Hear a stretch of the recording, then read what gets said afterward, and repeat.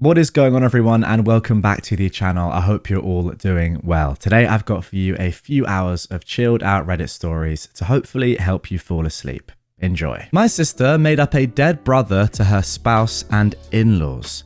I accidentally outed the lie, but why am I the bad guy here? Alright, so this was originally posted to r/relationship advice on April the 11th, 2025. I am usually a lurker, but something happened tonight that has me incredibly confused. Apologies in advance for the length. Backstory. I am the eldest of 4 sisters. We're stair-stepped, 2 years apart. I'm Meg, 38. Joe is 36, Beth is 34, and Amy is 32. Our parents used to joke about how they kept trying for a boy, but finally gave up after girl number 4. Not gonna lie, it hurt our feelings a little, especially Amy, the youngest. But they stopped that and assured us they wouldn't change anything. Every one of us has at least one daughter. I am the only sister that has a son. At 17, he's the eldest grandchild, and I'm fairly certain he's my dad's favourite person in the world. They are best friends. It's adorable. Okay, now that you have the backstory and family history, let's talk about tonight. My son, who is very intelligent and absolutely crushed high school, recently received his acceptance letter to a pretty prestigious university. Full ride. We're incredibly proud. My folks wanted to throw him a little congratulatory party, and tonight worked for all of our schedules, which is no small feat. 4 different families with 11 kids between them. So we all headed to the folks' house for pizza and cake.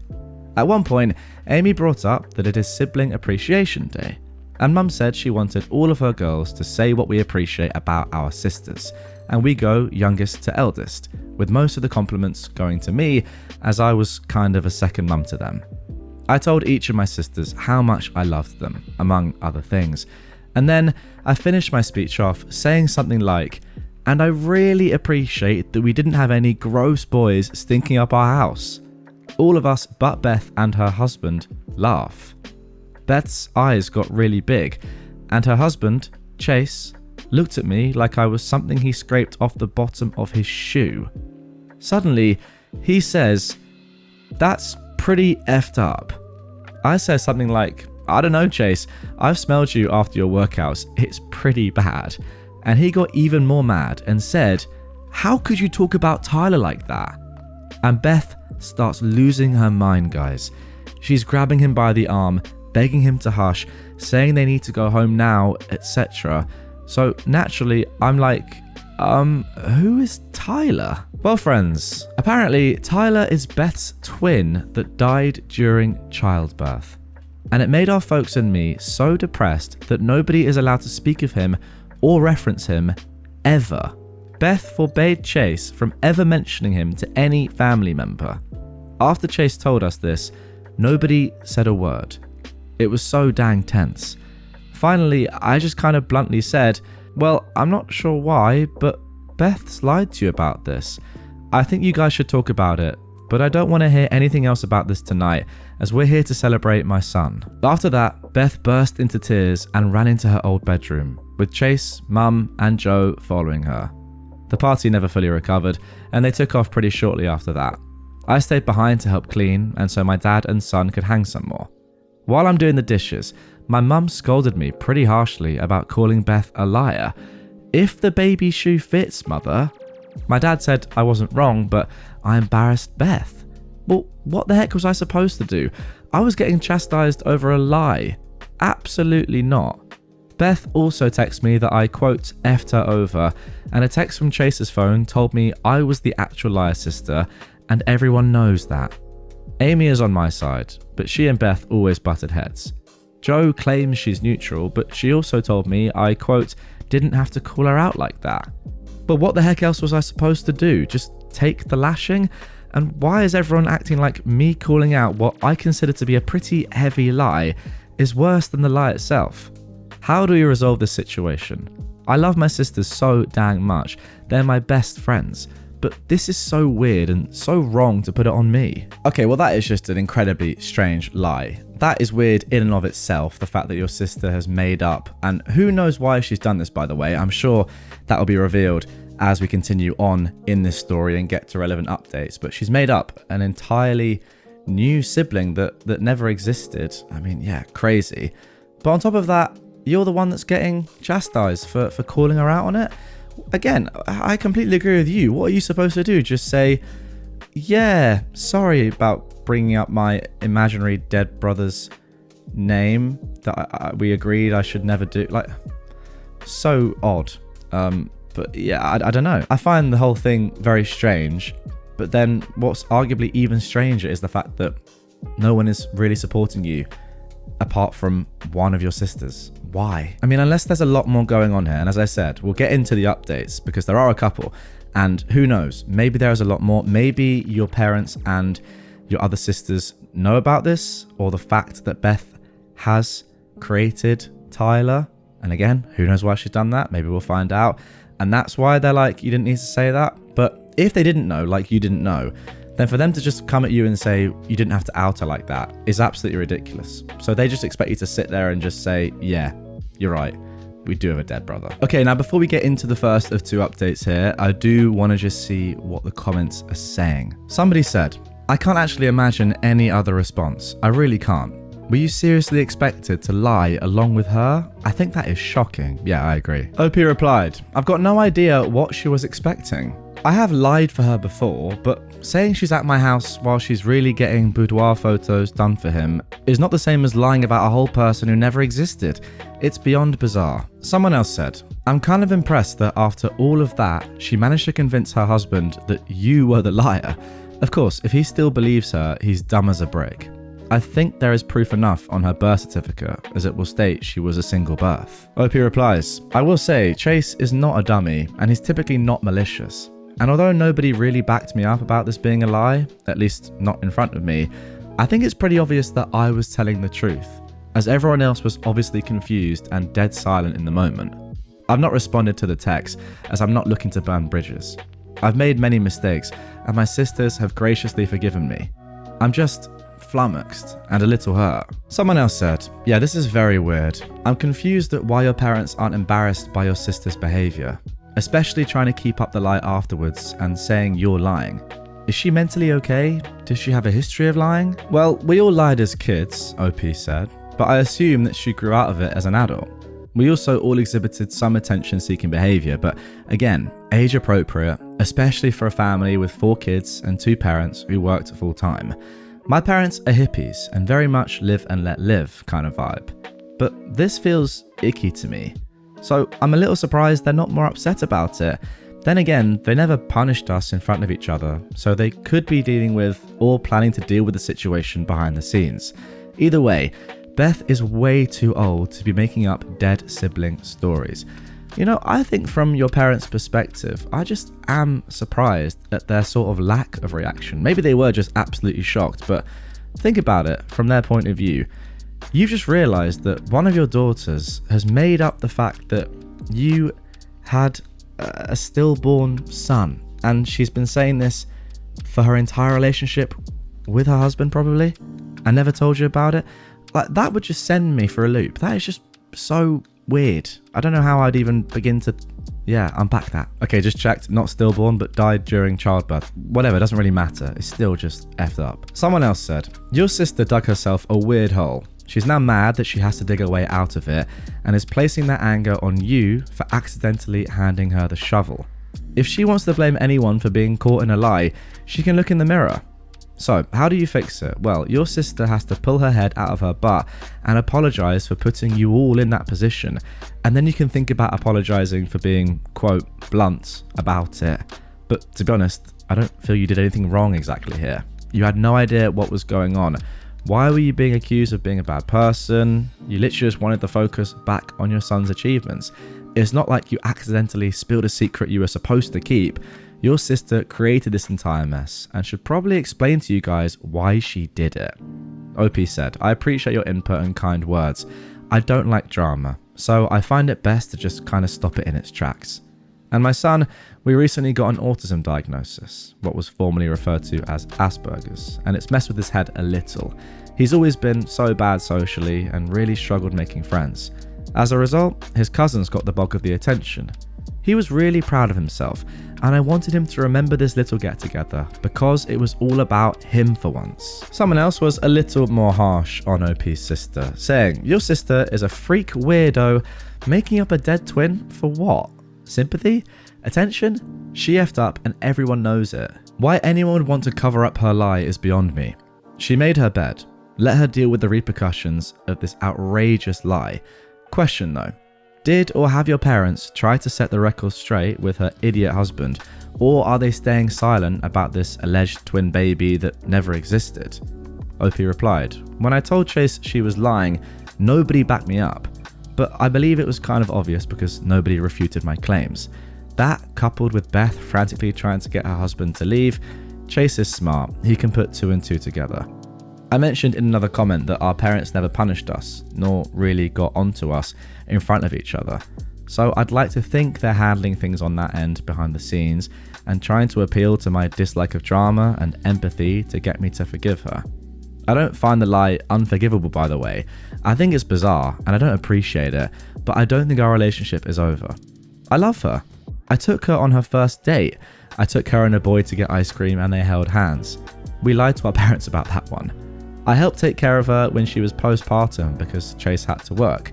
She's got my heart, you know? And then finally, one last comment. Somebody said, "Just to be clear, you do recognize this level of lie as a mental health disorder, correct? While I'm not a therapist, this very much sounds like some strain of Munchausen's. Again, not a therapist, just therapy adjacent in training and work, so I have some familiarity. So get her some professional help. This isn't just a cry for help. This is a sign of a broken brain that requires professional help and maybe even medical interventions." Maybe. I think that might be overstepping a little bit. And again, we don't know yet why OP's sister has made this up. Munchausen, by the way, refers to 2 related psychological disorders: factitious disorder imposed on self and factitious disorder imposed on another. This one obviously is imposed on self. And in it, individuals feign or cause illness in themselves to receive attention and care. Oh, actually, sorry, no, I've got that wrong. In the second, a caregiver fabricates or induces illness in another person, often a child, to gain attention or sympathy from others. I'm not sure about that. I suppose this comment is saying that OP's sister has made up her imaginary brother dying to get attention from Chase. Again, I'm speculating here, so I don't know, but I can't see that being the reason. I reckon it's some sort of familial thing about there not being any boys in the family, as rudimentary as that may sound. Anyway, OP replied saying, "I work in healthcare, albeit not directly in the mental health field, but I am a little familiar with various disorders. I actually do think she's a hypochondriac. One of my nieces is always coming down with something. They're not actually. Or my sister definitely has Crohn's disease. She doesn't. She won't drink milk if it's within 3 days of the Best Buy date. Refuses bread pudding because you use old bread to make it. She won't eat brownies I baked from scratch the day before because they're old. So look, yeah, I know she's got some issues, but hey, we all have issues. I'm pretty emotionally closed off, except to my spouse and children. Some people think that makes me a female dog. I try not to be too judgmental because I'm definitely not perfect, but I am judging the F out of this. Yeah, rightfully so. Anyway, the next day, we got an update. Okay, I think we have some answers re the events that occurred last night. I do want to tell everyone who took time to give advice or kind words, thank you. I honestly couldn't read everything. I was and I am exhausted, but I did get an idea of how I wanted to approach everything, thanks to the advice given. I will get to the update in a few. I just wanted to answer some FAQs and comments really quick. 1. This is fake. Well, I wish it was. I really wish my mind worked in a way where I could make things up like this. Alas, my imagination is lacking. 2. Your parents named you after Little Women? Well, this is probably partially to blame for the fake comments. These are just placeholder names I used, as there are 4 sisters in that novel. My parents are hippies. They gave us some pretty noticeable names. If I used our real ones, on the off chance any of our friends read this, they'd know immediately this was our family. 3. Beth is continuing to lie, and Chase is believing it, and your mum and Joe threw you under the bus too. Well, read Chase. I think he knew I was being truthful.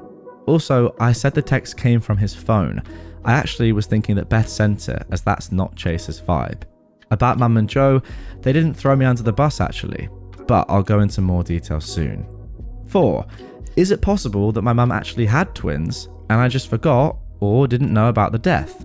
Well, absolutely not. I was at all of my sister's births. I don't remember Joe's, but I do remember Beth and Amy's, and there were no multiples, no deaths, no funerals, no depression. 5. The birth certificate will prove it.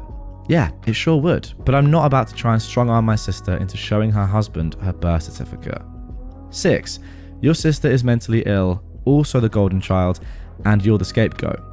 I'm not about to say my sister is sick, but yeah, I do think she has some issues, as we all do. There's no golden child and scapegoat in this family though.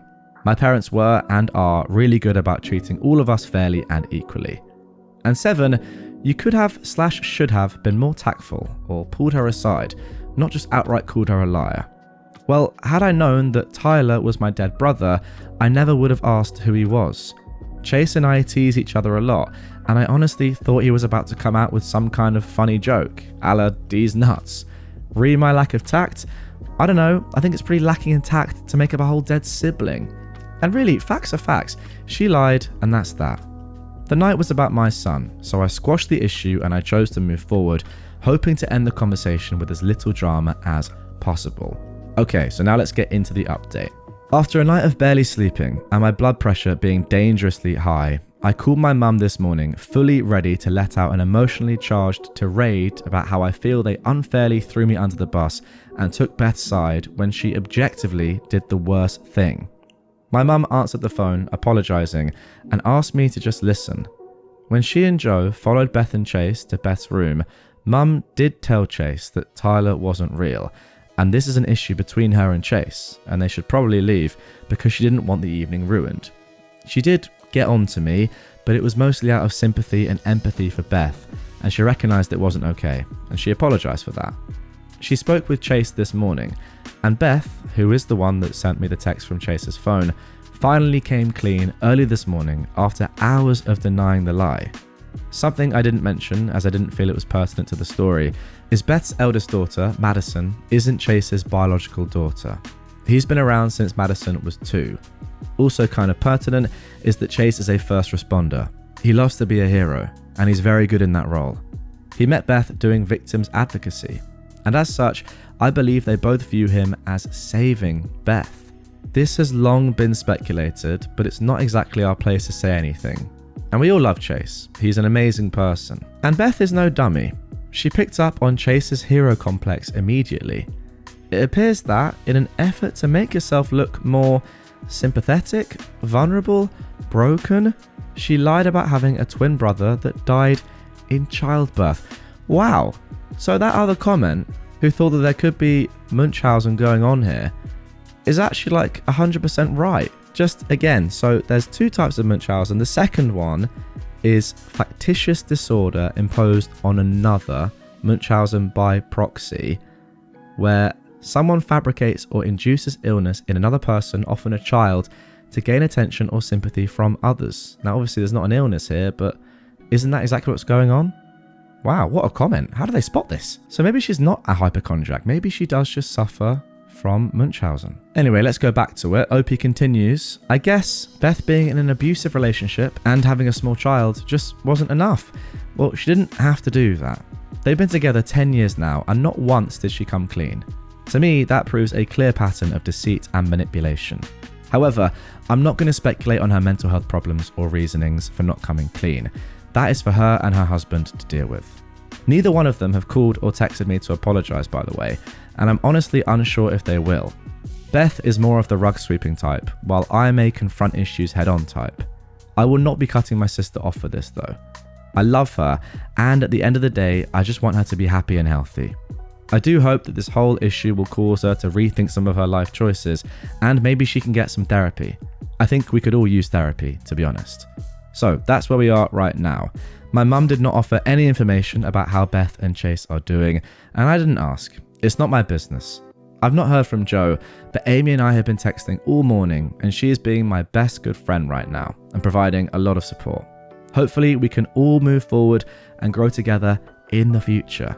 Thanks again for the support you've all sent my way. Wow.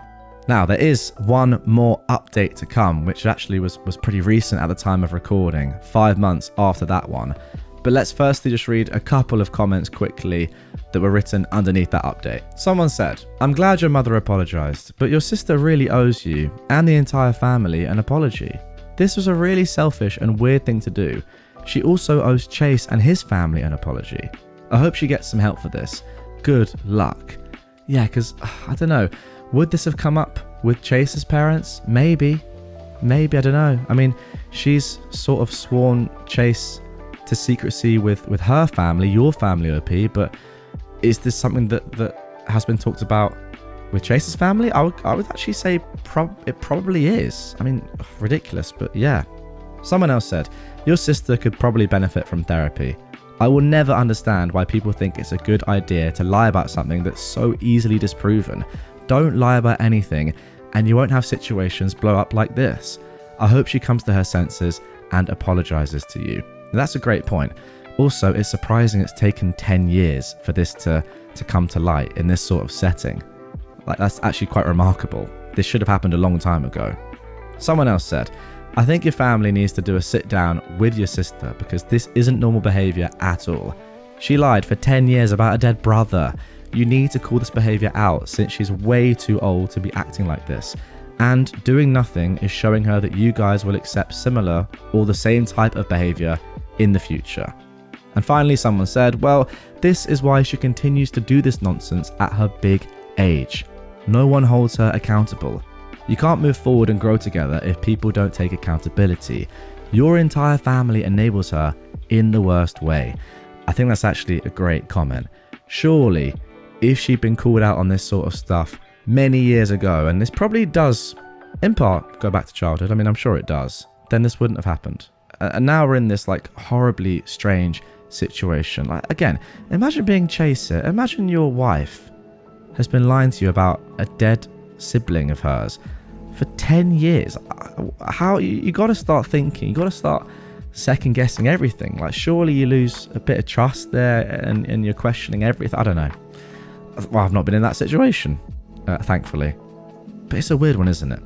Anyway, as I mentioned, 5 months later we got this new update, which is the end of this story for now. Well, a lot has happened in the past months. I read all your comments multiple times and I heard you. I faced some very hard truths about my family and our dynamics, but mostly I grieved. About a month after I made my original post, my dad passed away. It was very unexpected, a massive stroke. The worst part was Mum was out of town, so my dad died alone. My son talked to him that same day. They made plans for the next week, and then my dad was gone. It's been a very hard few months. I started therapy mostly to deal with navigating life without dad, but my therapist made a lot of good points about our family dynamic. Mostly that I was parentified and a people pleaser, that keeping the peace comes at a price, and that price was my needs being put on the back burner. And as a result, I keep people at an arm's length because of this, and I'll be danged if she wasn't right. So let's rewind a little. During the week or so after Dad died, Mum was lost. They'd been married over 40 years, so no surprise there. And as the eldest sibling, I stepped up big time. Joe and I already knew a little about our parents' end-of-life wishes, and we chose to go forward with cremation. Mum agreed. This is her wish as well, as did Amy. Guess who didn't? Well, if you guessed Beth, you'd be right. She just had a complete meltdown, wailing over how she couldn't stand the thought and will not allow it, and blah blah blah. This is probably the first instance of me shutting her butt down. I told her, in no uncertain terms, that this wasn't her choice. It was our father's preference, and it was happening regardless. Next, she was wandering through the house, trying to pick out stuff she wanted, before Mum had even given us her blessing. When she started, Mum asked her to please stop, let her sort some stuff first, and then she'll give a yes or no. When Beth asked what she needed to sort out, Mum mentioned Dad's watch collection. There was one specifically for my son, and when Beth inquired as to which one it was, Mum refused to answer. Beth insisted that wasn't fair, she should have first pick, blah blah blah. Mum and Joe apparently shut that down with a quickness. I wasn't there, but my son is now wearing the first luxury watch my dad ever bought, and he's so proud. Don't worry though, all the grandkids have something special. Next, she got absolutely plastered at his end-of-life ceremony. Went around wailing and making literally the whole thing about her grief and how her wishes weren't respected. And before I could snap, and believe me, I was this close, Chase dragged her butt out of the venue. And I'm not sure what happened, but when they got home, police were called, Beth was arrested, and my niece ended up with my mum for the night. My brother-in-law did have some bruises to back him up. Despite Beth calling us, nobody bailed her out. We're just done with it. She did get released on her own recognizance and only ended up with some community service and a fine. Chase was more than willing to do therapy with her, but she started drinking even more and, as a result, is being more aggressive with both him and the kids. There was another situation, and long story short, Chase is divorcing her and petitioning for full custody. He's asked us to write letters on his behalf, and I believe that all of us are going to do so. I don't know what's going on with my sister, but she is on a downward spiral, and it's so sad to see. She refuses to speak with anyone, and I am just done trying. I'd already decided to cut her off after the BS at Dad's end-of-life ceremony, but this solidified it. I won't be updating again. I'm washing my hands of all of this. I hope my sister gets help, but it will take a lot of work, and she's never been one to want to put in the work. I'm putting myself first for once and concentrating on my children, my husband, and myself. Thank you for listening to me vent. You are almost as good as therapy. Well, there we go. I'm going to use this story as a reminder to myself in future to really look at the comments that I do read out as the story is progressing on subreddits like this, where there are obviously updates, and take them a little bit more seriously, because a lot of the time I think, well, you know, we've not had the whole context yet. How can you be 100% sure that something is happening? I get, like, you're giving your opinion, you're sort of predicting what may be going on, but I still often take them with a pinch of salt. However, the comments on this one earlier on were pretty much bang on. Like, the mental illness, the fact that it probably wasn't just this, like the dead brother situation that was going on, and maybe there was more to it. Like, it's clear your sister has some serious issues and needs some serious help. Look, I know obviously your dad's death probably exacerbated all those issues tenfold, so there is context there, of course, but despite that, like, it does seem like she is just completely gone off the rails and is doing just crazy things. I mean, the top comment here underneath this entire post is, I just cannot believe that the person who lied about having a dead twin turned out to be not particularly stable. And I think that is a very good point, and I probably should have considered that more earlier. I just thought that there might be, you know, not a logical reason for it, but, you know, those like long, twisted web of lies that people sometimes find themselves in, that again, like, once you're in, they're just hard to get out of, and then you wake up and all of a sudden it's been 10 years. I thought this could be a situation like that. Even in that situation, you've got to come out of it and be brave enough to say, look, I've been lying. But yeah, this was clearly not the case, and she's just clearly got a lot of issues, which is, yeah, very sad. But there we go. That is going to do it for this one. Not quite sure what to make of it, but definitely one of the most ridiculous lies I've heard. But very, very tragic, really, to see how this story ended up, and to see that she had so many other issues going on, and the lie was just the tip of the iceberg, really. Let me know your thoughts in the comments down below, as always. Am I the jerk if I report a nurse for asking for my number during a procedure? This was originally posted just a couple of weeks ago at the time of recording, September 24th, 2025. I am a 21-year-old woman, and I had an EMG this morning. It's a test where they use little needles and electrodes to check how your nerves and muscles work. It's already a vulnerable situation, since you're laying down in a cold room in a backless gown and you can't really leave in the middle. And on top of that, I have anxiety as well, and I didn't bring anyone to the appointment with me like I usually do. The nurse who was doing the first part of the test, the electrodes part, because the actual doctor does the needles, made me really uncomfortable. He kept flirting and asking me out, even though I tried to shut it down. Just a few of his comments are listed here. I couldn't remember all of them after the fact. 1.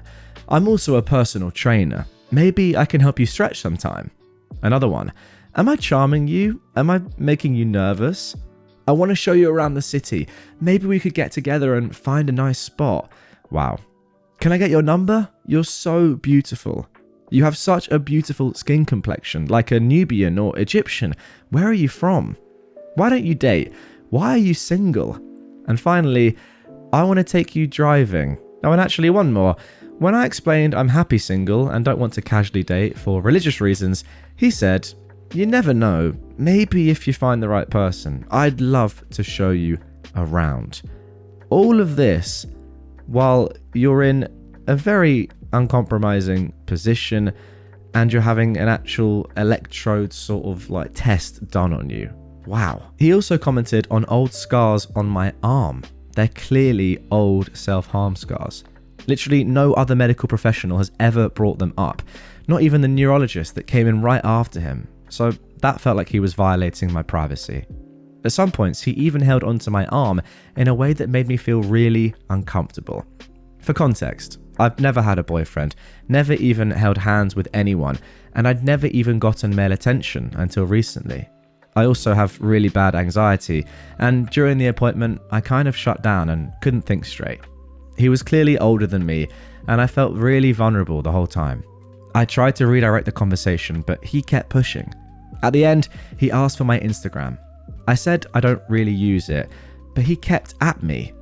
You don't want to go on a date, so at least give me that much. You should hit me up sometime.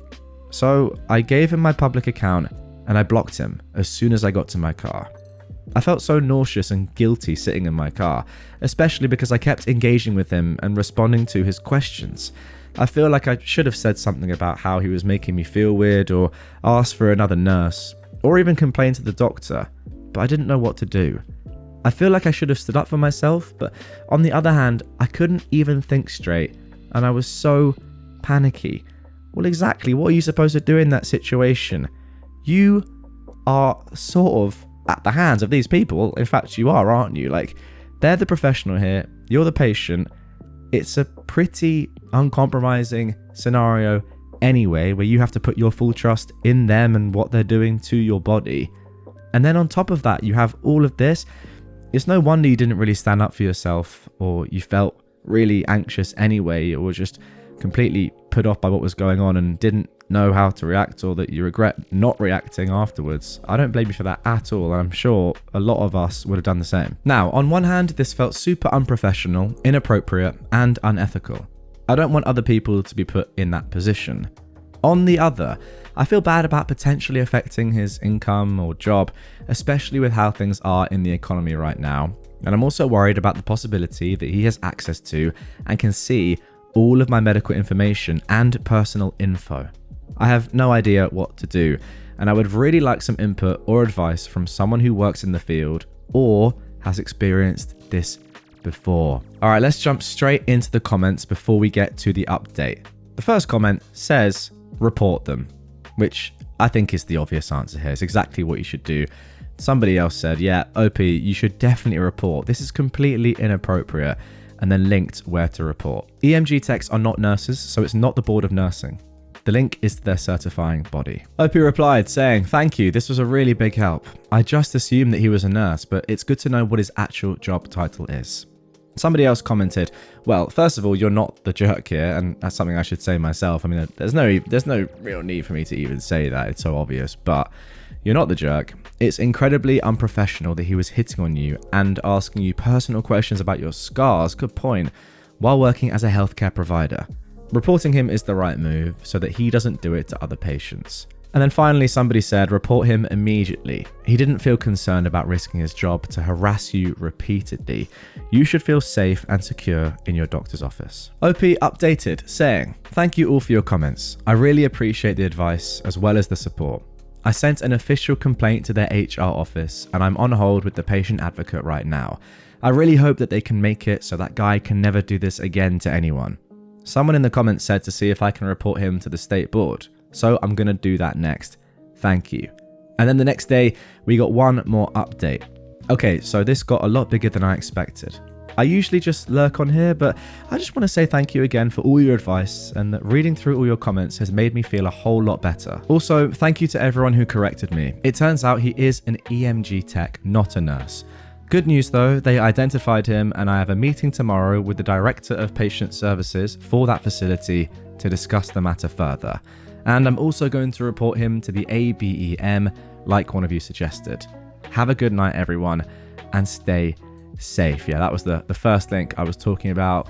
ABEM is the American Board of Electrodiagnostic Medicine. That sounds pretty good. Yeah, the more I think about this story, the more it just is the biggest breach of sort of power and responsibility that I've seen in a while. Because it's not like, you know, you're a waiter at a restaurant and you're waiting on like a girl that you think is attractive or something like that. Even that I think is potentially a little bit weird, but you know what I mean? Like that's fine, because the transaction and the sort of the environment is kind of level, right?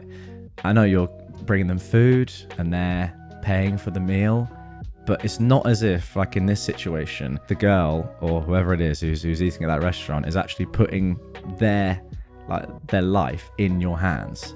And I don't know if it's as serious as that, but I mean, it pretty much is, right? I don't know exactly what an EMG tech is, but if we're talking about electrodes and anything medical, then yeah, you're in a very sort of, I don't know, risky position.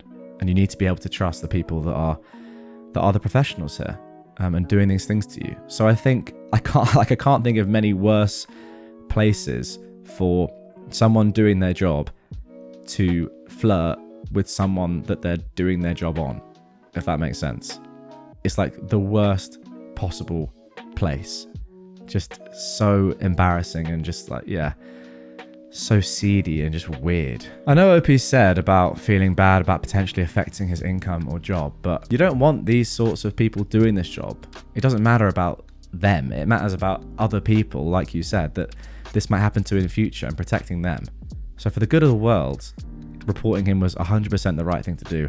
And I hope he loses his job. I'm sorry, but you can't be getting away with that sort of stuff in the sort of work that you do. Now for our second story. Pregnant co-worker keeps saying awful things to my terminally ill sister. This was posted on August the 31st, 2021. Oh boy, this will be short but brutal. My little sister has terminal cancer. She has between 2 and 4 years left. No symptoms yet, so she's still going to work every day. They are a small company of 10 people, so no HR department. And one of those 10 is a woman apparently bereft of reason or empathy. This girl is 5 months pregnant and will not stop saying inappropriate things to my sister. Here is a highlight reel. She came to my little sister's office, put my sister's hand on her own stomach and said, "Now you have another reason to fight." Oh my... Wow. That is ludicrous. Sorry, I'm in shock at that. Wow. That is correct. That is ridiculous. That is one of like the most outlandish things, or like out of pocket sentences ever. And that's just one of them. Let's carry on. Quote, "Pregnancy is going around. Guess you don't have to worry about that." What? My little sister beat ovarian cancer a few years ago and had a hysterectomy. Oh my word. Next. "Your body is growing things it shouldn't, and my body is growing exactly what I wanted." Is this real? This is like the darkest stuff you could possibly say. While talking about next year's conference, she said, "Well, I'll be pregnant, so it's all going to be up to you." But my little sister replied, "Well, it usually is, but I'm dying, so your butt is going to have to figure something out." My sister doesn't really have the energy to devote to this, nor the F's, to be honest, so she's been ignoring it or responding like she did above. I love her quips, but it's not stopping pregnant lady from saying all of these messed up things. So does anyone have any advice? I reckon you just got to go in there. Go to your sister's work and just have it out with her. That's the only thing I can think of. Or just report her to her boss. I mean, there's no HR, but I'm sure you could report her in some sort of vein. I mean, absolutely ridiculous. Anyway, 3 months later, we got an update. Here we go. I have an update that, OP says, while dissatisfying from an HR perspective, will probably be pretty fun to read. My sister vents often to me and our best male friend. Pregnant woman left a comment on my little sister's Facebook. Some sort of a, did you know I'm pregnant because I'm pregnant comment on a cancer update. Wait, really? Even online she's doing this? While my little sister and I were brainstorming firm but tasteful responses, our male friend just left a reply that tore her a new one.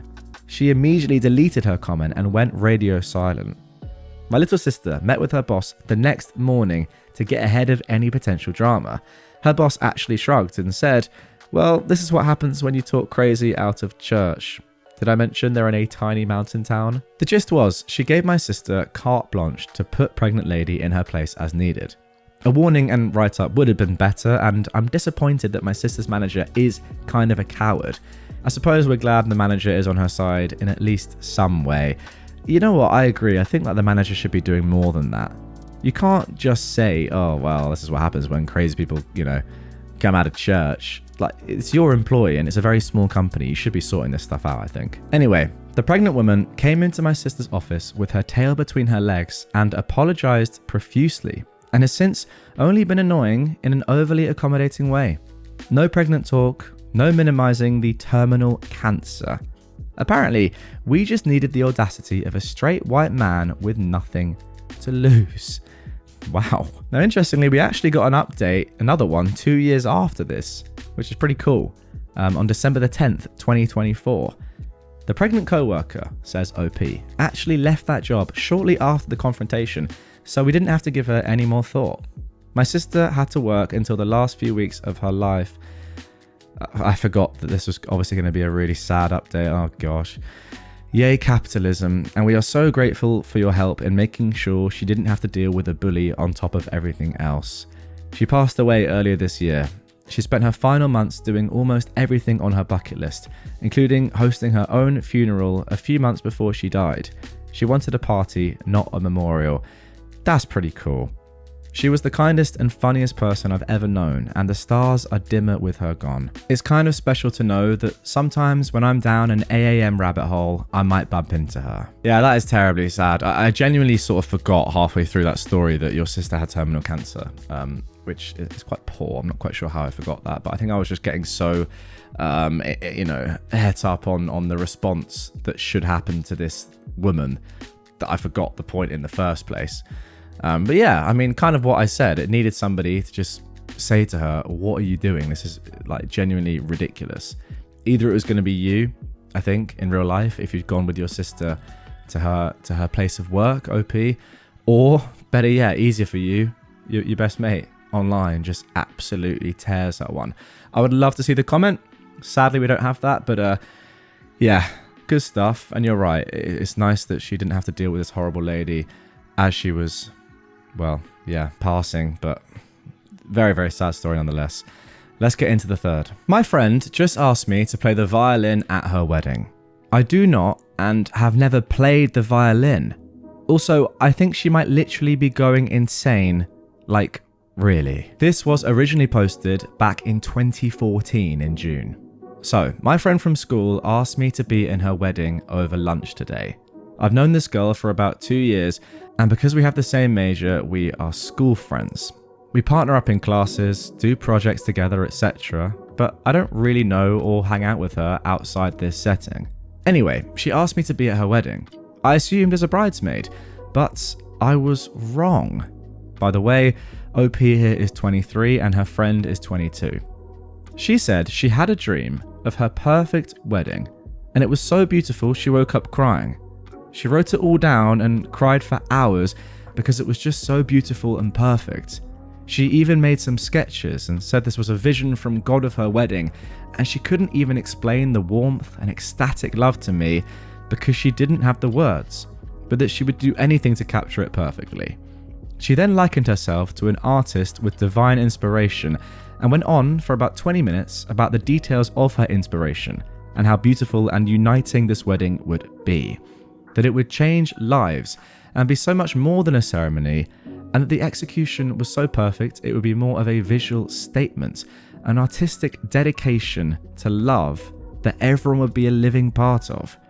In this beautiful, perfect wedding, I am to the front left on the aisle, playing violin as her guests arrive. In a, quote, long white gown, feathered and beaded and soft, very romantic. I'll know it when I see it, end quote. I laughed, and I told her I've never played the violin before, and as such, I may have a hard time performing for her guests. But she told me that I had a year to learn and that this was extremely important to her. I looked at what I could of her beautiful wedding notes, and they seem really insane. Lots of stuff feverishly circled or written over and over, like inspect what you expect over and over, and all in white, literally scribbled over other words, all in the margins, copied into big paragraphs. The part she showed me of my role just said my name, dash, violin soft and complex, beautiful and intricate, a concerto, lots of details. Wow, the guess, end quote. I don't know how to play violin at all. I've literally never touched one. She sounded like she was on drugs talking about it. She was feverish, flitting from topic to topic, talking about how maybe I could compose something, but she wanted it to sound so intricate that no one would believe it was just one person playing it. It seems beyond normal bride stuff. And when I told her that even if I did have a year to learn to play, it would be basic at best, she slammed her hand on the table and said, "Stop," then went right back to her cheery, excited talk about her divine wedding. I very gently tried to refuse, and I told her that this wedding sounded really important and that I'd be happy to try to find a professional to play for her. And she just said, no, it has to be you. I'm sure of it. I went right back to talking, as if I'd suggested I wear a hat to the beach, just really casually dismissed. Then she dropped a bomb. "Besides, I already bought your violin and it was almost $2,000. What? I don't know how to play." I told her she was being insane, but she just kept making no noises or putting up her hands or saying, "Enough." Eventually, she just said the violin would be here in a few weeks and that I needed to find someone that gives lessons and learn, and that she believed in me. She told me that worst case scenario, I get to learn a skill most people would love to learn, and that if I do well, I can have the violin as payment. I don't want a violin. I don't play. Then she left, and here I am, dumbfounded. I can't exactly cut ties and run.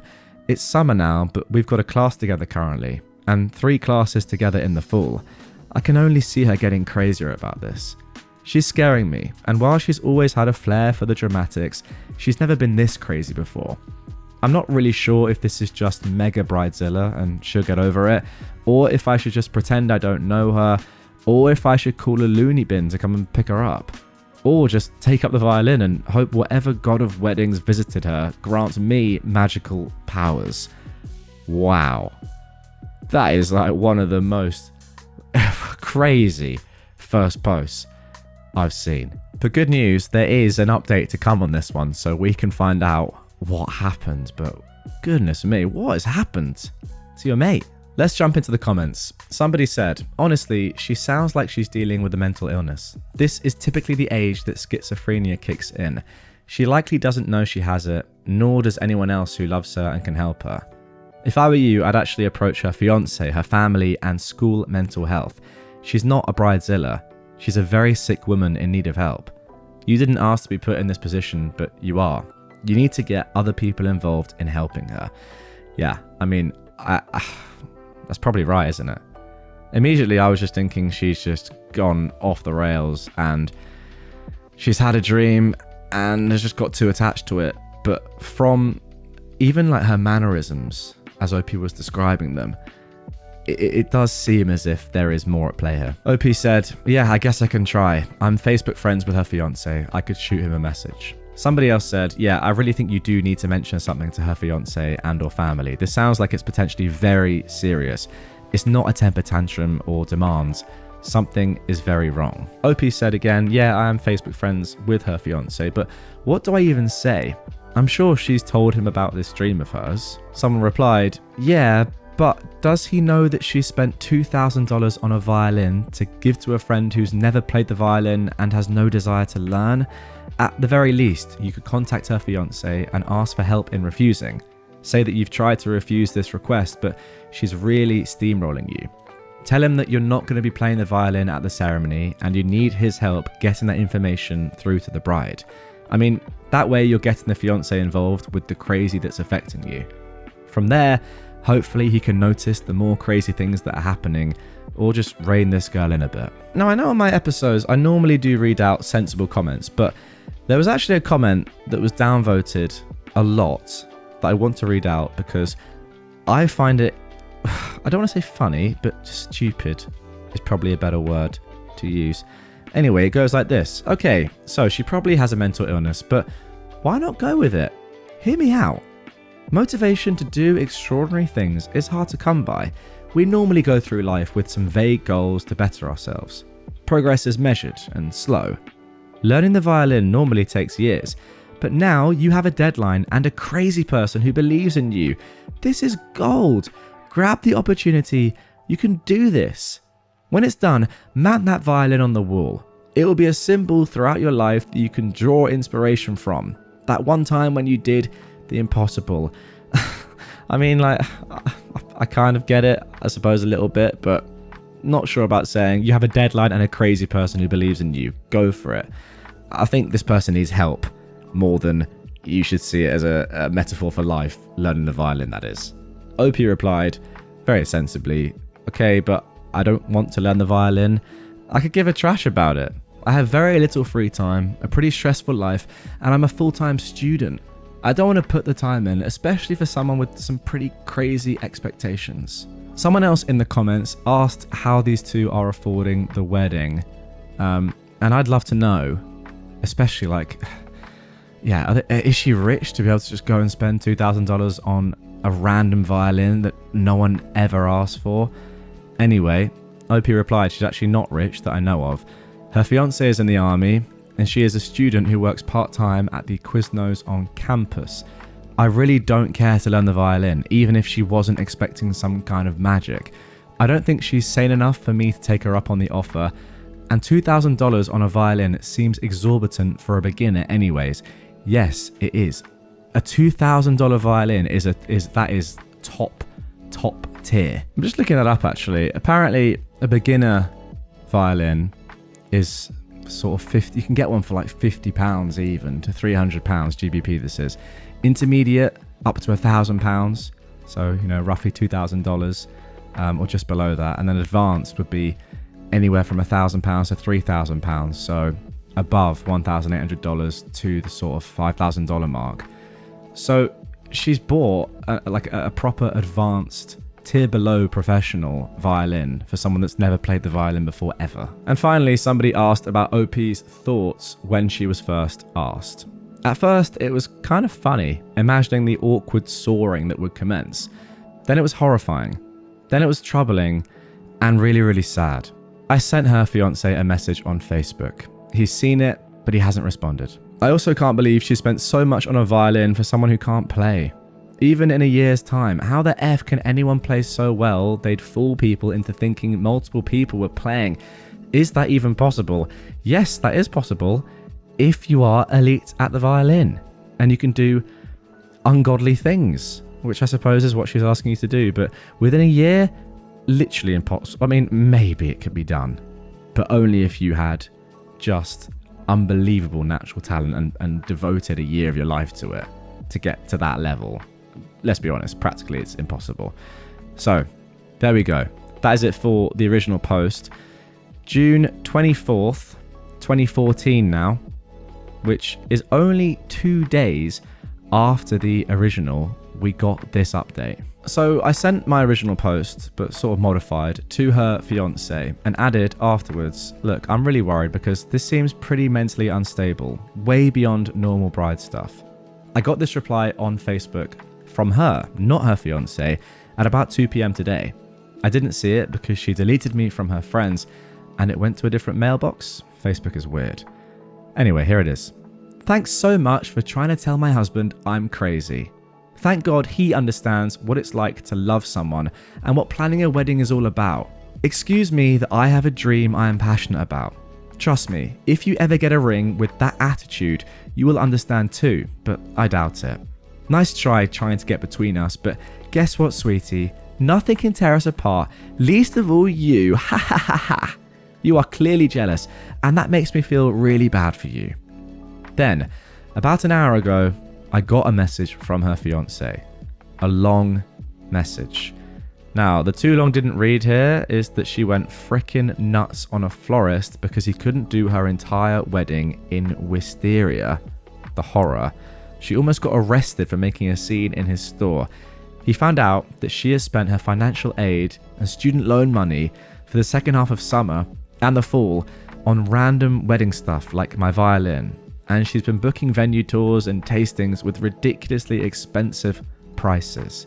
If anyone is familiar with Texas, she's looking at doing her wedding in a giant castle in a ritzy Lake Travis part of Austin.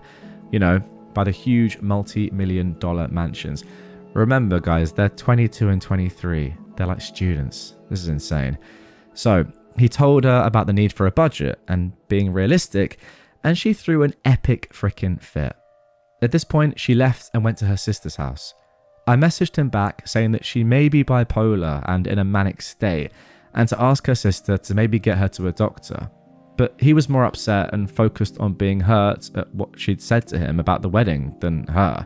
She threw a right little tantrum and accused us of sleeping together even. I told him that, needless to say, I would not be playing violin at their wedding and that I was sorry for any trouble, but I really did think it was best he seek some mental health help for her. He said, "You made your point, you don't need to rub it in. I can take care of my family."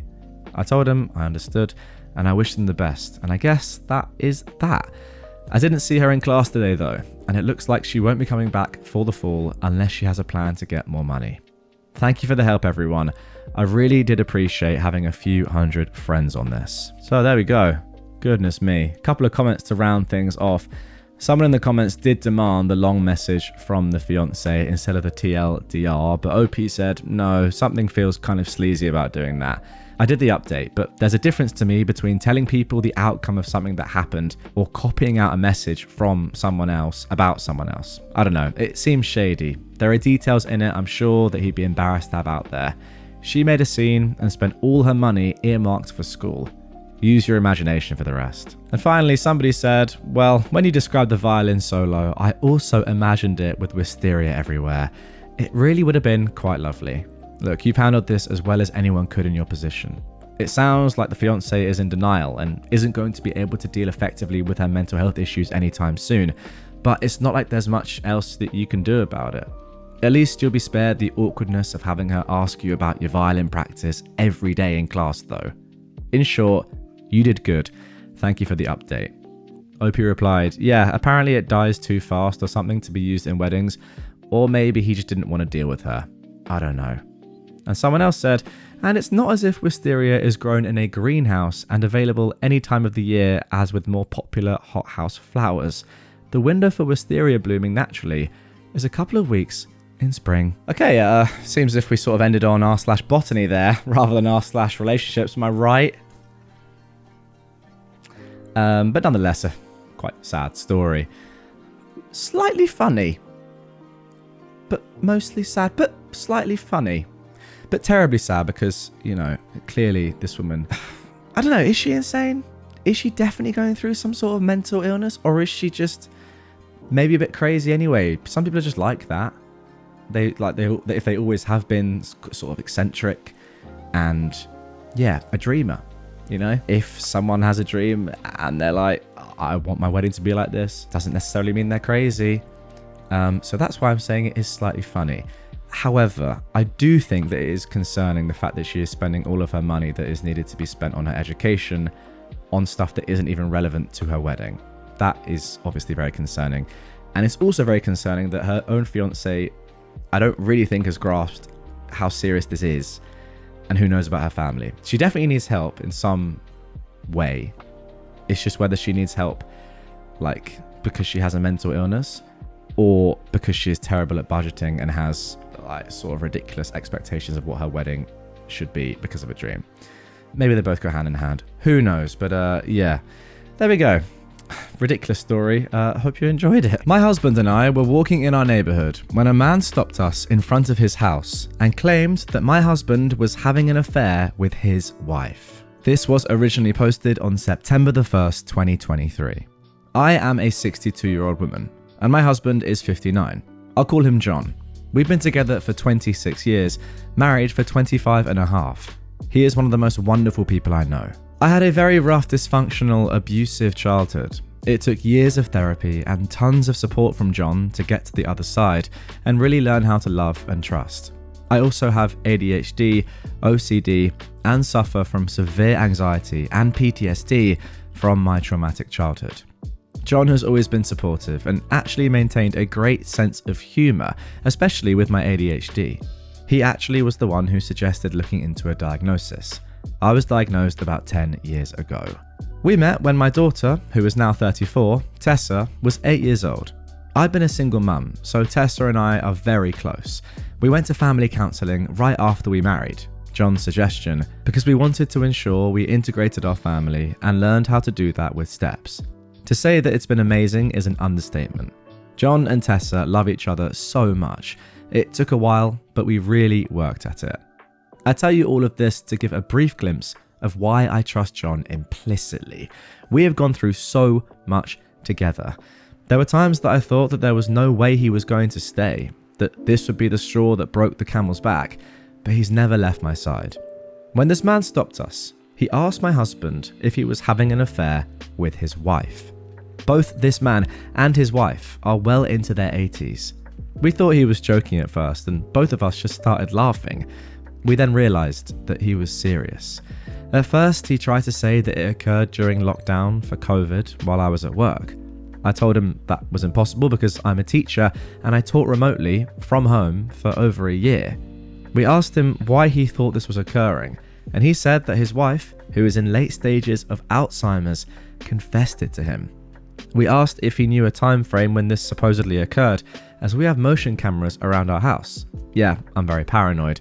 And we could get the footage, so he could see that his wife has never been to our home.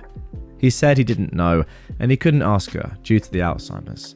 This whole thing was so surreal. I was furious. I told him there was no way this happened and my husband would never purposely hurt me. He said that's what all people say when confronted. There was a lot more back and forth, but he refused to back down, even though there was absolutely no evidence other than a confession from a woman in late stages of Alzheimer's. I am not naive, nor am I blind. There are zero red flags. My husband treats me so well and we do everything together. I 100% believe this so-called affair never occurred. But my question is, what do I do now? Do I get a restraining order to assure this man stays away from us? Of all the crazy that has happened in my life, this has got to top the list. So am I wrong to want to get a restraining order against an 80-year-old man? Wow. Let's jump straight into the comments and see what Reddit said. Somebody said, I mean, do you need a restraining order? You were in front of his house, right? Did he threaten you or say anything to make you think he'd bother you? Maybe he is also very confused. OP replied, yeah, he told John not to go near his property or he would be sorry. We're honestly just worried that he may own a firearm. It's impossible to not go near his property, and I don't want my husband hurt. Now somebody else said this. Well, the thing is, it well could have happened. I was mistaken several times for my ex-girlfriend's grandmother's younger brother when I went to visit with her. It was awkward, but we navigated it, even after she threw a minor fit that I was dating my own grandniece, and it was wholly inappropriate and screamed the house down. I mean, that is a story in and of itself, wow. Alzheimer's chews Swiss cheese holes in the cerebellum, and to cope with it, the mind patches in convenient identities and fills in the gaps. Yes, I'm aware this is not accurate in a strictly technical or medical sense, it's a metaphor. Human minds are fragile, and we stretch and borrow to cover up holes in our memories. Yeah, I mean, that is definitely true. His wife might well have had an affair 20 years past or more, and your husband might have looked like that man, and she may have just replaced the identities. And her husband, hurt and wounded, confronted them, because even though he knows it's not OP's husband, he can't not. because not only is he absolutely wounded by the confession, but also that he knows it isn't his wife's lover, or even that his wife had an affair, but this is the only way he can cope with her dementia. What a truly awful situation for all of them. OP, her husband, the accuser, and his wife. There's just no good side here. Everything sucks here, but in my opinion, nobody does. Yeah, fair. I did immediately think of that, like, okay, it may not be OP and her husband, but this man's wife may also be telling the truth. It's just not about OP's husband. OP replied saying, well, we were discussing this afterwards. I really am ignorant about the effects of Alzheimer's, but I thought that perhaps could be the case. My husband works from home. During lunch, he takes laps around the neighborhood and thinks that maybe that is where she saw him. And finally, someone else said, my grandfather had Alzheimer's that caused him to believe things that never happened. He didn't understand that it wasn't true because he, quote, remembered going through it. This is one of the few times I'd say to let it slide. If you see the man again, just say that you looked through all of your camera footage and alerts and there was nothing suspicious. You can't say for sure that she didn't cheat, but you can say it wasn't with your husband. Yeah, I like this idea, said OP. He must be so lonely. And then to be dealing with this, I think he wants to believe her because that would mean she's normal again and remembering things, even if they are bad things. Yeah, wow. I mean, very tough, very sad, but probably true. Okay, so the next day we got the update. First, I'm reading all of the comments and taking them to heart. I read all of the time people thanking the Reddit community for their help and insight, and that's not a lie. You've all shared your stories and really educated me about these horrible disorders. I never realized how horrendous Alzheimer's and dementia are, and not only how they affect the person with the disorder, but the devastation this has on those that love them. You have helped to understand how this man and his wife need our compassion and grace. I did speak with a person in the neighborhood. I was worried about getting anyone involved officially because, as many pointed out, this could cause more harm than good. She assured me that they do have children and friends that do check on them, but she actually hasn't seen them around a lot lately. She'll reach out to them. Next, I was walking around our neighborhood. Some people suggested that I don't walk by their house, but that would be impossible. Think of it like a thermometer shape. We live in a long street with a cul-de-sac at the end, but in the middle is this big island with 5 houses on it. Anyway, at one point the gentleman knocked on his window and pulled the top down. He asked to speak with me. I said that may not be the best idea, as he essentially accused my husband of a horrendous crime. He said he'd only take a few minutes and it was not something bad. I told him I'm not going to go on his property, and I actually backed up to the middle of the street. He then asked if I would be okay with him going onto his porch, and I said yes.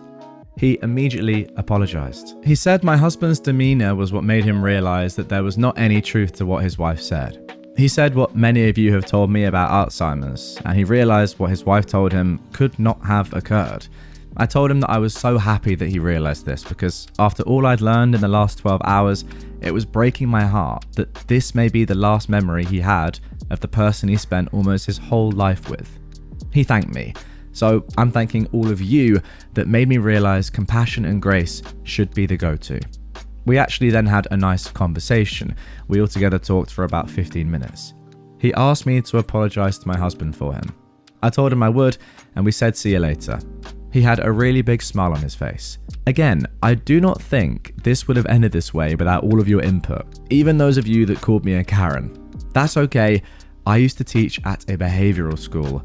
I've been called worse. Okay, there we go. What could have been, I think, a pretty terrible ending to this story. I mean, I was getting a little bit worried when OP was talking about, yeah, we don't know if this man's got a gun or not. And yeah, I mean, someone at that age with nothing to lose, who's just been told by their wife of, I don't know how many years she cheated on him with a neighbor who just lives around the corner. I mean, could have gone a lot worse. So yeah, well done to Reddit and well done to you, OP, for actually understanding what is probably happening here.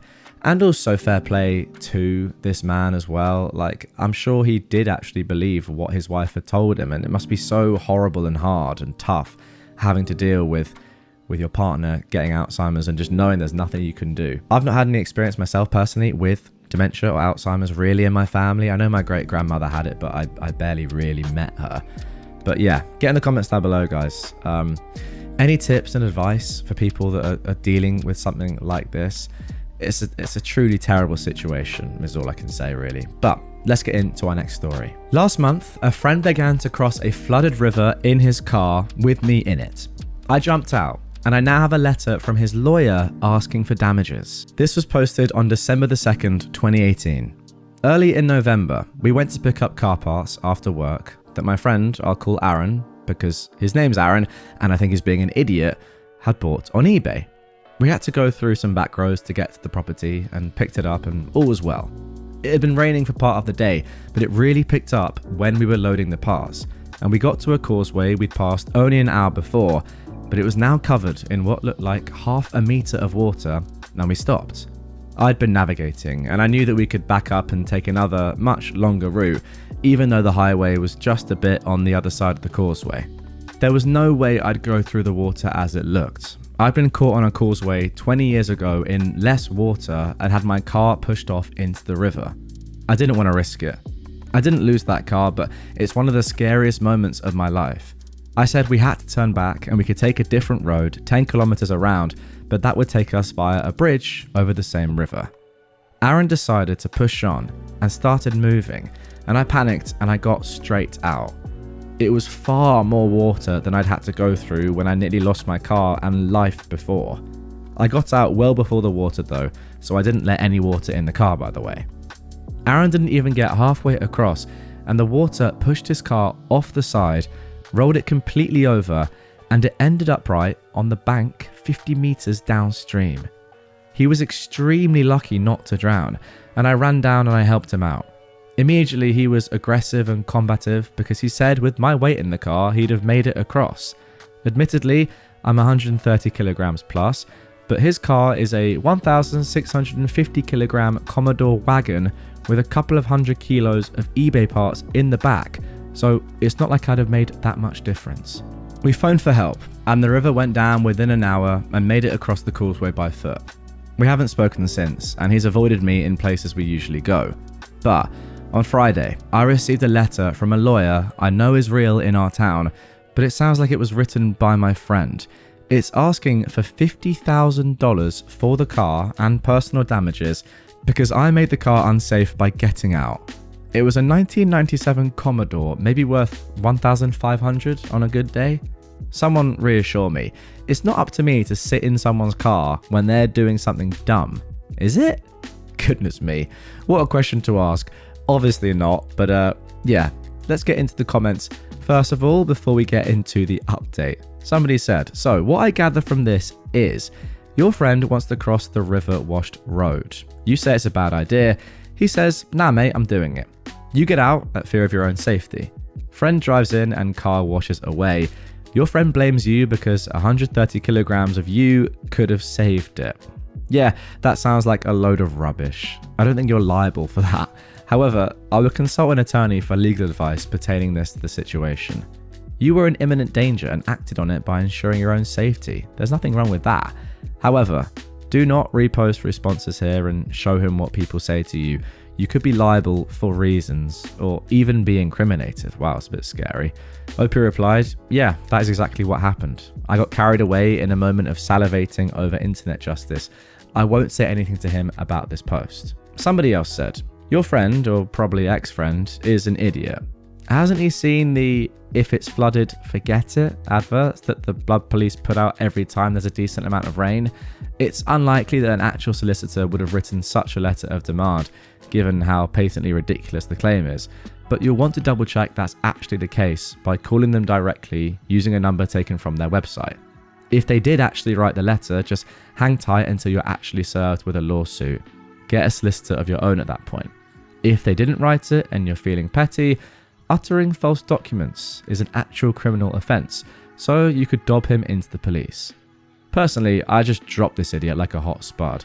Not only did they try to risk your life, they're now trying to extort money from you because they played stupid games and won a stupid prize. And finally, somebody said, I used to practice law in New South Wales. I'm no longer authorised to practice there, and this cannot be relied upon as legal advice, but general advice to inform your next steps. 1. Observe whether the letter of demand states due date and whether they provided you with time to reply. If you do not comply with those dates, then the next step for Aaron is to follow statutory process for reissuing the letter of demand until eventually bringing a claim to court for a debt owing. I recommend you look to NSW statute on the letter of demand process. It details the time periods and process. Number 2, do not contact the lawyer or speak to Aaron or write or say anything to them or other people around them. Do not try to write to them about your version of events. If I was advising a client, I would instruct them to delete any Reddit post as well, as it is relevant advice that can be used to cross-examine any written evidence you wish to provide, and it may undermine your credibility as a witness.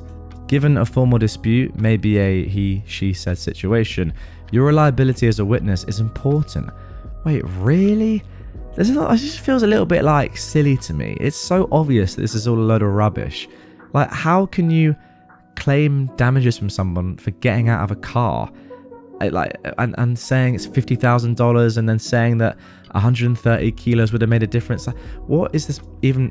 What's going on here? Why does this have to get so technical and serious? But anyway, last point from this user, you should retain a lawyer promptly who will draft a response to the letter of demand and provide you with counsel. It's a lot, isn't it, for just the most bogus claim ever? Anyway, OP replied, there's no due date or info about a time to reply, just the statement that because of my actions, their client is out of a total $50,000 and I need to pay it. It's like they've already found me guilty. There's nothing about court or how to pay or when. It makes me think it's more likely a fakie. I won't contact Aaron about it or ask him to read over this thread. In the case I want to save myself money and just send a copy to the lawyers involved and say, can I get you to validate that this was sent from you? Is that likely to be a risk, or should even that go through a lawyer I pick? I recognize that might be going beyond what you're allowed to advise. I'll probably hit up a lawyer of my own this week. Okay, let's get into the update then. This was posted on December the 11th. That's 9 days after the original post. I went to a lawyer my parents had used a few years ago and they recommended. She took one look at the letter from my friend Aaron's lawyers and said she has concerns about it and she'd respond. She contacted his lawyer, and my lawyer mailed to me to tell me that Aaron's lawyers aren't his lawyers at all, but to contact her if I heard more, otherwise there's no need for more action. Aaron had apparently faked up the letter and admitted as much to me yesterday when he finally decided to talk to me. He wants me to retract my complaint to his lawyers about him using their letterhead. I hadn't complained to them myself, so I did the time-honoured thing and I told him to go and pound sand. Well, I suppose that's a good ending. But from my perspective, that was just so obvious the entire time. I don't know why we really needed all these lawyers to get involved and give really serious answers to something that was just so obviously fake. Clearly it was fake. I don't know, I've not seen it, but it just sounded fake right from the off, right?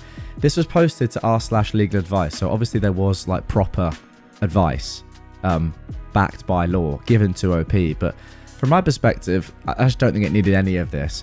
However, better to be safe than sorry, and usually, well, I say sometimes to my detriment, I'm like, oh, it's fine, when actually you need to be a bit more serious about things, and maybe this was the right thing to do.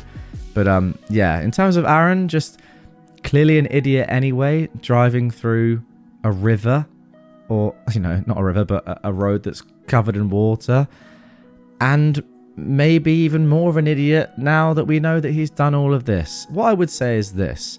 I think it would be worth making him face some repercussions because he's probably put quite a lot of stress on you. The fact that you had to think about this, probably some anxiety, you've had to make this whole thread and interact with genuine lawyers on the internet, for better or worse. I would make sure that he does face some sort of karma from this, and I would make sure that the lawyers whose letterhead he stole are notified, and that, yeah, maybe leave it with them and say, well, use that information as you will, but I would definitely make people aware of what he's done. I just moved, and a neighbor is putting up flyers accusing me of being a child molester. I am not. So, I moved into a new neighborhood in August. Shortly after I moved in, flyers started appearing on utility poles, etc., alerting the residents that a child sexual predator has moved into the neighborhood. The flyer contains a cropped screenshot of the person they're mistaking me for's entry on the sex offender registry. We do share a name, but that's it. My name is not uncommon. I'm not Joe Smith, but I'm not Eusebius Cadmerinius either. Either way, the person posting these is definitely aware of the fact that it's not me, as they cropped the offender's mugshot out of the screenshot and replaced it with a picture from my LinkedIn profile. I've looked up Not Me's entry on the sex offender registry, and he's a fat white guy in his 60s. I am an average build mixed dude who looks black in my 30s. And to be clear, while there's no such thing as a minor sex crime, this guy is on the registry for forcible R-word of a child under 13 or something along those lines. I spoke to the police as soon as I found out about the flyers via my wife, which must have been a fun surprise for her to see when she was walking home from the train. They basically said, "Well, that sucks, but how do you expect us to find out who is putting them up?" I was confronted by a neighbour yesterday. Luckily, I bookmarked Not Me's sex offender registry page on my phone, and the guy who confronted me was level-headed enough to immediately apologise. He knew who was putting the flyers up, and actually gave me the guy's name and described him as kind of a conspiracy nut. Great. The abundant misspellings and caps for emphasis on the flyer should have tipped me off. Anyway, I've got no interest in confronting this guy myself because there's a very low chance of the interaction ending in any manner that involves all of his teeth remaining in his head. I called the police again, and this time their take on it is more or less, well, being wrong isn't a crime, just keep taking the flyers down when you see them and try to ignore it. This was last night. Ignoring this isn't an option.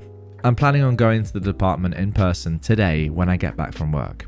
Has a crime been committed here, or is my only remedy going to be civil court?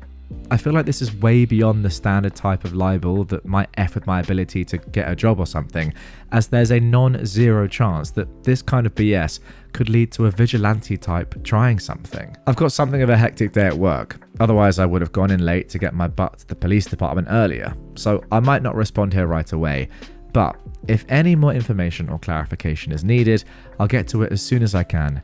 Thanks in advance for the help. Now, as you can probably imagine, this was posted originally to r/bestoflegaladvice and r/illegaladvice.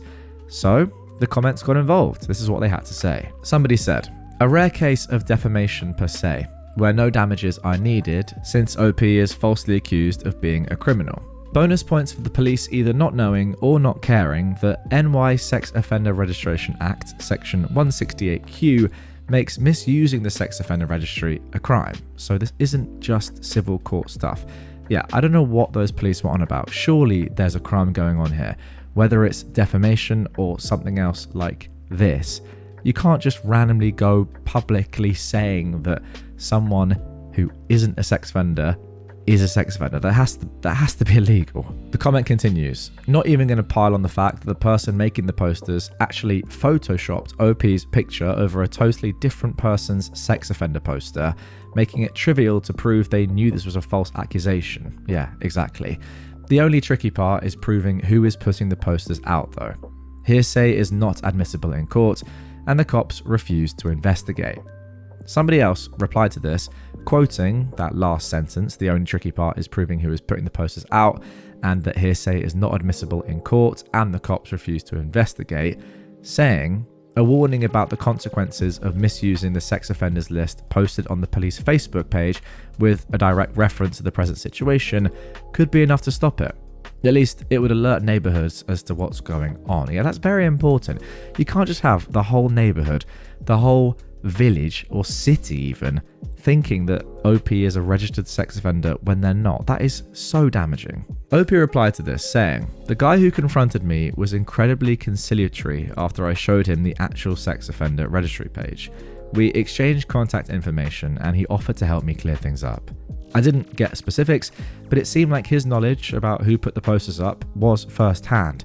So I'm going to reach out to him about speaking to the police or testifying, depending on how this goes." OP then added this sort of update in a comment down below, answering a lot more questions, but firstly giving some more context as to what happened next. "Hi, it's OP from the legal advice thread here. The hectic day at work I mentioned in that post was about 10 times worse than I expected, so I just got a chance to pull it up a few minutes ago and I found it locked. I'm a long-time lurker and I knew about this subreddit, so I was able to find this. I wanted to thank everyone for the great advice and reply to a few things that I saw. Reddit is making me wait roughly 10 minutes between posts, presumably because this is a brand new account, so I'm going to reply to a few things I saw on the original thread and a few people on this one in this top level comment to avoid the waiting game. Anyway, here we go. First off, a bunch of people mentioned potential difficulty with collecting a judgment if I go the civil route, and this dude doesn't own property. The north half of my block is all apartments, most of which are rentals. The south half, where I live, is all single family houses. I don't know where the person hanging the posters lives, but I don't care about making a buck off of this. My preference is, by far, to avoid any civil litigation in favour of handling this through the police if at all possible. But if I sue this guy, I don't care about collecting. To be blunt, my wife and I both have reasonably high paying jobs, so if I were to sue this guy, it would be more about extracting a pound of flesh or forcing him to deal with a judgment hanging over his head. I know it's petty and I'm not normally the vindictive type, but in this context, I'm perfectly content to be a jerk about it. OP then responded to this comment, which said, OP said he was mixed and appeared black. I'm wondering if that has something to do with it. Crackpot conspiracy theories and bigotry are often correlated. Yeah, that is true. OP said, well, one of the first things my wife said about the situation was that she wouldn't be surprised if this is related to the fact that the only black guys she's seen on the block since moving in are me and a maintenance man in one of the buildings down the street. I try to avoid jumping right to assuming that negative interactions with other people are rooted in racism, but unfortunately, I'm proven wrong on that more often than I care to admit. And the fact that racism and conspiracy BS tend to go hand in hand, yeah. Somebody else said, and if OP's wife is of a different race, that usually adds a lot of animosity in a racist bigot's mind. OP said, well, my wife is actually white as the driven snow. She's Jewish, and if this is rooted in the standard brand of conspiracy whack job racism, it's a good thing this jerk doesn't know about it. Now, a lot of users said something along the lines of this: all legal avenues aside, if this were me, I'd be going around putting up my own posters, acknowledging that I'm aware of what's going on and making it very clear that it isn't me, which I think is a very good idea. But then again, you're sort of like playing the same game as the person that's doing this in the first place, and you don't want to have to be doing this, but anyway. OP replied saying, what, include my picture and the actual sex offender's pictures side by side and a link to the registry if anyone actually cares to write it down and check for themselves, and finally a notice of intent to sue for defamation? Well, he's not wrong in thinking this could lead to some serious vigilante actions against him if it's not nipped in the bud as soon as possible. This is fantastic advice, and I will definitely be putting my own posters up. Thank you for suggesting it. Yeah, fair enough. I mean, it's a lot of effort, but again, like, if you don't do that, then what other option do you have, I suppose? The police aren't helping at all, and you have to let people know that that person isn't you. Okay, then 3 days later, we got this update. This will probably come as an anticlimactic update for some people, as I won't be pursuing any sort of legal remedies to the situation, either criminal or civil. I'm going to make up names this time around instead of describing my interactions with somebody to identify them. On Friday night, I got in touch with the guy who had confronted me and backed down when I showed him the actual sex offender registry page, Joe. Turns out he's on the co-op board in the Flyer Guys, Steve, building. Steve has a sister, Anne, who comes around his apartment pretty often. Joe ran into her on Friday afternoon and told her about the situation. He asked me if I'd be willing to grab a cup of coffee with the two of them before getting the police involved. I agreed to this and we met up on Sunday afternoon. So as it turns out, Flyer Guy Steve is actually pretty sick. Well, beyond anything along the lines of the standard racist conspiracy theory type. In fact, racism isn't a part of it at all. He believed that I had ties to the whole Epstein situation, which to him would make it easy enough for me to change my appearance. Anne promised me that he's nothing like this when his meds are working, and apparently they've been less than effective of late. She's brought this up to someone involved in his treatment and they'd planned to address it, but she didn't realise just how bad things had become. I have a close family member who has an illness that has resulted in a few episodes of psychosis. He is one of the kindest, most thoughtful people I know 99% of the time. But it's been physically dangerous to be around him during his psychotic breaks, so I feel for them. Anyway, Steve is currently receiving inpatient treatment to get back on the right track, and he will be attending a partial hospitalization program after his release to make sure that his meds remain effective. Joe wrote a letter about the situation, a copy of which is going to be delivered to each resident of his building. He's also reached out to members of the co-op boards that he knows in a couple of other buildings on the block, and they have agreed to do the same. Anne's going to post copies in the same locations that Steve had been putting them up, and slide copies under the doors of the single family houses on my side of the block. She is genuinely incredibly apologetic, and I don't see any reason to push the issue with law enforcement or in court, provided that Steve is getting adequate treatment so something like this doesn't happen again. So yeah, all things considered, while this isn't necessarily a happy ending, I'm glad this guy's getting the help he needs, and that there are people who are willing to step up and help with clearing my name. All in all, the resolution has made a greater impression on me than the issue that necessitated its development, and I feel like I picked a pretty good block to live on. Thanks again for all the advice, and apologies to anyone who had their want for justice killed. Okay, well, pretty decent ending, I suppose. Yeah, quite a heartwarming one. I really wasn't expecting this story to end in this fashion.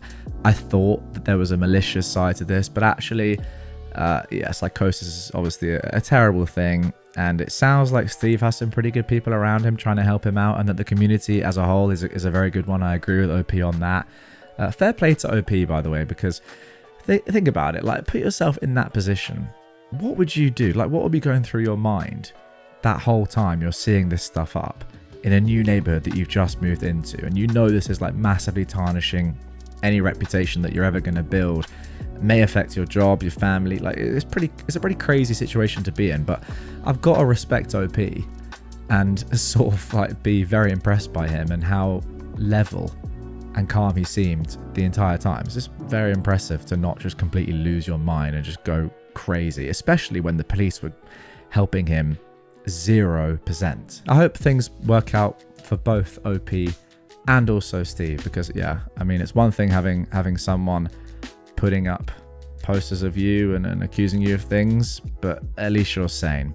Psychosis sounds like a pretty horrible thing to have to deal with, not just for Steve, but for his family as well. But yeah, there we go. I followed and reported a drunk driver. Then I got a ticket for driving past curfew. This was originally posted on March the 10th, 2019. Last week, I was driving home from my friend's house when I noticed someone driving very erratically.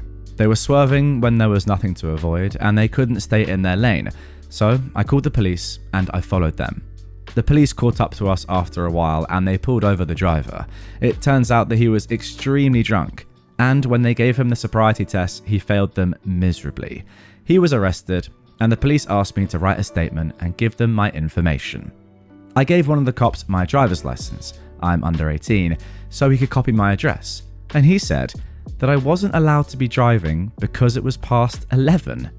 I told him that I would have been home by 11, but that I noticed the drunk driver and I didn't want someone to get hurt, so I followed them. Plus, when I called them, they asked me to keep following the man even though it was technically past curfew. But the officer said that it didn't matter, even if me driving past curfew meant that World War III was prevented, that the law is the law, and that he had to give me a ticket because I broke curfew. He said he'd have to give me another ticket if I drove home myself, so I called my parents and they came and picked me up and drove the car I was driving home. This feels so wrong. I did a good thing and I'm getting punished for it. Am I really going to have to pay this ticket, or is there some way out? I'm thinking of calling the police station, asking them to reduce the fine, but at this point, I'm really anxious because I have to mail something back to the court in a few days. Otherwise, I'll get arrested, and I don't know what to do. I'm in Pennsylvania, if it matters. Wow, a curfew in Pennsylvania in 2019. If you're under 18, I didn't know about that. Now, as you guys can probably work out, this was posted to r/legal advice, and the people of Reddit gave OP some advice. Someone said, actually, it's not up to the police to reduce the fine. You have a court date. Show up and tell the judge what happened and let them decide your fate. OP replied, well, I actually don't have a court date yet. I have the ticket, which says that I have to pay the fine or plead not guilty. So you're saying I should plead not guilty and go to court? Yep, I would definitely plead not guilty and go to court. Also, see if you can get the 911 audio recording for your call, since it has the request from the dispatcher that you keep following the drunk driver, so you can play it for the judge. Now, somebody else left a pretty long comment about the justification defense, which has been summarized down into this. So basically what that user said is this: the justification defense is a legal principle where an individual admits to committing a criminal act, but argues that their actions were necessary and therefore justified under the circumstances. Instead of denying the act, they claim it wasn't wrong. This defense is rooted in the idea that in certain situations, a person's conduct, while technically a crime, is socially acceptable or even desirable because it prevents a greater harm. Common examples include self-defense, exactly what I was thinking, where a person uses force to protect themselves from an imminent threat, or the necessity defense, where an individual breaks the law to avoid a more significant and unavoidable harm. If successful, the justification defense can lead to an acquittal as the court deems the defendant's actions to be non-criminal. Yeah, that sounds good to me, and it sounds like if you are charged with this and you're seen as guilty, I mean, that is just ridiculous. You've potentially saved lives. So let's get to the update that was posted 7 weeks later. OP says, I took the advice that I was given and I pled not guilty. Last week I went to court and here is what happened. I brought copies of my cell phone's call log, showing that I called 911 before curfew, as well as the same records from my carrier. I also got a copy of the drunk driver's criminal complaint with the help of the court clerk, and I printed out a copy of the justification law. The hearing started with the officer saying that I was pulled over on the side of the road, that he went to investigate why I was there, and that I voluntarily confessed to driving past curfew. He said that that was all he needed to prove in order to prove my guilt, and then he basically left it at that. Wow, that is disgusting. Then it was my turn to speak. I said that yeah, while I did drive past curfew, it was because I had noticed an erratic driver and I was following him because I thought he was going to hurt someone.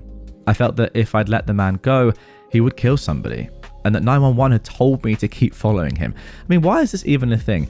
911 told you to keep following him. Surely all the calls are recorded. Like, it takes 10 seconds to listen back to that and say, okay, yeah, we told OP to do that, therefore they're not guilty. Ridiculous. Anyway, I gave my evidence to the judge and the police officer, and I said that I would have been home on time if not for the drunk driver.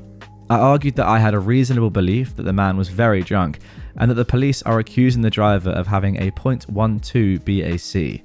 The judge asked the officer about the driver and he confirmed the BAC. Finally, I brought up the justification defense. I argued that driving past curfew was a summary offense and that drunk driving was at minimum a misdemeanor and at worst a first-degree felony if that man killed someone. I said that the law clearly provided a defense to my conduct because drunk driving was clearly the greater of the two evils and because I drove in an otherwise safe manner. The judge agreed and found me not guilty. He said that I had proven my defense by a preponderance of the evidence and that I'd done the right thing. I'm going to get my collateral back in the mail in a few days, and my record is clean. There we go, phenomenal stuff. And that right there is why Reddit can be unbelievable, because without OP going to Reddit, who knows what may have happened. Remember, at the end of their first post, they asked, so should I plead not guilty or should I just pay the fine because I'm getting anxious and I don't want to be arrested and I feel pressured?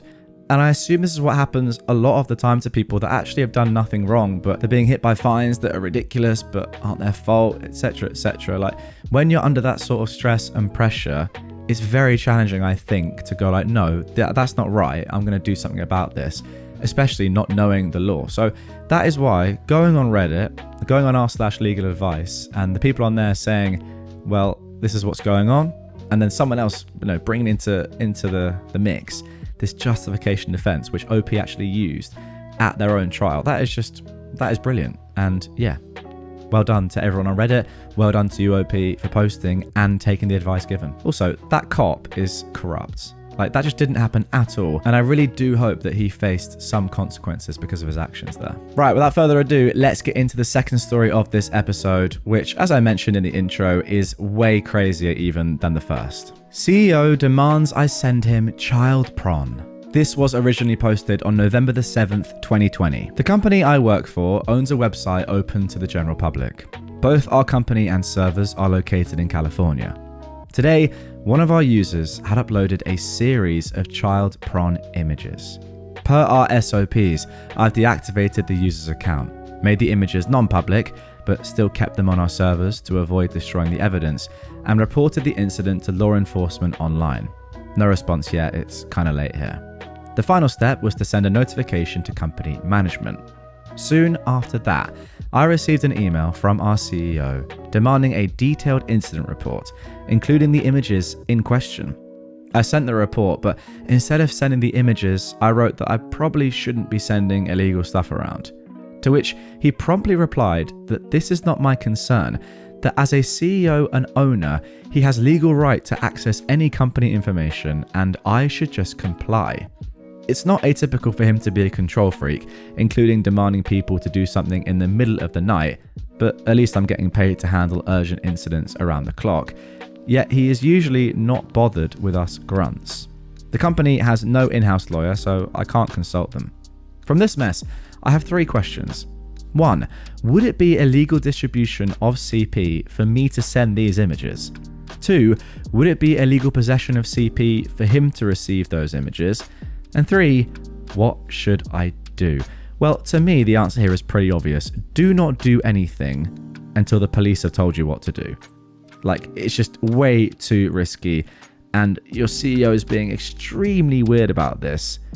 Surely you immediately go, okay, we're handing this over to the police. Anyway, let's get into the comments. Somebody answered those 3 questions. In regards to question number 1, would it be illegal distribution of CP for me to send these images?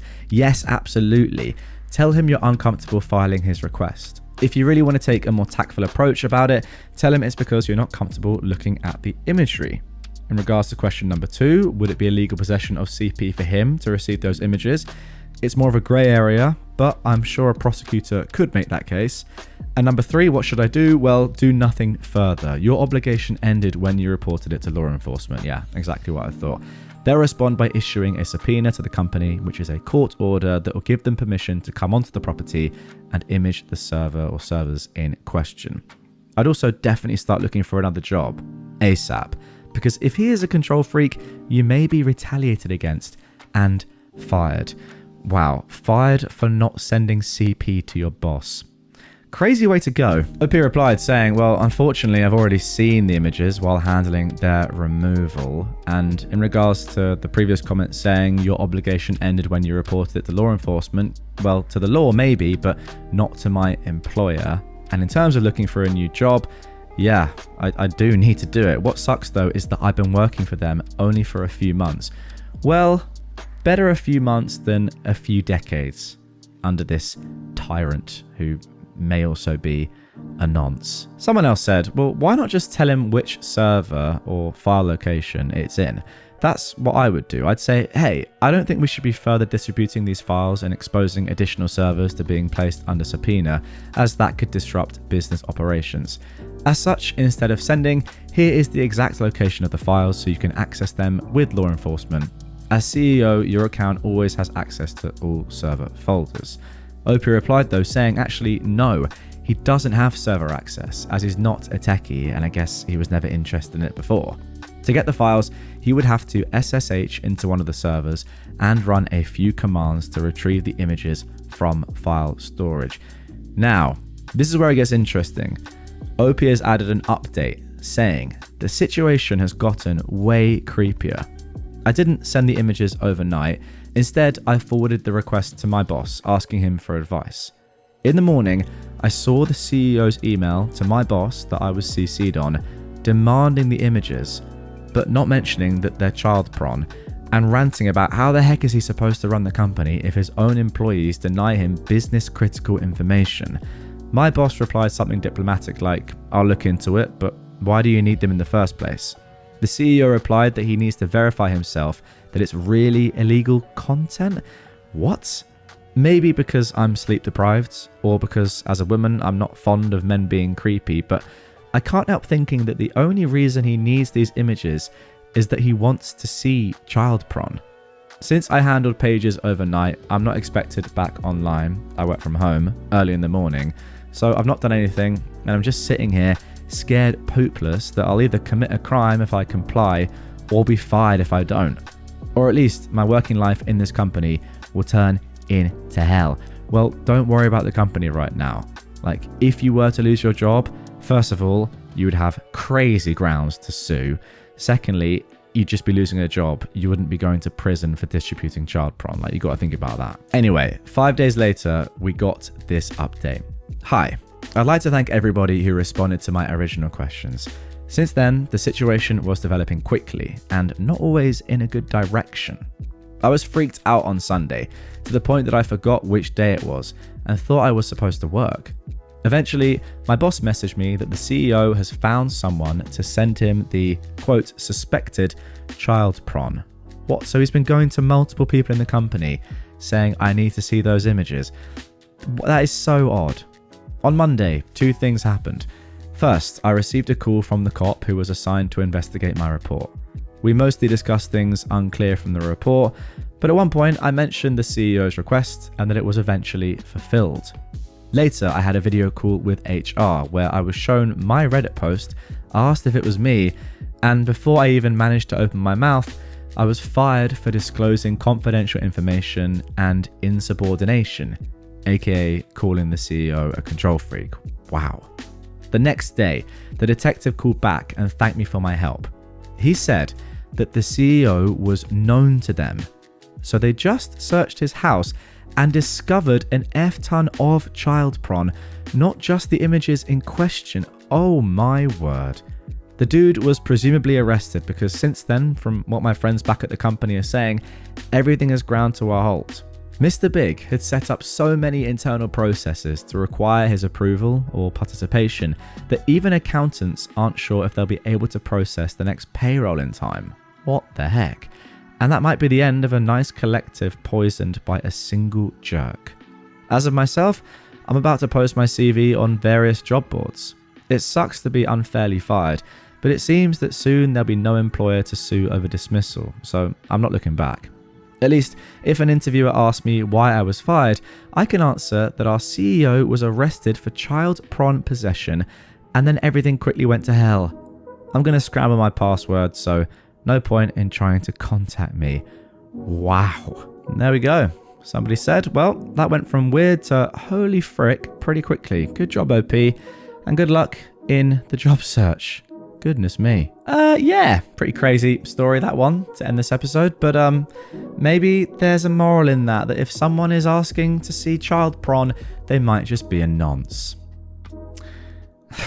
Very ridiculous thing to say, but is it true? Yes. She erased us from her wedding, so I'm erasing her from mine. This was originally posted on May the 3rd, 2025. When my brother got married, his bride, now my sister-in-law, had very specific expectations. She wanted everyone in the family to wear their wedding colours, and we all did. People flew in from out of state. Everyone made an effort to make her feel celebrated. The day before the wedding, she made some offhanded but clearly pointed remarks about how, quote, our side of the family never takes anything seriously, and she wasn't expecting us to take this seriously either. The comments made their rounds, and feelings were hurt before the wedding even began. But we still showed up, looked great, and participated. Fast forward to getting the wedding photos and video. Not a single photo of our side of the family was posted. Not one. In the entire 3-minute highlight reel, there were no faces from our family except a 3-second clip of my parents with the bride and groom. The rest of us, it's like we never existed. I texted her cordially and I asked if she could send me the pictures with just our siblings, since none of them had been posted. She responded that we never took those pictures. That is wild because I remember helping people adjust corsages for them. She doubled down on the gaslighting. I gave it 6 months and I asked again. She suddenly had no idea what I was talking about. Fine. Here is where the petty revenge comes in. I'm getting married in 8 days. I've been engaged for 6 months and planning this moment since she tried to erase us. I hired a great photographer and videographer. But what she doesn't know is that the videographer has a secret mission. Make it look like she's getting all the attention. Track her. Hover near her like she's the star of the show. She will feel so seen. And then, the final cut, She won't appear for even 1 second, just like she made sure we didn't. I didn't even invite her originally. Word must have gotten out because she cornered me at a family dinner and said, "Unfortunately, I have to work the day before and after your wedding, but I should still be able to make it." I was so stunned, I just said, "That's fine. The Airbnb is booked whether you're there or not." So, now she's coming. Ugh. To cope, I spelled her name wrong on the wedding invite on purpose. That was my first move. The video blackout will be my last. I mean, we talk about petty. Spelling someone's name wrong, that is up there. I'm not asking for advice, by the way. I'm not asking if it's too mean.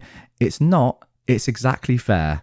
I'm happy to finally talk about it freely. Wow, there we go. Now, don't worry, guys. We are going to get a post-wedding update. But before that, let's have a look in the comments down below and see what people were saying. Somebody said, "Actually, you can just instruct the photographer to take unglamorous photographs of her, like her eyes are closed or weird facial expressions, and just post that on social media.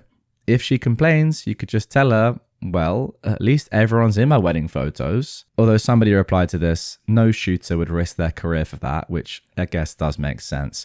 OP said, "I'm not asking him to do anything different other than just don't put her in the video. He's still taking amazing footage and does a phenomenal job. This won't hurt him, but I will ask his opinion if it would make you guys feel better." Someone else said, and I think this is semi-fair, "She's living in your head rent-free. Just forgive her and keep it pushing. It's your wedding, about you and your partner celebrating your marriage. Or is it actually getting some weird revenge on your family member? Honestly, I love petty, but this kind of sucks." Which I suppose, as I said, is pretty fair because, you know, in doing this, are you not slightly taking away the point of the day from you and your partner? And yeah, are you going to be thinking about this as the wedding day is progressing rather than what you should be thinking about, just enjoying your wedding day? Who knows? Anyway, Opie replied, "It's just a side quest. The rent-free is right and it will stop now." Not me thinking that nobody would give a dang about this. And you guys are so good about calling me out where I need to heal. I'll work on that. Yeah, fair enough. Somebody else said, "Well, don't worry about it. You'll have enough to do at the wedding without tracking drama. Your response will change nothing about your broken sister-in-law." OP said, "This is easily my favorite comment out of all 3,000 of them. I do have enough to do. I got it off my chest talking about it, but I'm ready to not think about it again. Thank you. Nothing I could do would change how she is as a person, and that actually has nothing to do with me, so I really ought to not make it as big of a deal." And finally, somebody said, and don't worry, there is an update coming. Update once you followed through. Also, congratulations on your marriage. Hopefully you guys can live happily without her.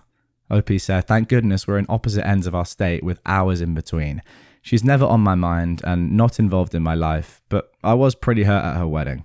I guess enough to remember it 5 years later. She'll be at the wedding, not treated differently, and I won't be focused on her at all. This was just a side quest, not a main goal. I was a little bit dramatic last night while posting this." Yeah, I mean, you know what? As long as you said to the photographer, videographer, do your job with this little side quest, and you don't think about it a lot yourself during the day, I think it's absolutely fine. And it is very, very great and petty revenge. But if it is dominating your thinking even a little bit, then I don't think it's worth it. But anyway, 9 days later, we got the update that I can't wait to read. The wedding was absolutely beautiful, and I didn't have to think about this all day. We've been living on the love high that comes with the wedding and forgot about anything until YouTube remakes reminded me. Our videographer was given verbal instructions beforehand and made sure to know who my sister-in-law was. As our sneak peek clips have been given back to us, I've yet to see her in any of the footage. Now, our videographer told us they had over 200 gigabytes of raw footage, so she'll definitely be in some footage on a hard drive somewhere, but she definitely won't end up on any of our Instagram highlights. We'll see about the final video. I definitely didn't think this would blow up like it did. Originally, I only shared this with 3 girls in book club. Thank you all for coming on this petty revenge journey with me. Now, unfortunately, that is the end of this story for now. This was posted back in May 2025. But I don't know, that's only like 4 months or so ago, and you guys probably know how long these like wedding videos can take to fully make, and videographers and editors have other stuff to do in the meantime, and I'm sure there's a backlog and stuff. So we don't have the full finished wedding video yet, But one thing is for sure, this was incredibly petty and I really enjoyed it. People in the comments are saying, yeah, it just can take forever. This is incredibly petty, but maybe the fact that we don't actually have any sort of video yet or highlight or anything shows that this is a very legit story and OP is just sort of waiting for that to come through before posting it on Reddit. Whether or not she decides to do that or not, I probably wouldn't recommend it, but as someone that wants to see it, I definitely recommend it, if you know what I mean. But yeah, editing takes time. Photographers, videographers are working on different things as well. But yeah, I'd rather wait. You know, if something was really expensive, you'd rather wait, have it be perfect, make sure that your sister-in-law is not involved with it and in it at all before getting the finished product. So sadly, we don't have it, but nonetheless, phenomenal story. Let me know in the comments down below. What do you think? Do you think that OP was sort of too het up on her sister-in-law and should have just let it go 5 years in the future? Did it potentially spoil her wedding day a little bit thinking about it? Or do you think, no, it was a side quest, this was great petty revenge, and her sister-in-law deserved it? Let me know in the comments down below. Let's get into our second story though. HOA insists my sister and I are not a single family household, and one of us should move out. We've lived here all our lives. This was originally posted on July the 6th, 2017.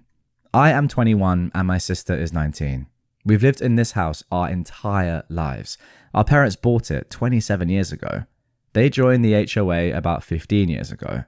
My dad died 5 years ago. Mum died 6 months ago. We're now the owners of this house. We have been visited by the HOA multiple times. They are citing that we're not a single family home anymore since our mum has died. They've told us that according to the terms, only a single family can be resident in the homes, and being a single family is defined as a person or couple and their legal unmarried children. This meant that my mum could live with me and my sister, as it was a single family according to the definition, but me and my sister living here after our mum's death means that we are two families of single adults. They want one of us to move out so that this place becomes a single family home again. They have visited us 4 times now asking us to leave. They say they don't like to sue out of respect for our parents, but they will do that if we continue to refuse to comply by the community rules. Your mum died half a year ago and they've already visited you 4 times, threatening to sue when your parents have owned that house for 27 years. Where is the compassion? OP continues, can they kick us out of our own house, or one of us anyway? What should we expect and how can we fight this? The location here is in Washington State, and as you can probably guess, this was posted on r/legal advice. Right, let's see what the comments are saying before we get into the update, which was posted almost 3 months later. So somebody said, do you have a copy of the HOA regs and have you read through them to verify that what they're saying is actually true? OP said, I couldn't find a copy in our documents. I have asked them every time to send us a copy of the terms, and they always say they will, but nothing has come. Well, that seems pretty fishy. The same commenter followed up, well, what do they say when they come to the door and you ask them? I'd be inclined to tell them to stop harassing you until they can provide you a copy so you can have your lawyer review it. OP said, well, they say they're here on behalf of the HOA to give us a friendly reminder that these are single family households and we are legally required to comply to the rules and things like that. But never have they given us anything in writing or given us the terms, despite us requesting a copy every single time. Should we demand that they stop harassing us next time they show up? Yeah, I think you definitely should. Also, this commenter is right. Like, the whole point of the HOA, right, and these terms that they're talking about, you've got to be able to actually physically see them or know they exist. Like, where are the regs? Because that is what they're basing this entire thing off. And if you've not seen them, then what are you supposed to do? Someone else suggested, if you want to be proactive, go to your county's recorder office and ask for help in this matter. Specifically, ask for help finding the HOA bylaws that your house is subject to. The HOA bylaws should be of record there. Many counties also allow you to access these records online as well. Someone else said, and this is a good suggestion, I think, start by attending the next HOA meeting, explain what is happening, and see if they can't reconsider. There's a chance the other board members don't know this is even happening, and it could put a stop to whoever is pursuing this on their behalf. That is a great point because, yeah, this does seem sort of backhanded, secretive, conniving. And I reckon, well, I don't know this, but it sounds to me like your parents have been sort of very respected members of the community of the HOA for decades. So if I was on this board and there was a chance I didn't know about this, and then, my neighbours' daughters came in and said, this is what's going on, I'd be outraged. So yeah, definitely go to the next meeting. Great advice there. The person continues saying, if not, as others have said, remind them that no judge is likely to side with them, as their argument is ridiculous and callous. It definitely is callous. And you know what? It is ridiculous as well. Is that necessarily right that you're not a single family household? Surely you are still a single family household because you're two sisters. Like, I don't really care about the actual terminology of this because I think it's ridiculous anyway that they're threatening you with this, but you have to still be a single family household. Two families of single adults, but you're not two families because you're from the same family. Finally, somebody said, sounds like someone in your neighborhood wants to force you out so they can buy your house. I call BS on their part. That is exactly what I think as well. Anyway, 3 months later, as I said, we got this update. So I first confirmed that they are from the HOA, not just some people harassing us for the fun of it. We also got the CC and R of the HOA, which included a clause about single family and its weird definition. It included partners, children, grandchildren, parents, grandparents, step-parents, stepchildren, uncles, aunts, nieces, nephews, children of uncles and aunts, children of nieces and nephews, but no siblings. It even had a clause that said co-owners are not allowed to live there unless they are a single family based on said definition. We also received a letter from them telling us of our violation and demanding us to comply. So, my sister and I went around the neighbourhood and gave copies of the terms and the letter we received to everyone and told them, imagine you died tomorrow. Do you want them to kick out your kids? Because they're doing it to us. They will do it to your kids as well. Help us stop them.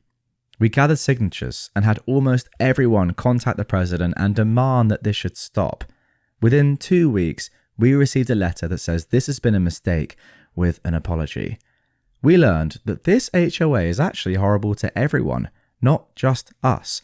So there are now people preparing to run for the HOA board to replace the current members. And they're promising to have a referendum about whether the HOA should be dissolved or not, because it really is doing nothing of substance except being a pain in the butt for everyone. Okay, great resolution to that story. Again, as someone that doesn't live in the States, I'm not super clued up on HOAs because they're not really a thing. In fact, they're not really a thing at all in the UK. My grandparents, I believe, live in an HOA or at least they're part of some sort of private road residence community that I think is run by an HOA. It must be.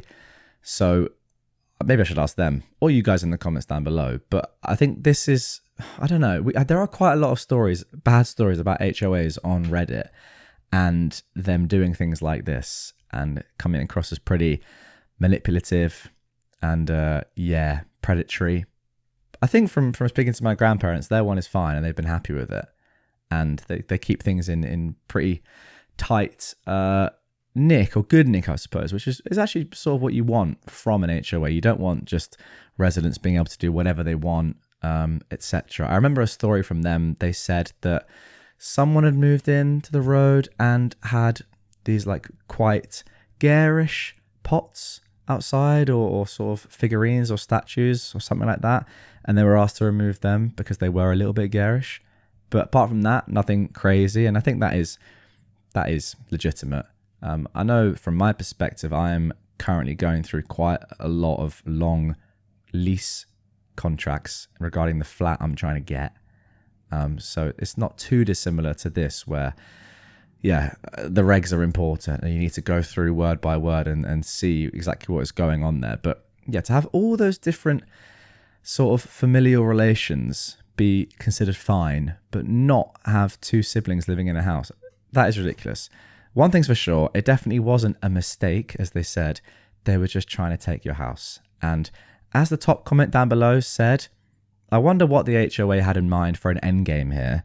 because this looks suspiciously like playing stupid games and winning stupid prizes territory. And I have to agree with that. My husband is leaving me, but won't give a reason. This was originally posted on April the 3rd, 2025. I don't really know the point of this post. No advice needed, just a space to say what happened before I start telling my children and family. Wow, these are the stories I love. When we get to hear about this anonymously before OP's actual close friends, family, kids, like, that's how you know it's tough. About 3 weeks ago, my husband and I had a long talk where he said he wasn't happy in our relationship.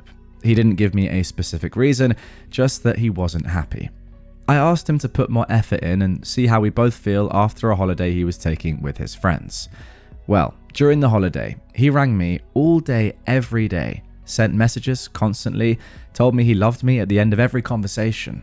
It was so good having him be like that again. Today, after a few things happening that I wasn't happy about, I asked him how he was feeling, and he said he hasn't been happy for months and that he wanted to separate. I asked him to do couples therapy, but he said no. I asked if he was 100% sure this is what he wanted, and he said yes. The conversation was a couple of hours long, but that's the gist of it. He says he loves me, but he's not happy when he comes home. I said, you realize that you're not happy with dinner on the table every night, a clean house, and a family that love you? I do 100% of the housework and pay half the bills, by the way. We've been together for 17 years. This hurts so badly. How can he decide that he just doesn't want to be here anymore? We have 2 children. I asked him when he started feeling like this, and he said it was before September. So this is what, 7 months ago? I had no clue at all.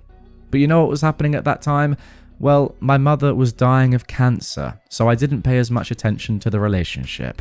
I'm glad my mother didn't live to see this. She thought the world of him, and she was so sure he'd never do this.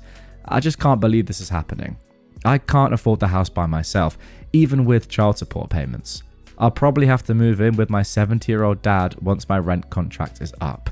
He'll not be happy about me and 2 teenagers uprooting his life, but I know I can rely on him.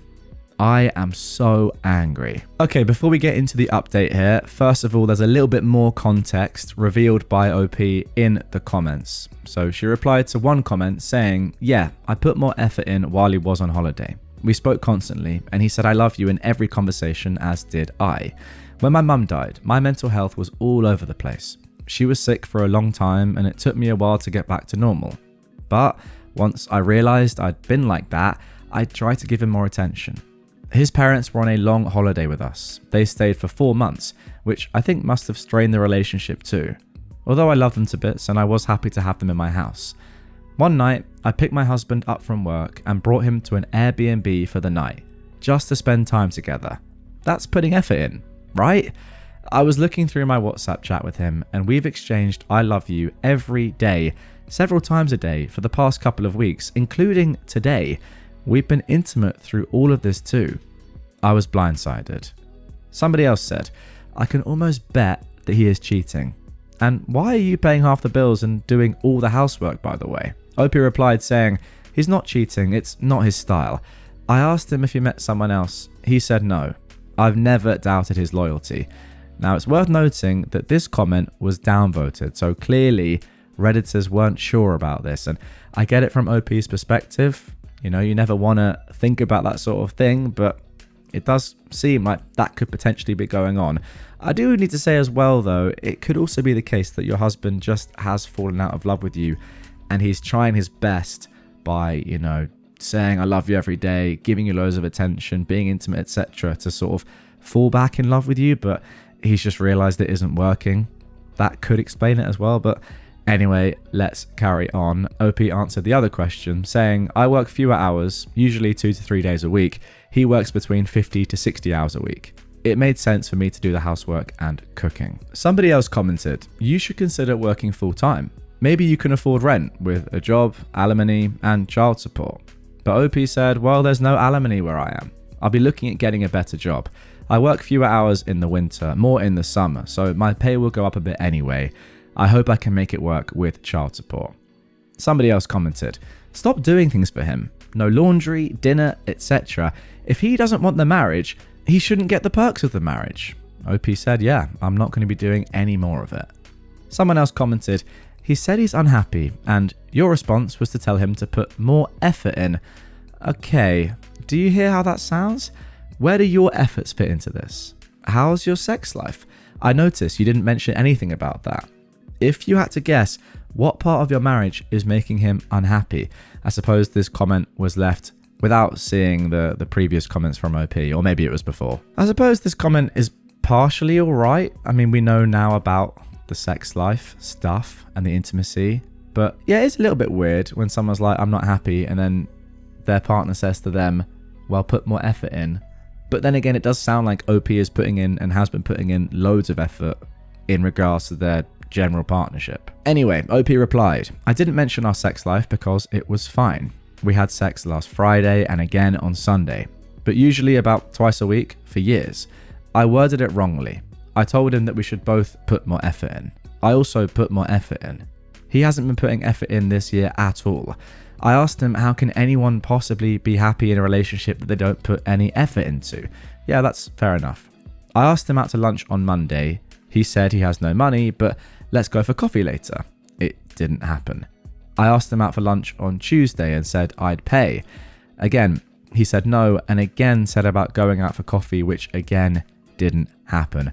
Well, there's the answer. Someone else said, until you guys stop living together, you need to try and find a job with longer hours ASAP, and he'll need to start doing half the household labor and looking after the kids fairly too, so you have the time to work as many hours as he gets to and get yourself financially ready to be independent. How old are the kids? Are you going to do 50-50 custody? Well, we know they're teenagers. They'll stay with me and visit him. We already touched on this a little. Rent prices where we live are crazy high. He will probably rent a room in a shared house, so not ideal for my kids. Wow. He also works about an hour's drive away, and he'll be looking to move closer to work so the kids won't see him during the week because of school. That is not great. Someone else finally commented, I think he was love bombing you during that trip. That is guilt. Is it possible he wasn't with whom he was saying he was? I wouldn't be surprised. OP replied, he was with who he said he was. There was a group of 5 men, and when we video chatted, I saw them and said, hi, etc. Ducks are in a row anyway, we never mixed finances, and when we last moved house, I took care of everything, so it's all in my name. The only thing I'll need from him is money. We don't have anything to split or anything like that.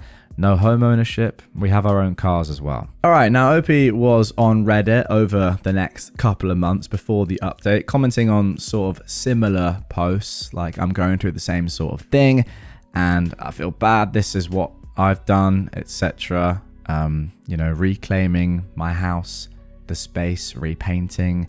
My husband left me out of nowhere. He said he wasn't happy in the relationship. It's on screen if you want to read it. But 4 months later, 4.5 months on from the original post, we got this update. First of all, OP linked the original post and said, even now, it's a hard read for me.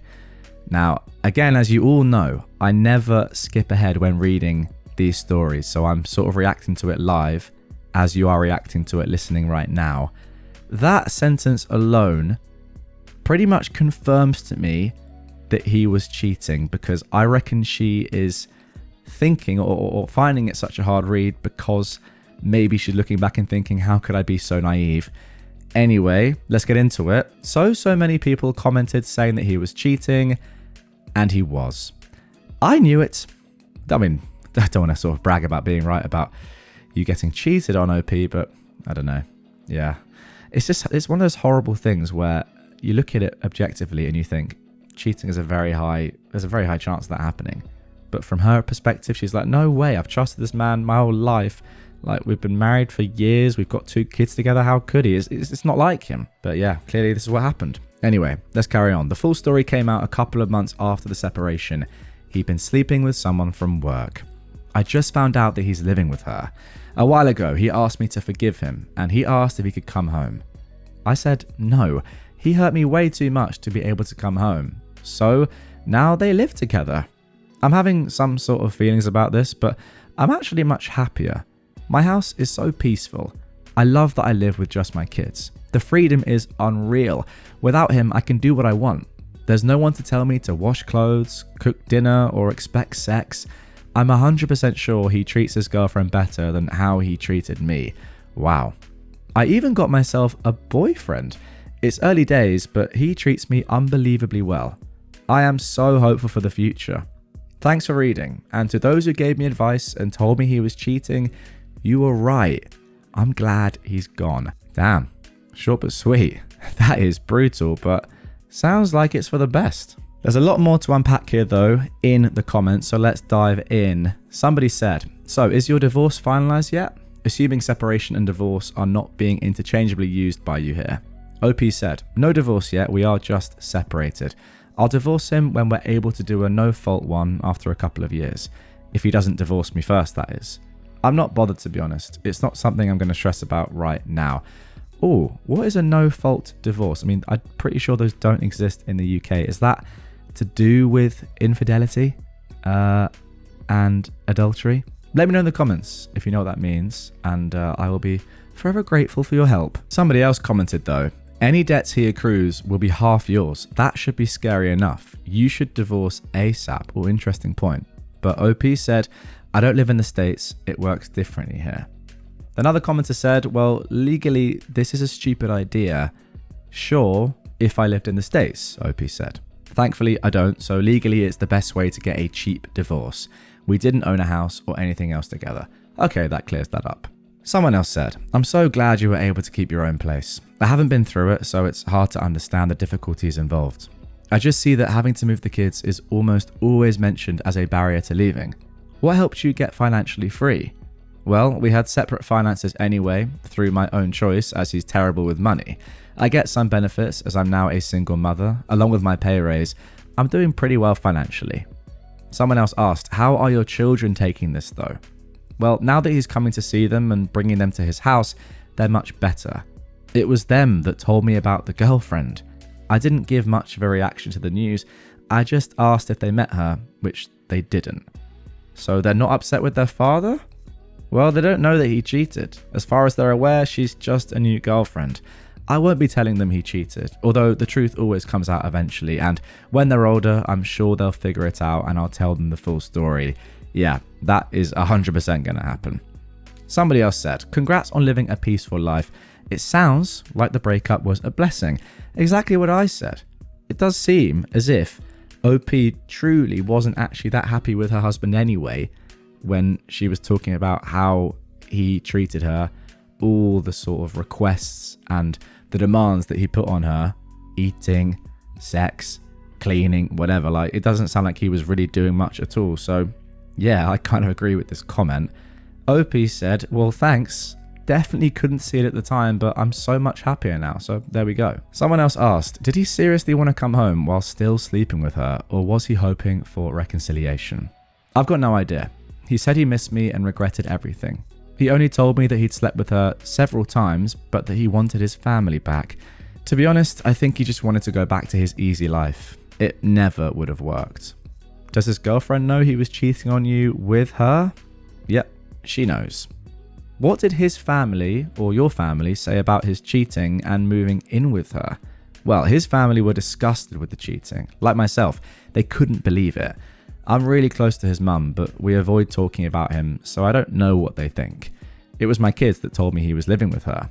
My family will never forgive him. And finally, someone said, well, I'm curious, how did your ex react when he found out that you moved on and you're dating another man? Well, when he asked to come home, I said no, how dare you try to upset my peace like this, and mentioned I'd been on a few dates. He said, quote, I didn't expect you to move on so fast, but I don't judge you. And that is the end of the post. What a line to end this on. I think it sums everything up so well. Phenomenal. I'm just going to read it again because it's so funny. I didn't expect you to move on so fast, but I don't judge you. Well, isn't that great? I mean, every single word of that is just brilliant. Phenomenal stuff. Like, honestly, I might just get it tattooed. Can I put this? How does this work? I don't know why I'm asking how my own arm works. If I got that tattooed right there, what's the quote again? I mean, that is just phenomenal. And I could read it every day and laugh. Would that fit? If I took the watch off? I didn't expect you to move on so fast, but I don't judge you. Maybe we'd have to go like 2 lines, I reckon, down here. And for audio listeners, I am showing my absolutely massive left forearm off to the camera. If you're not watching, once again, you're missing out. My dad sent me, a 15-year-old girl, to boarding school at a young age. Now he's upset that I don't like to spend more time with his family during the summers. He's threatening to not send me back to my school this fall. I want to go back. This was originally posted on August the 17th, 2017. Okay, so I've been attending boarding school since I was 10. I started the 5th grade at my boarding school. The reason why I started going so early is that my dad remarried. My mother unalived herself when I was a baby. He remarried my stepmom when I was 9. When she got pregnant with my brother, she insisted that I be sent to boarding school so that they could start afresh. I use air quotes here because I used to hear them talking about it when I still lived there. I actually heard the discussions they'd have at night about it when they thought I was sleeping. She said a lot of hurtful things then, about me potentially being like my mother and potentially being a bad influence on their future children. But I guess she convinced him because he gave in and they sent me away. So I went to boarding school. They had my brother and then my sister, and I only see them in the summers and some holidays. In fact, a lot of holidays I spend with my friends' families, which my father has always signed off on. This especially confuses me, considering his change of heart this summer. I mean, I've spent the last 4 Thanksgiving's holidays in other people's houses without comment. At first, I was extremely depressed. I was really attached to my father as a kid, and it took me a long time to deal with being sent away, especially when my siblings were born. I felt a lot of betrayal and resentment, but then I grew to deal with it. What really helped, and still helps, is that I have a wonderful group of friends at school, and the adults there are really supportive. My closest 2 friends have been there since I've been there. I feel like they're my family. Also, a lot of the kids I go to school with deal with what I'm dealing with in some form or the other, and this has given me a lot of perspective. Additionally, and I'm really grateful for this, and I understand that in a lot of ways I've been given an amazing opportunity and have nothing to complain about in this respect, I go to a really nice school. I love the grounds, I love my classes, I love the extracurriculars, I love my teachers, and I love my friends. The picture people paint of boarding school isn't the one that I experience. It's pretty easy for me to say that I prefer being at school 100 times more than I prefer being at my father and stepmom's home. When I'm in their home, I feel like an outsider. They do their thing and I do mine. It's especially awful though because I still get the sense that my stepmother doesn't want me around when I'm here. She barely acknowledges me, and I know she influences my brother and sister not to interact with me. I know because I took them to a theme park 2 weeks back, and they told me this after a full day of having fun with each other. So, and as much as I appreciate that I get to have the experience I do at school, I can't seem to distance myself from my distaste of my father and stepmom. So in order to avoid being disrespectful or coming off as rude, I just try to minimize the time I spend with them when I'm in their home for the summer. I don't have any friends here, so this means I go on hikes, runs, go to the movies, whatever I can just to be active or out and about without getting into trouble. Which brings me to the problem. My father kind of blindsided me yesterday. He sat down with me while I was eating breakfast, which never happens, before going on a hike, and he told me he's concerned that I haven't wanted to spend time with the family. I was confused because I haven't ever perceived this need from him, nor has there been any space for it. He works all year round and all day. My stepmother is always ferrying my brother and sister to something or is off with her friends. I just didn't even think they wanted that. He then said that he wants to keep me here for my final 2 years of high school and enroll me in the nearby private school so that I can be with the family. And I just panicked. I get stellar grades and I'm doing well at school. Every report he's gotten has been good. I expressed this to him, but I was so distraught at the idea of not going back that he insisted my distress was an indication of how unattached from the family I was. I know I could have handled it better, but I blew up at him after he said this. I told him he was the reason I wasn't attached to family, and that removing me from school would only remove me from the one place I had any real family. Now this really made him angry, and he left saying he was resolved to remove me. I don't know what to do. How can I convince him to let me go back? I feel like I'm a kid again. It's the same feeling all over again, and I'm so angry. Okay, before we get into the updates here, and as I said, there are 3 to get into. First of all, let's see some comments. Somebody said, I suspect that once your stepmother learns what your father has said, that she will convince him to change his mind. Interesting.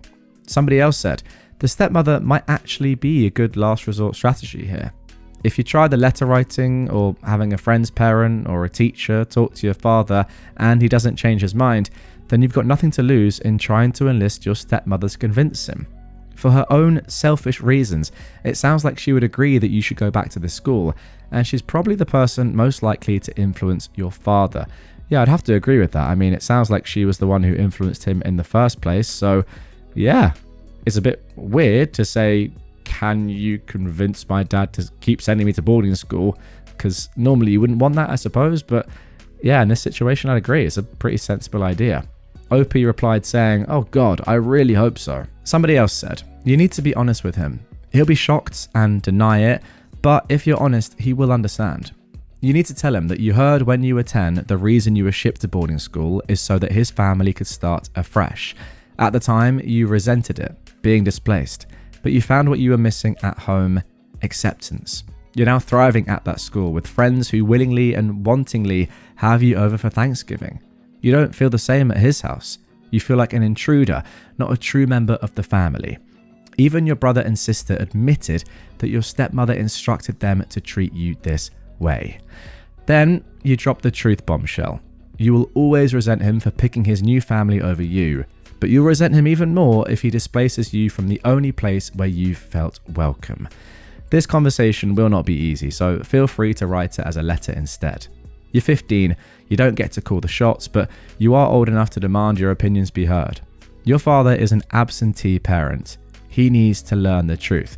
Oh, what a great comment, and yeah, all of that, phenomenal. OP replied saying, I really like the idea of writing a letter. I'm going to clear my head and get started on writing it so I can deliver it to him as soon as possible. I really appreciate this feedback. Thanks. I suppose then the other comments were in relation to potentially writing a letter and what to do if that didn't work. So yeah, I mean, that sounds reasonable to me. Start with the letter, and then if that doesn't work, enlist your stepmom. I mean, she's done it before. I'm sure she'll do it again. Now, finally, somebody asked if the reason the father wants OP closer to home at a local school may be for financial reasons. And OP said, I'm not sure. It doesn't appear as if there are money problems. I know that my tuition is very expensive, but based off the family's lifestyle, it seems like nothing. I don't know if I'm being naive with this assumption, though. I don't want to be too detailed for the sake of anonymity, but I know he works in a field and for a company that makes what a lot of people consider problematic amounts of money. I don't know if anything has changed for him. It's just never a thing he's discussed with me, and I've never asked him about his money. Okay, so probably not the reason for it then. Sounds like it's very familial.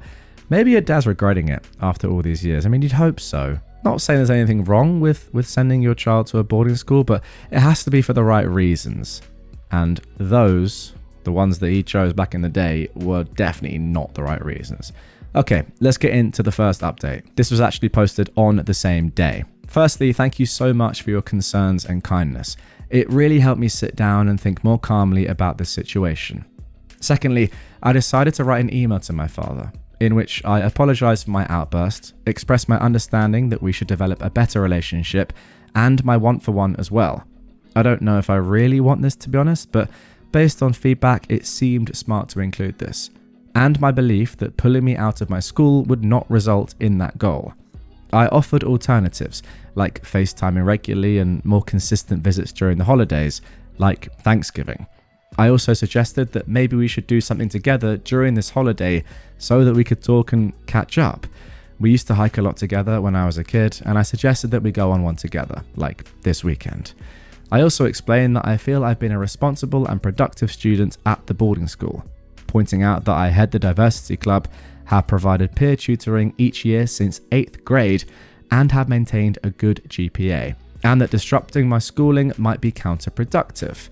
I explained that my outburst was due to these details rather than my not wanting to be closer to him. I closed out saying I know he wants what's best for me. I hope this is true and I'll choose to believe it, and I want to work with him to make that happen. So, now I'm waiting for his reply. I'm pretty anxious because I honestly don't know how he will. I'm taking advice given to me here though, and trying to make plans in my mind for any response. I've not told any of my friends yet because I know they'll tell their parents who may contact him, and I can't be sure how he'll react to that. If he refuses after my email, maybe I'll try to have an adult intervene. I'm still thinking it through. Anyway, thank you guys again. It's nice to know there are nice people all over. Right, let's get into the second update. He responded. This was posted on the same day. He said, OP, when we spoke, I told you I had made my decision. That stance has not changed, and I am disappointed that you have chosen to ignore my words. Do not forget that you are still a child under my care despite what you may feel. One day, you will see the wisdom in this and be thankful. I am currently out on business and will be back on Saturday. Until I return and I'm able to speak in person, I do not want to hear or read another word about this issue. Wow, that is a strong response. OP says, I want to contact my headmaster and dorm parent. I have good relationships with them. But now I really feel if they contact him, that will be the end of it. I think I effed this up. I shouldn't have sent that email. I should have waited. I don't know. My friends' parents are all pretty influential and well known in my dad and stepmom's social circle, and I'm worried it will humiliate my dad and stepmom if they find out about this issue or try to intervene.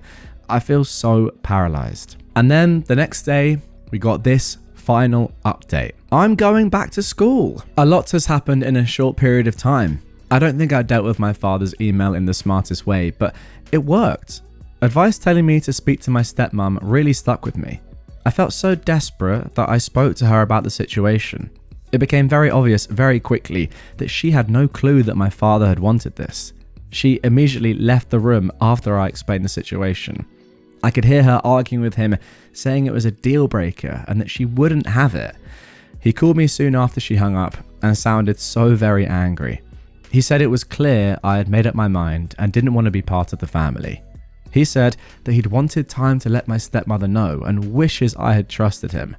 I didn't even know how to start explaining why I feel his view of my feelings is so wrong before he told me that since I didn't even want to try working with him, he's sending me back. I can't quite believe what I'm reading here. Let me just pick a couple of sentences out of that paragraph. He said, now you don't want to be part of the family anymore, and I don't understand that. What? You decided that for your own daughter all those years ago. Like, that's not her decision. Especially not one that she would make at the age of 10 when you sent her to boarding school. He also said that he wishes you had trusted him. What, like when you trusted him with your education and he sent you to a boarding school because his new wife wanted a fresh start with your new kids?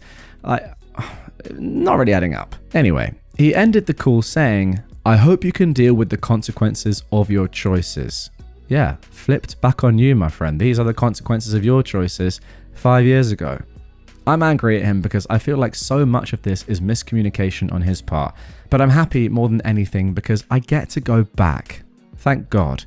I'm gonna lay low, be as nice to everyone as possible, and try to ride this out until school starts, which is soon. I am so relieved. Ooh, there we go. I mean, that is fantastic news. I was concerned there, but how thick is your dad? Let's get into some comments before I give my final thoughts. Someone said, Update 3 is freaking glorious. He throws you away like garbage, tries to tear you away from your friends you made as a coping mechanism after his abandonment. Then, when you suggest a reasonable compromise to meet his need for affection without hurting you, he tells you that your feelings don't matter, and he has the gall to act like you should have kept his secret from his wife. Out of what loyalty? Why would he think you'd have any reason to help him destroy everything happy in your life? What a self-absorbed frickin' moron. I hope you email him this comment of mine and some choice others from this thread. Don't actually. That jerk needs a slap in the face with some perspective. I'm a grown adult, and I don't see how on earth you'd thank him later for what he tried to do.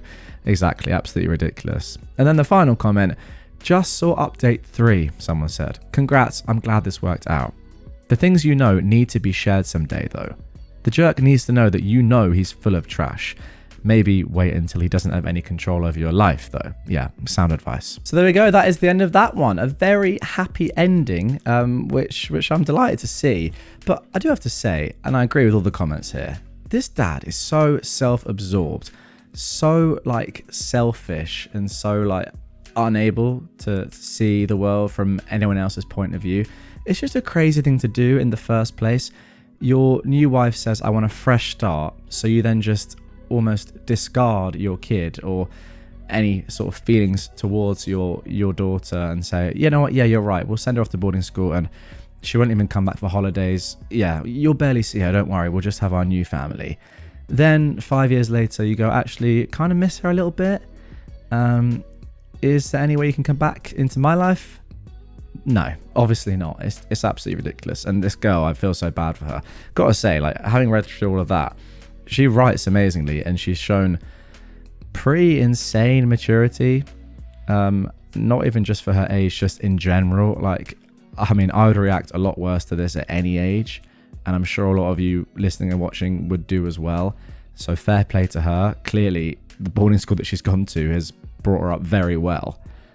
So yeah, I'm not surprised you want to stay there, OP. But wow, crazy story. And yes, as the comments say, 3 more years, don't do anything crazy, and then you will be able to do whatever you want legally outside of whatever your father has planned for you. My wife's traumatic childhood is killing my marriage. This was originally posted on February the 6th, 2025. And just going to give an overall trigger warning here. There's quite a lot of abuse, manipulation, some assault, mental health struggles, accusations of infidelity, domestic violence, body shaming, controlling behavior, obsessive behavior, gaslighting, and attempted murder is mentioned, so just be warned. This is long, but I want to share my story and hear your thoughts. I am a 46-year-old man, and I've been married to my wife, who is 45, for over 20 years. We have 3 teenage kids. Until recently, I would have said we had a wonderful marriage, but as I look back, I think out of pure love and obsession, I've been looking at things with rose-colored glasses. We met in college. Her best friend went to the same college as me, and that's how we met. She had a tough upbringing. Her mum was very young when she was born, and her parents were never married. She didn't meet her biological dad until she was in her 30s, which is a story for another day. Her mum isn't really a good person, and they are no contact with one another. Until my wife was a teenager, she shared a bedroom with her mother in her grandparents' house. They were more like sisters. When she was a teenager, her mum got married to another awful person. She had an affair with a married guy. Eventually, he got divorced and married my mother-in-law. He had 2 kids who were slightly older than my wife. Imagine what that was like. Merge 2 families with teenage kids. Their dad cheated on their mother and then shacked them all up in one house. I can't imagine. There are countless stories of the horrors my wife went through as a child. Her mum told her she should have aborted her, tried to push her out of a moving car. There were smacks and slaps. My wife was never complimented growing up. I've never heard my mother-in-law compliment my wife. My wife was always smart, did well in school, didn't get in trouble, helped around the house, cooked for her family. She was, and is, very pretty. Her mother only criticized her, and it was constant. As if that wasn't bad enough, she was SA'd in college by some friend of her stepbrother. To say that this has taken a mental toll is the understatement of the century. I have loved her with every sense of my being. I've supported her in her therapy. I'm by no means a perfect husband, but I've tried my best to be supportive and loving. Anyway, fast forward to today. I've been married for over 20 years. My wife obviously has a lot of issues stemming from the above. I love her more than anything in the world, but it's not been easy. I've borne the brunt of some pretty outlandish treatment, and I'm wondering if I've been blinded by love and if this is not a safe and healthy environment for me. I don't know if I could ever leave. I don't know if I could do that to her or do that to my kids, but I'm starting to feel like I'm only here to serve the purpose of providing support: financial, emotional, physical, and parenting. So here are some of the things that have happened. About 5 years ago, we'd gone to a beach location for a long weekend with a lifelong friend of mine and his family. It was an all-around great time. One night, while we were leaving an amusement park, we were walking with the kids for ice cream. We walked past the bar and a baseball game was ending. My friend and I say to the wives that we want to grab a drink and watch the end of the game while they get ice cream next door. Everyone seemed fine with it. This is something I never do. My friend and I were gone for 20 to 30 minutes. When we got home, my wife lost it. She couldn't believe I abandoned the family for half an hour tops while they ate ice cream. That was the first time she hit me. She punched me 4 times and threw a chair at me. I was shocked. This pattern escalated over the next few months. She slammed the shower door on me, breaking it and effectively trapping me naked in the shower. If she'd not brought a screwdriver to remove the shower door, I'd still be in there. Right before the holidays in 2019, 4 months after this hitting started, my wife had a disagreement with my daughter. My wife made a mistake and said something she shouldn't have. It should have been easily fixable with a quick apology, but my wife turned it into World War III with my daughter, which I thought was unnecessary, but my wife and I put up a unified front with our kids and addressed things later. After my daughter went to her room to be punished, my wife and I went into our room. I tried to calm her down, but apparently she wanted me to match her level of outrage, and my wife unleashed the fury on me. She punched me countless times. I ended up with a bloody nose and a cut beneath my eye. I'm over 6 feet tall and I'm a pretty fit guy. My wife's almost a foot shorter than me and maybe 80 pounds lighter than me. I sat there and let her punch me countless times. I remember being frozen and also being afraid. I didn't even want to grab her hands out of fear I'd be blamed for the fight and arrested. She was unhinged, screaming as she pummeled me. It was awful. It was really fun to coach my daughter's basketball game with a badly bruised and cut up face the next day. After this, I freaked out. I realized the situation had gotten way out of hand. My wife apologized profusely. I said I couldn't go on like this. Our kids heard the commotion and we later had to talk to them about it. I told my wife this wasn't safe for me. She had a near breakdown out of fear I'd leave her. She discussed this with her therapist. We went to couples therapy for the first time. It was a mess. I've come to realize that therapists, or at least the ones we've seen, focus on the patient with the most needs. Given my wife's past, she has the most mental health issues, and so that is where the focus was. It was really hard to be put on the back burner. COVID came and the couples therapy stopped. We tried again last year, and that was worse, for the same reasons. What else has this marriage been like? Well, we've always been very sexually active. My wife is very beautiful. She gets attention anywhere she goes, although she usually seems oblivious to it.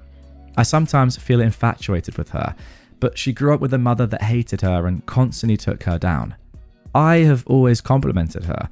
Her beauty, her intellect, how wonderful of a mother she is, how incredible of a cook she is, how incredible of a hostess she is for holidays. She's amazing in so many ways.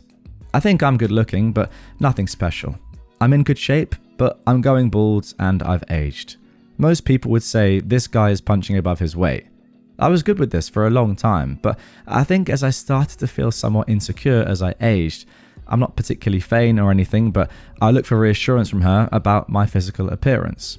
For the first time in my life, I felt insecure. I almost felt embarrassed. She didn't come through for me, quite the opposite.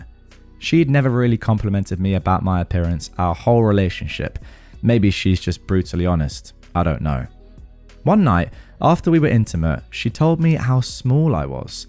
This was a completely unsolicited comment after 15 plus years together. I think I'm average down there. I've measured myself and I'm just under 6 inches. I always thought she was pleased, so hearing a complaint in that department was quite a blow. By the way, just letting you know that if you are just under 6 inches, that is actually above average. She later admitted she said it to hurt me out of some sort of anger. She wasn't even sure what she was mad about. She's tried to walk that back, but it's been tough. Not long after that, I asked her what was physically attractive about me. I was just looking to feel better about myself. She told me there was nothing. Those were her words, and she was kind of shocked that I was taken aback by that and hurt by it. Hey, I asked, so I guess I deserve it? She's tried to walk that back a lot over the years as well. Around that time, we went to dinner, and I sort of said, hey, I'm over 40, and for the first time ever, I'm feeling anxiety and stress over work, the kids, and life, etc. I asked if she could try to be more supportive and caring, but she said no, that she was a good wife already and was providing support already. She couldn't do any more. Exactly what you want to hear from your partner. We actually talked through a lot of it. I expressed how it made me feel. She apologized for what she said. She's actually way more giving of compliments than she ever has been. She's improved there, but it feels forced, only being said because I asked her to. It doesn't always feel sincere.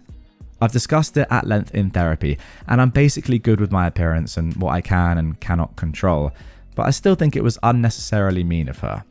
My wife has a massive fear of abandonment and has massive trust issues. She regularly accuses me of cheating. I've been nothing but faithful. I have to travel some for work, on average about 3 days a month, some months more and some months less. She regularly wakes me up in the middle of the night to FaceTime to see if anyone is in my room. There's obviously never been. One night, last year, I had to travel to give an important big presentation. I had to give it the first thing in the AM. I prepared for weeks and it was stressful. I'm presenting the work of my team, so the pressure is on me to show the good work that everyone else has done. My wife and I spoke around 10 o'clock, talked for about a half hour, and I went to bed. At 2 a.m., I woke up to banging on the hotel door. She had somehow convinced the hotel manager, huge national hotel chain, so I'm not sure how this is compliant with their policies, to check on me because of an emergency. I realized I'd maybe missed 10 calls and maybe 30 text messages from her. Yeah, I'd been asleep. So we FaceTime, we confirmed there's no one there in the room with me. She wasn't sorry or anything. She was mad that it took her so long to get a hold of me. I was now wide awake and I had to give this presentation. Then I had to work a full day, attend a work dinner, all of that on basically 3 hours of sleep. My wife has always been insanely jealous of other women. My first boss after college was like 4 years older than me. Her husband worked at the same company. My wife hated her, I guess because I'd talk about her. She was the person I worked closest with. I basically gave up any female friendships that I had, not that I was particularly close with any other women. One thing that was a particular issue for her was bachelor parties when all my friends were getting married. She hated the idea of me going to a strip club. Okay, fine. I don't particularly enjoy strip clubs. Nothing against the workers there, but I just see it as they just want some money and I don't need to pay to see a really attractive woman. So anyway, neither of us had strippers or anything like that at our bachelor and bachelorette parties. I had a great time at mine. We played golf, went to an awesome dinner, and then gambled afterwards. Anyway, some friends of mine did go to strip clubs for their bachelor parties. I always told my wife, and she wanted me to attend. I offered to skip that part, but I don't think she wanted to be seen by my friends or the other wives as controlling or a stick in the mud. I really don't know. But she wanted me to stay in contact the entire time. It was a little over the top, but I did it. I would literally text her nearly the entire time I was there, describing the situation, just talking about the night. Not sure why I even went to that part of the bachelor party.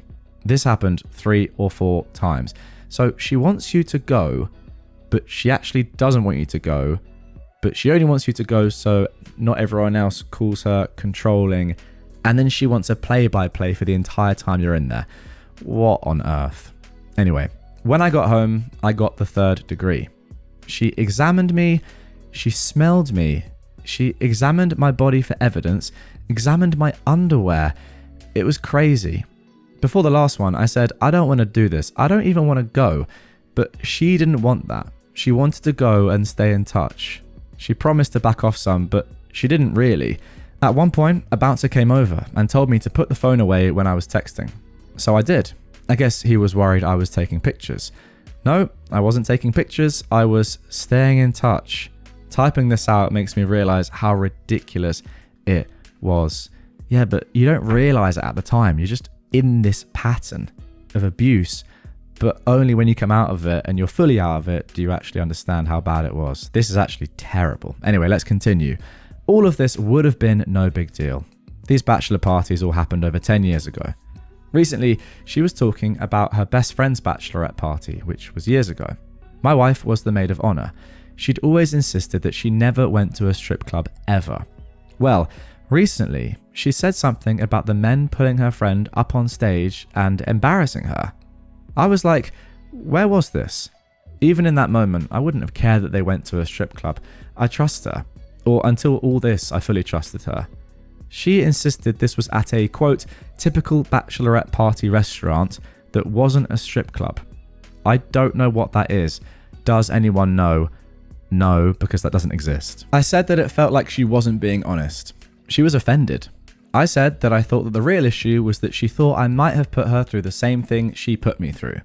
I said I didn't like it, but it was so long ago, I don't really care. But she doubled and tripled down. So she goes to the other room and texts her best friend and comes back and hands me the phone to show me the text. She asked the friend, "Did we go to a strip club for your bachelorette party?" Which seems like an odd question to ask someone out of the blue, and the responses seemed odd. So I asked my wife, "Is this the full text exchange? It feels like something is missing." So I look in her deleted texts, and sure enough, there are deleted texts. I restore it, and the response from the friend is, "Oh, that is a definite yes." So I look at my wife shocked. I don't even know why she went down this path. She then says her friend is wrong. Now I'm annoyed and I'm asking, what happened that you would lie about this? What did you do? Horror stories about bachelorette parties are running through my mind. We have an argument over this where I am gaslit to heck. Doesn't remember, her friend is wrong, that's why she deleted the text, she didn't cheat or do anything wrong. All the comments about her level of attraction to me come back to my mind. No real resolution, but she promises me that she will figure out exactly what happened. Fast forward about a month to a holiday party we went to. We see her best friend for the first time in a few months. Of course, they talk a lot amongst themselves, which is absolutely fine. We leave, and 20 minutes later, we're in the car driving home, and she gets a text. It's from her best friend.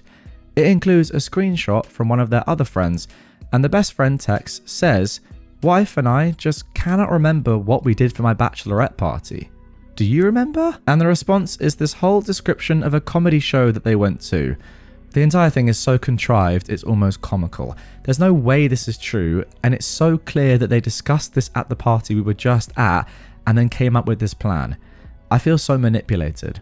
My wife is in the passenger seat, and she is almost giddy reading the text and saying how they've now solved the mystery. Honestly, I think this is the worst thing so far. Like, the dumbest plan ever. It's so obvious what's been happening, and your wife is dumb enough, or I suppose insultingly thinks you're dumb enough to believe this absolute bull. I have no idea what happened at that bachelorette party, but the whole story and the lying was so unnecessary. She's still holding firm to her story, whatever it is. I wouldn't have even cared if they went to a strip club because I trusted my wife, but this story has made me lose trust. And now all the abuse over the years is coming back to me and making me see things differently. Have I ever been loved? Is my wife capable of love? Did she cheat on me? Am I the world's biggest fool? I love her and the family we've created.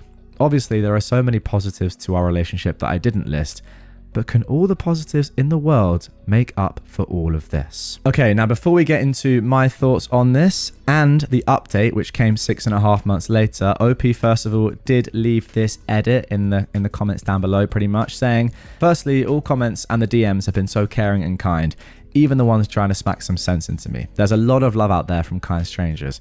Thank you. Based on an exchange in my DMs, I'm sharing that the physical abuse did stop 5 years ago. She worked with her former therapist who specialized in CBT, and she's more in control of herself. I'm not sure she fully acknowledges the pain this has caused me and the kids, and all the other nonsense has continued. I'm not sure this changes anything for me though." I mean, this has just been so sad so far, because you can tell the more and more that OP is writing and going back through his past trauma, the more obvious it's becoming to him that he has been suffering for such a long time. I think he knew it already, but writing it out like this, I suppose anonymously on the internet, maybe even not anonymously, but then having people comment and give their thoughts and like say to him in DMs and everything, you can imagine the response to this. He's probably been like, "Oh my goodness me, how did I not realize this soon? It is so obvious, but I've been living a terrible, abused life for such a long time." And he's right at the end as well. Like, even though perhaps the physical abuse has stopped, it doesn't take away from the fact that he has been manipulated and controlled, and any other sort of negative verb you want to use there is probably apt for 20 years, which is just so sad. But yeah. There is an update to this one, which came 6.5 months later, as I said. I haven't looked at it. I never do look at the updates, by the way, because I want to react to them like you guys are, sort of live, if you can understand what I mean. But I really hope that it's positive. Let's see. I posted several months ago about my 20+ year marriage and how much nonsense I have put up with. People mostly gave harsh but good advice. I wanted to give an update and come back for more advice. So, back in February, when this was first posted, I insisted on a 2-month separation. Remember, the original post was February the 6th, 2025. We told the kids I was traveling for work, and when I was home, that my wife was traveling to meet friends. My wife hated every second of the separation. I had some conditions for returning. We tried marriage counselling again with a third counsellor. This one was better, I guess, but my requirement was that my wife take the lead. Find the therapist, give all the backstory on the abuse, the insults, etc. She did all of that. I further insisted that she tell the complete truth on anything inappropriate that has ever happened with another guy, including at her friend's bachelorette party. This took a while. At first, she held to the same story. Then she started saying things like she was working on it with her therapist, working on how to tell me. She somehow didn't understand that a statement like that was awful for me to bear. Obviously, my mind went to all the worst places. I ended the separation in April with the idea that she was making progress. We discussed her physical abuse of me a lot in therapy. The abuse really peaked in late 2016 to 2018. She told me at that time she became very resentful of me. I'd gotten a promotion and she overall felt that everyone thought I was awesome and she was jealous. Wow, what a nice feeling to have about your partner, by the way. At the same time, she got into excellent shape. She's always been very attractive, but at that time, my youngest was like 6 to 8 years old and she still had some baby weight. She shredded that baby weight and looked incredible. I guess I'd gained some weight around that time and she thought she didn't get enough attention or credit relative to me. I don't know. She says these things very matter-of-factly. She did a lot of CBT work and specific work for abusive partners. She owned it with the kids and we have several good conversations. I thought we were turning a corner. Can you turn a corner from being jealous to the extent that you abuse physically your partner? I don't think you can, but let's carry on. Anyway, I've been frustrated by the lack of disclosure on her friend's bachelorette party. So, in June, I said I was leaving again. She actually handled this much more calmly and maturely. We still saw each other and even did date nights. We were even intimate. Not sure what the separation was. So, she said she'd focus on what happened and was getting ready to share anything and everything with me. A couple of weeks ago, she asked me to join a session with her therapist. She wanted to do a therapeutic disclosure. I wanted to throw up. A therapeutic disclosure. Oh my goodness me. I go to the therapist's office and she proceeds to tell me how, at her friend's actual bachelorette, they went to some show. No strippers, just drinking and silliness. Then she says that her friend's work friends threw her a bachelorette at a hotel, and there were strippers there. In my wife's words, it was wild. Now, context for this in my prior post, I really don't care if she saw strippers. I care more about the double standards she applied and the lying, as she treated me like trash whenever friends of mine went to strip clubs for their bachelor parties.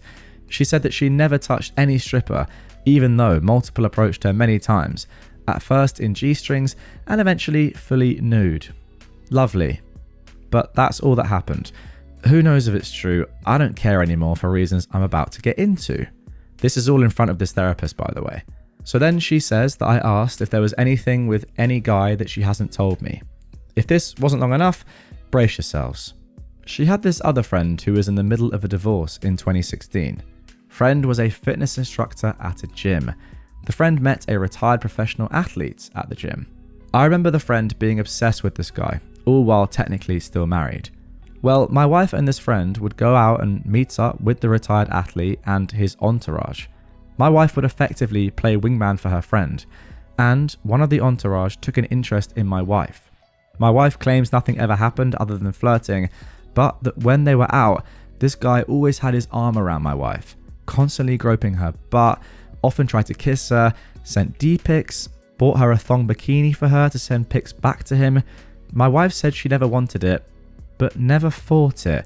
She liked the attention and mostly wanted to support her friend. Her friend eventually had a falling out with the retired athlete who moved away. So that whole thing sucks. So I'm completely stunned. My wife is crying. The therapist is spewing some nonsense about my wife's bravery. What? Is that actually what therapists do, by the way? Bravery? Is that a joke? Sorry, what the... I mean, I know therapists aren't judgmental and they're doing things for the benefit of your future. But how is that brave? To disclose the fact that you did this to your husband? Like, it's not brave. It's cowardly, the fact that you did it in the first place and then took, I don't know how many years to actually tell him. What? That is a joke. Let's carry on. She said she was brave because I requested disclosure of anything that might have been remotely inappropriate, and she has come through for me. What on earth? I leave. My wife follows. My phone starts blowing up. It's my wife's best friend who calls 10 times. She then starts texting me, swearing to me that what my wife is saying is true. There were strippers at bachelor party number 2, but my wife did nothing. Texts start pouring in from her other friends, confirming this story. It's the same thing again, isn't it? So she's gone to her friends saying, by the way, I'm about to disclose everything, but I'm going to need some backup here because I'm probably going to continue on with the lie. So if you could just message my husband afterwards saying, oh yeah, by the way, everything your wife said was true there, despite the fact that none of them were in the room with you and the therapist, that'd be great. Fantastic logic. Then I get a text from her friend who paired up with the athlete, and she confirms the story. My wife was only doing her a solid, taking one for the team. So great. Let's get a few more people involved in my life, my humiliation, the crumbling of my marriage. She could talk to all these other people about all of this, but not me. She needed a therapist there to talk to me about it. It just feels like one big manipulation. So anyway, I feel completely done. I still love my wife because I guess I'm just a simp. We're separated. I've spoken to a lawyer. My kids know and they're furious with me because I'm the one leaving. Be kind to your partners, people. Love them and respect them. I adored my partner and still do, but it wasn't enough. No, you can't end it like that, man.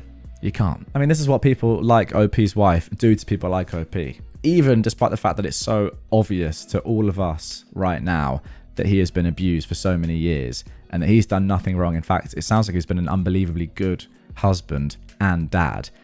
His self-esteem is at an all-time low because of this. And he's thinking, oh, if only I'd loved her more, if only I'd gotten in better shape, etc. Like, it's insane, the abuse. But yeah, what a sad story. The saddest thing about it is that I could definitely see, like, there's a world in which all of us fall into this. And because I imagine it starts pretty gradually and you think, okay, I didn't like that, but I'll allow it, that emotional abuse, that scream or whatever, then maybe it turns into like a push or something. You're like, oh, I didn't like that, but I'll allow it. You see what I'm saying? It's a slippery slope. And eventually you go from being at the top of it to the bottom of it. And then sometimes you're like, well, how have I got here? And you look up and you're like, wow, what has gone on? And I guess that is how this sort of thing normally works, and how, you know, people allow it to go on for so long because they don't realize how bad it is, and they're just used to it and they think it's normal, and their self-esteem is so low and they've been manipulated so much by people like OP's wife. But yeah, very scary. And I know as well, which is very sad, that a lot of you listening and watching this right now probably have been, or maybe you still are, in a similar position, which is terrible. But yeah, use the comment section below this video as a sort of therapy. If anyone's going through something, drop it in the comments, like OP got on Reddit. So much love and support. So yeah, get in the comments. I'll be down there as well. A woman jumped into my car, and I'm an idiot, but this had a funny ending. I was at a stop sign around lunchtime when a woman on the corner came running over to the passenger side of my car, screeching about needing to get home. I was driving a convertible with the top down. She didn't wait for an answer. She just swung her leg over the door and plopped herself into the passenger seat, saying she'd give me $5 for gas. She told me she lived in a nearby low-income public housing project. I knew where it was, about 1.5 miles away. She was pretty tweaky, but somehow seemed fairly harmless. She never even glanced at me. She didn't seem to be plotting something. She never said another word. So here's the part where you can all give me trash. Please don't downvote me for my stupidity. I figured it was easier to just go 1.5 miles out of my way than to deal with the drama of trying to get her out of my car.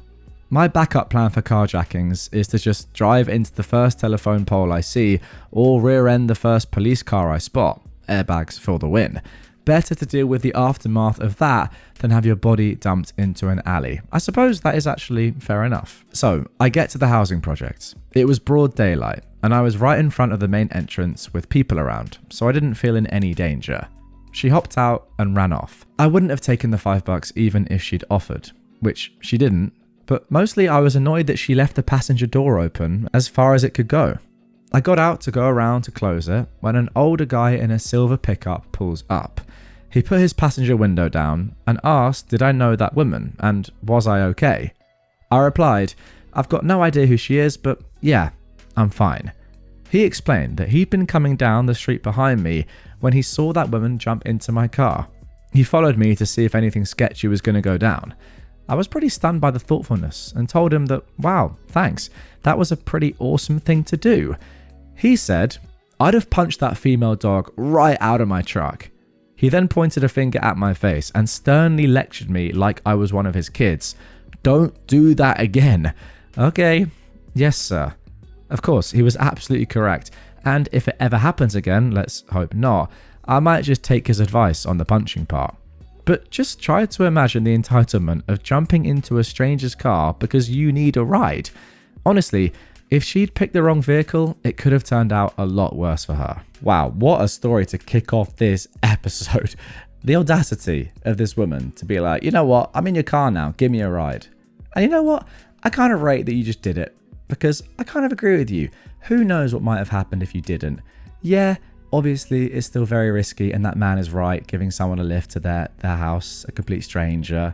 I don't know about the particular area or establishment that they live in. I'm not going to comment on that. The fact that it's a low-income public housing project doesn't really mean anything to me. But, I mean, the fact is, what if you'd said no and they just shot you in the head? What's more likely, actually, genuinely, and I want you to get in the comments down below on this one, or the Q&A section if you're on Spotify. What is actually more dangerous? Giving someone a lift in the middle of the day, 1.5 miles around the corner, or starting a fight with them while they're in your own car and force them to get out, bearing in mind that this is a woman who is doing this. It's not like you're a man and you are quite clearly a bigger person than the woman that's got in your car. Not that that necessarily matters that much, but it is important. Yeah, get in the comments. Interested to hear your thoughts. Let's move on. Now for our second story. Entitled guest wants to open my collector doll for her kid. I moved out of my parents' house last year. My parents have kept my childhood bedroom as it is, with all of my old toys, belongings, clothes, etc., because I go home to visit most weekends and help around the house. This includes some collector edition Barbies and dolls that my dad bought for me when I was younger. I keep them in their boxes, stored on a high shelf. There's about 10 dolls, some of which are collector's items now because of their age and condition. I've not thought about selling them because I just like keeping things that my dad bought for me. I guess I have attachment to them because he worked in the US while we lived in Canada without him, and toys were given when he visited us. This past weekend, I was visiting my mum and she brought some of her friends over. One particularly entitled friend, Jane, brought her granddaughter, a 5-year-old. I told my mum not to let the child up in my room after a bad experience with kids taking my belongings and breaking them. I stayed downstairs and worked in a room. Eventually, I heard Jane taking her granddaughter upstairs. I then heard them opening doors and talking. I didn't go upstairs until I heard her say something about dolls. I went upstairs and I asked them both to leave my room. But Jane was already in my closet at this point and pointing at my dolls. Of course, they pointed at the boxes of Barbies. She pulled one off, showed it to her granddaughter, and told me she wanted to play with it. When I told her, no, it's in the box for a reason, she seemed irritated at me and handed the box back to me. She left my room and the child started crying, saying she wanted to play with dolls. I went through my things and I found some of the dolls that I'd opened as a kid and played with, and I offered them to her downstairs. But no, she kept insisting on the princess doll. They didn't go back upstairs, but it left me a little anxious now about my room. My mum's telling me to put a lock on my door because Jane visits often and tends to wander around. but I'm baffled that she'd go into someone's house and think it's okay to touch their stuff. Yeah, you don't need a lock on your door. You need your mum either not to invite Jane or to tell her to not go into random rooms in her house. That's ridiculous for your mum to say that you need a lock. I'm from a South Asian background, by the way, and this tends to be the attitude of some older women, OP continues. They don't understand collectible culture or sentimentality of gifts. They think they're able to do whatever they want, open whatever they want. Also, edit for extra info, we installed a lock this morning on my bedroom door, and my mum warned her friend not to go in my room in the future. What? I live in a very small condo. It's not big enough for me to bring all of my belongings there, so I've left a lot of clothing and personal items with my parents. Okay, fine, but why is there a lock on your door? I mean, it's all well and good if you want a lock on your door. Like, to be fair, I mean, there's not much wrong with having a lock on your bedroom door for privacy reasons. I would probably say that if I could have one, I probably would have one, because why not? But the point is, you shouldn't be getting that lock on your door for this reason. Like, if you were thinking to yourself, okay, my mum suggested a lock on the door. I actually wouldn't mind a lock on my door anyway, so yeah, sure, I'll do it. That's fine. But not because some random old lady has no boundaries. And also, I don't care if she's, like, Asian or whatever. Like, that makes no difference to me at all. It doesn't matter someone's background. Just tell them not to do something. They should not do it. It isn't hard. It's not their house. It's yours. Well, it used to be yours. At least, it's your mum's. I mean, your mum needs to grow a backbone. Surely. Like, just say, no, Jane, you can't go in my daughter's bedroom, you weird old bitch. Now for our third story. A friend who was a traveling nurse asked if she could come stay with us for 3 months with lots of extras. My wife and I used to live in Hawaii and had a house on the Big Island.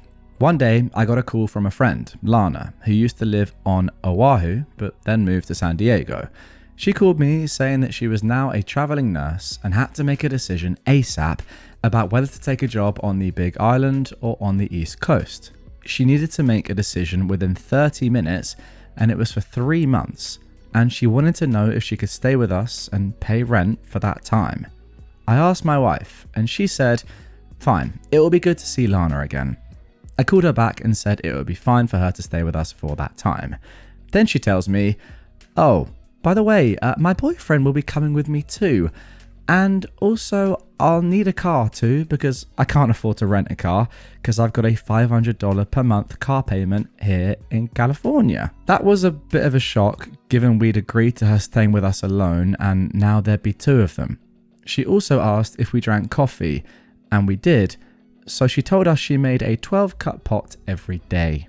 She ended up going through all of our coffee in about a week after she arrived, and Kona coffee was $18 per pound, right? I've got to stop you right there, OP. As soon as she said, oh, by the way, my boyfriend will be coming with me, it's just the easiest no ever.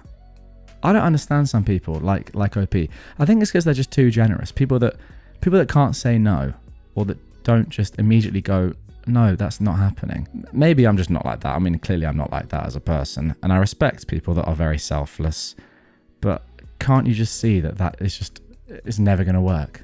I mean, I don't know. She's just clearly asking for too much immediately, which I would immediately say no to, but whatever, let's carry on. So, Lana and her boyfriend arrived, and he seemed nice and grateful. Then, a new wrinkle was that since she'd be doing a 12-hour shift, her boyfriend would have to drive her to work and then get her afterwards, making 2 trips each day. I figured out that it was 60 miles one way from our home to the hospital she worked at, which meant a 120-mile round trip, 240 miles each day with the 2 trips down there. So she'd be putting at least 960 miles per week on our car. Then she added that her boyfriend would go fishing during her shift and stay in town, but then also wanted to know where we could get some pot because her boyfriend liked to smoke pot while he went fishing. What am I reading? Honestly, at some point here, you have to just have a look at yourself and say, I'm not doing this. This isn't, I mean, it is entitlement, obviously, but you gotta look at yourself, surely. That was too much to ask, OP said, knowing that her boyfriend would take our car, drive it around town, and be stoned part of the time. We started arguing about it, and after about a week, she found another place to rent, closer to work, and I said that giving her a free car to drive around in was too much to ask. She finally agreed to rent her own car and went no contact with us, and we called her about when she'd return our car. She also complained that the Honda Accord we loaned her did not have the AC working. Well, she eventually returned the car but never informed us when. Just a final text message that said, "It's in your driveway." She never paid us a penny for her first week staying in our home. Talk about entitled friends. Also, there are 2 updates here. The first one is this. And the second day they were in our home, she asked, "What's the nudity policy in your home?" She wanted to prance around nude. Now, nobody's ever asked that question before, so I didn't have an answer ready. And secondly, prior to this, she was actually a generous friend who always invited us to stay in her home when we visited Oahu. She went out of her way to make special meals for us and seemed like a normal, sane person. We lost touch for a few years, and then she called out of the blue and asked to reconnect. We had no idea she'd make such outrageous demands after we initially agreed to let her stay with us. We were kind of stunned by her new demands and tried our best to accommodate her. Living with her was a whole different story. We did our best for the sake of our friendship, but it became too much once she lived with us. Okay, maybe I can understand it, but I don't know. You know what? No, I'm sorry. I have to agree with myself as I was reading that. There is a limit with entitled people, and I get it. She'd been nice in years gone by, but as soon as she said that, "Oh yeah, by the way, my boyfriend's staying as well," that would have been the end for me, because I would have said, "Right, well, I didn't agree on that, so you're already changing what we've agreed, and therefore that's not going to work for me and my wife." And then, yeah, maybe at that point you arrange something else and you come to a different agreement, or maybe you then say, "Okay, well, if your boyfriend is going to come, then that could just work, but we're going to need some money for that." And then like the car stuff as well, letting her use your car. I don't know, it's a lot, isn't it? I probably would have said, "You know what? No, it's not going to happen." Now, obviously that doesn't detract from her entitlement. I just feel like at some point, as I said, you've got to look in the mirror and be like, this isn't going to work, no matter how generous you want to be. Now for our final story. Entitled Realtor? Why, yes, she is. A few winters ago, my neighbours moved rather suddenly before they sold their house. This left their house empty, and they worried about it looking empty, so they asked if I could go over once in a while and turn on lights, maybe shovel the walk if we got snow, make the house look lived in. I had no problem doing this, as they'd been great neighbours, and I was sad to see them go. That same winter, I had a toddler, a baby, and I was pretty decently pregnant, around 7 months along. My husband also worked a lot out of town, so about 2 weeks out of the month, I was on my own with my brood. So my ex-neighbour must have let their realtor know that I was helping by turning lights on and off and shoveling the front walk if it needed it. The realtor showed up, I'll call her Ronnie, and introduces herself and thanks me for my help. Great. She must have also got on my number from my ex-neighbour, because soon she started texting me requests. This ranged from dusting the house, turning on certain lights, etc. ahead of showings. I went over the first time she asked, and I did swiff a bit and turn on the requested lights. She texted me later saying she was disappointed at how dusty the house was. I ignored that, as I didn't give a hot dang what she thought. Then the request became an everyday thing. She basically wanted me to set the house up every time she had a showing. I had my kids and was very pregnant with a high-risk pregnancy. I wasn't on bed rest or anything, but I had to be careful. I ignored all those requests. The kicker came when we got heavy snow. I'm talking a good 1.5 feet of heavy, wet snow. Heart attack snow. Ronnie the realtor texts me at 8 p.m. that she will need the driveway cleared by the next morning. The absolute audacity was audacious. I responded to that one asking if she was out of her mind. I'm 7 months pregnant. That's not happening. She then asked if my husband could do it. I said he was out of town. She said, quote, "Well, you'll have to figure something out." Excuse me, madam? I sent her laughing face emojis and went back to what I was doing. Well, lo and behold, Ronnie the realtor was at my door the next morning, knocking like she was the police, full on fist banging. I opened the door in my pajamas while using my baby bump to hold up my baby as he nursed. Irish twins are fun, and I just stared at her. She actually had the nerve to say, "I thought I told you the driveway needed to be cleared. I have a showing in a half hour." I told her to lose my number and shut the door in her face. I then called my ex-neighbour and told her she better put a leash on her pet realtor because I was about done with her. She was horrified and promised me she'd take care of it, which she must have done because I didn't hear from Ronnie the realtor again. I did, however, enjoy watching her high-stepping it through all that snow. Oh my goodness me. Like, the fact that throughout all of this, I imagine she knew who you were. Maybe she didn't actually. The funniest thing about this story is that even throughout all of this, we can maybe give Ronnie the benefit of the doubt that she didn't realize you were pregnant and had a toddler and were home alone. But then that all ends when she looks at you in the face with the door open at OP's home and she is heavily pregnant, has her baby there, and it's like snowing loads. I mean, they then ask at that point, I thought this was meant to be gone. It's ridiculous, but quite funny to be honest. Again though, with this one, I feel like I would have stopped this a lot earlier and said to my ex-neighbour, just so you know, I'm being asked to do pretty ridiculous things here. Like even dusting the house. You'd be like, well, no, I'm not doing that because that should be the job of the realtor or the ex-neighbour. Like, I get it, it's a nice thing to make your house look lived in. That is important as well. You would do that for someone's neighbour, and you would dust, you know, once in a while if they were out for a long time and you really had to do that, although you'd still sort of hope that they would employ a cleaner or something to do that.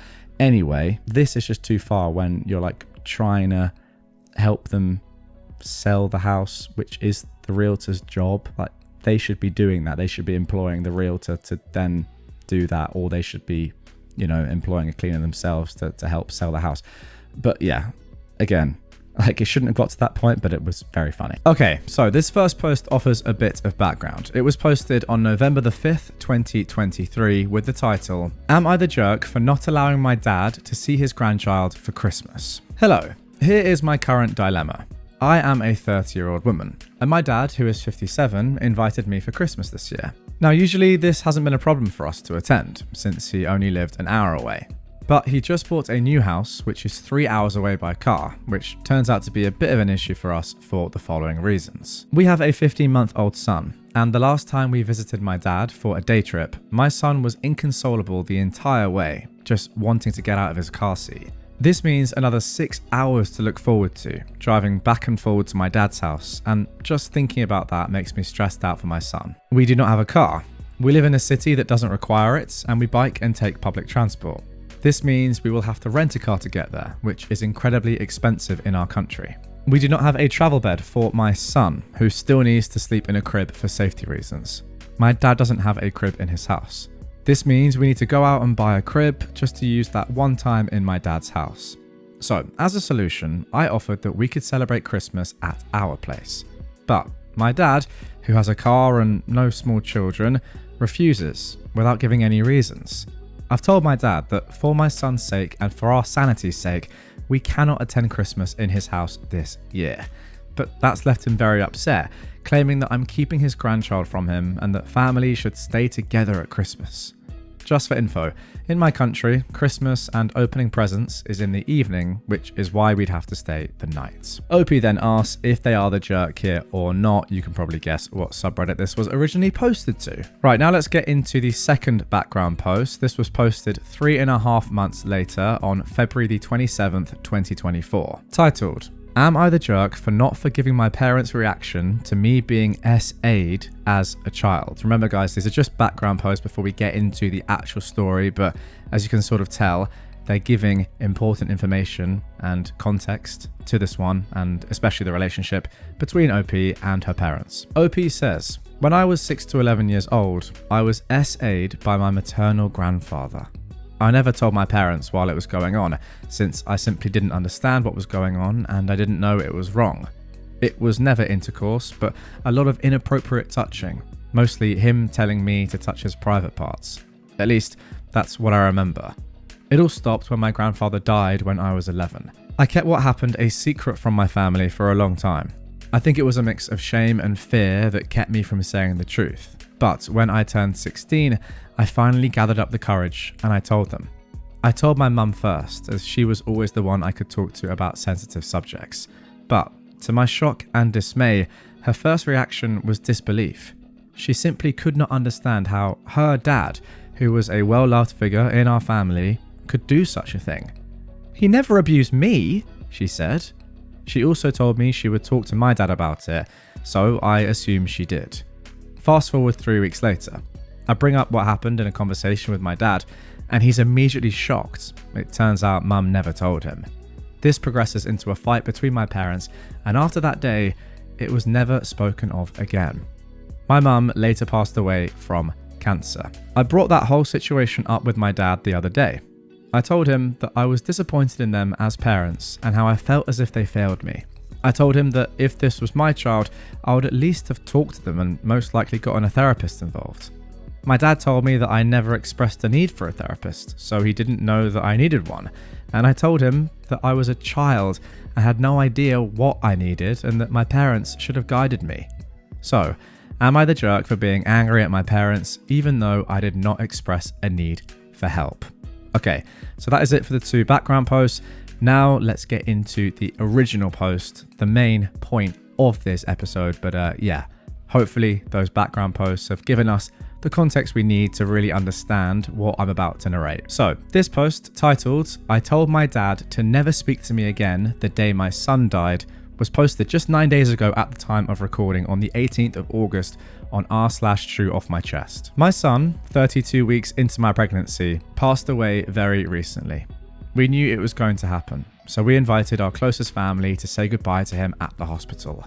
I've always had a very difficult relationship with my dad, but I decided that this was an important thing for him to be a part of. I also needed someone who could take care of our 3-year-old son at home while we were at the hospital, and I was giving birth to our stillborn son. He calls me the day before he arrives, asking when I expect to give birth. I tell him that I do not know exactly, since the birth is induced, and it can take anywhere between hours to days for my body to react to the medication. He responds, "Well, I need to let my work know how long I'll be away, so I need a better time frame than that." I repeat myself, as I literally do not know when I'll go into labour, but he keeps pressing me for a more precise answer, with quotes like, "The hospital must know, just ask a doctor, they'll know," etc. In the end, my husband has to grab the phone and tell my dad to figure it out with his work. What a lovely dad you have. Going through a truly horrible process, but all he cares about is when exactly it's going to happen and when he needs to get the time off of work.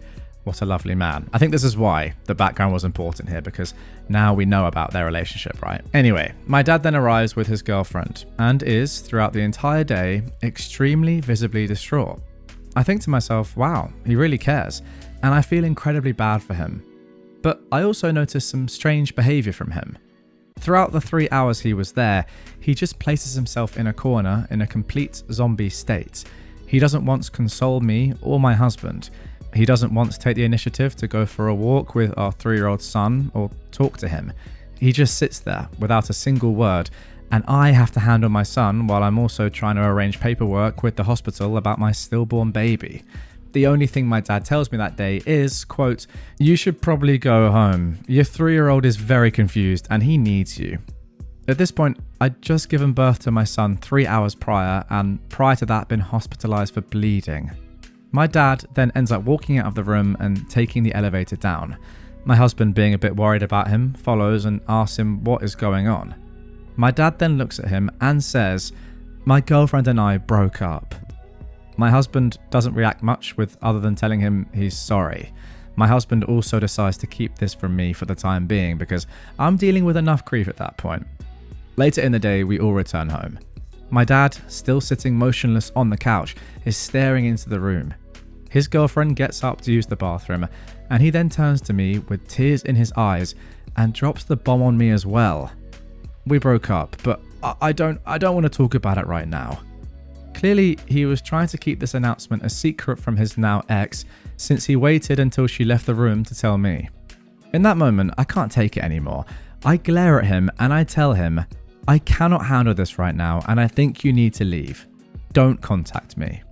I needed my dad that day. My mum passed away some time ago, and my husband's parents live halfway across the world. I needed my dad more than I'd ever needed him. And instead of embracing me, telling me he loves me, telling me he loves our son, comforting me, he's lost in his own grief over his frickin' breakup. I don't even know if a single tear that day was shed for my son. At the same time, I can't help but feel bad for him, but couldn't he have waited a couple of days to tell me about this? Why did I need to know it on that day? Yeah, I'm probably just a jerk, I don't really know, but I needed to vent this out. Now, as I mentioned in the introduction, there is an update to this one, but first of all, let's get into some comments. Somebody said, "I'm so sorry for everything that you, your husband, and your 3-year-old son are going through. You just needed your dad to be your dad. How is your other son doing?" OP replied, "He is being a 3-year-old and is being such a brave and amazing little boy.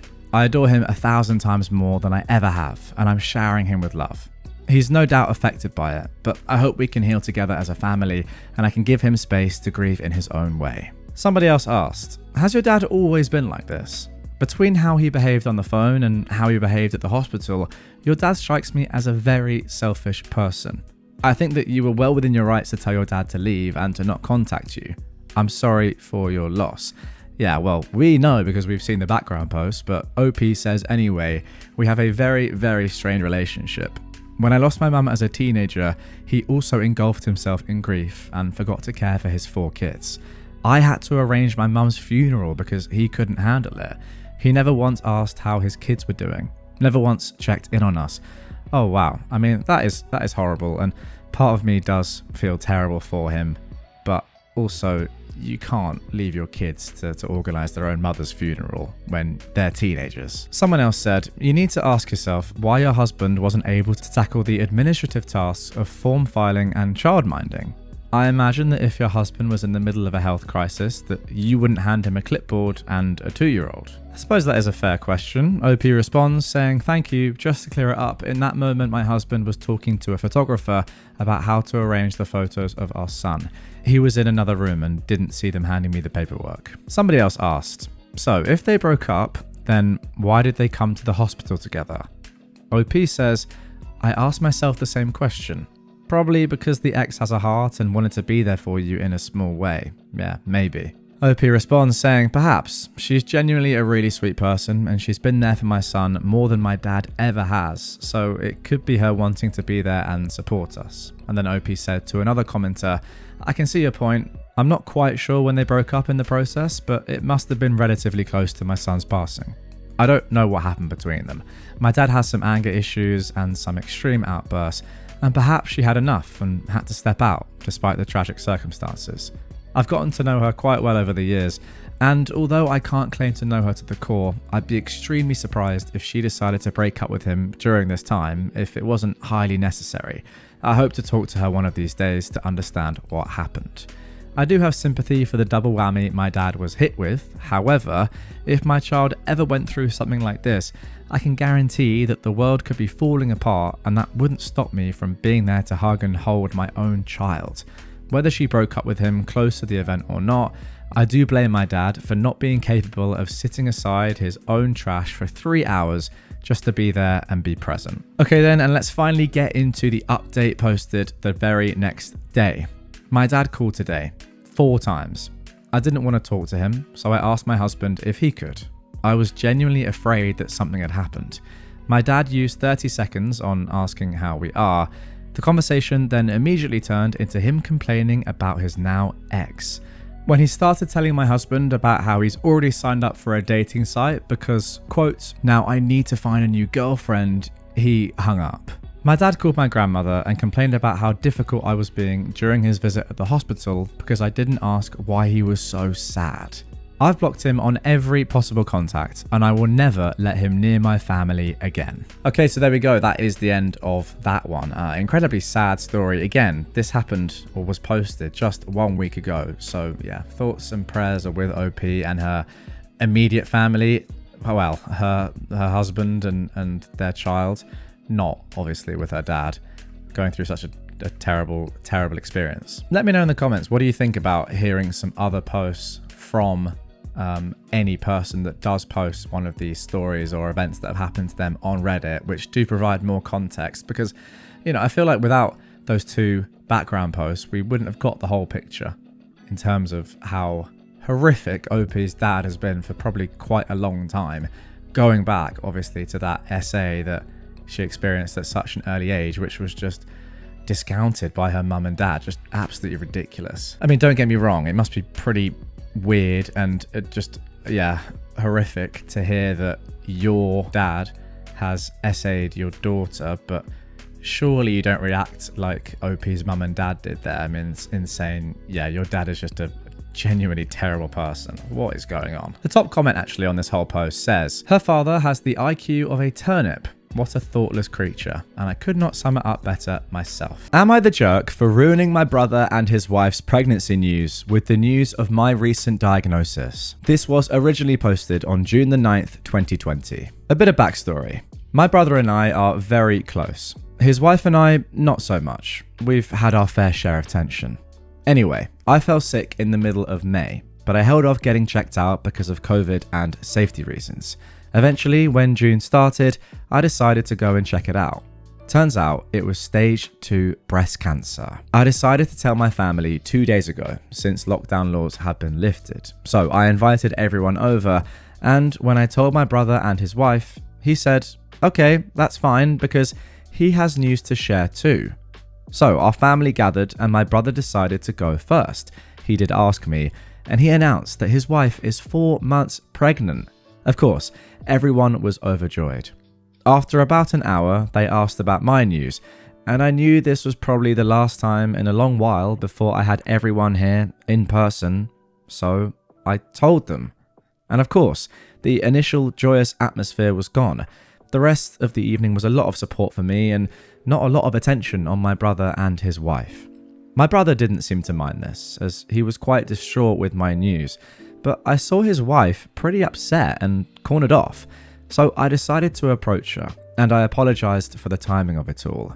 She told me I could have waited a bit and Skyped everyone with the news, as it's just stage 2, and let my brother and her have this moment with their family. I told her that I initially called this meeting for this exact reason, and she said she knows, but I knew my news would dampen everyone's mood. So I told her she's being ridiculous, and I wanted to tell my family in person, since they are my family after all, and she burst into tears and demanded to go home, which my brother obliged to, even though he was confused. He promised he would come see me soon, since he stays close by to me. Later that evening, I got a message from him asking if I told his wife that she isn't part of the family and that I deliberately wanted the attention on me because that is what she's upset about. Also, the next day, my parents called me to check up on me, and my mum mentioned that my brother's wife called yesterday evening, really upset, telling them what I said and claiming I'm jealous because she's pregnant and I'm trying to ruin her life. I told my parents what actually happened and what I really said, and it's caused not only tension between his wife and me, but my parents and her too. And now she's also blaming me for my parents not being her biggest fans. My brother is torn, but he's been trying to talk to her, which results in more tears and a strain on their marriage. All this drama is making me think that I should have just called up everyone rather, or just told my brother that his news had to wait, even though that would have been selfish of me. I really wanted my family's support that day, but I'm starting to rethink whether it was worth all this drama and potentially causing further problems. So, Reddit, am I the jerk? Okay, so just immediately, you're obviously not the jerk here. You created this entire thing to tell your news. Yeah, it's a shame, I suppose, in a way, that they wanted to tell their news at the same time and that yours was very sad and theirs was happy. I suppose you could have potentially said, just so you know, I'm going to be saying some pretty bad, tragic news. Maybe that would have been the thing to do. I don't know. But you're all together with your family. You can tell them, you should be able to, in theory, tell them these sort of things without it ruining days or whatever. Like, on the one hand, yeah, it's great that your brother's going to be having a child. On the other, it's really sad that you have breast cancer. This is life. Like, in a family, I think you should be able to talk about these things at the same time. And even if, say, a few days later, your brother and his wife announced that they were having a child, I don't think it would have been like much more joyous or anything. It's just these two things are happening at the same time within your family. Everyone should be able to deal with that. It's not great timing, but that is life, as I said. However, from your brother's wife's point of view, your sister-in-law, I mean, just pick me, isn't it? Like, I get it. You wanted your pregnancy announcement to be super happy, and that is genuinely a real shame that it hasn't been as happy as it should have been. But once again, this is life. You also were the one that decided to call this sort of get-together.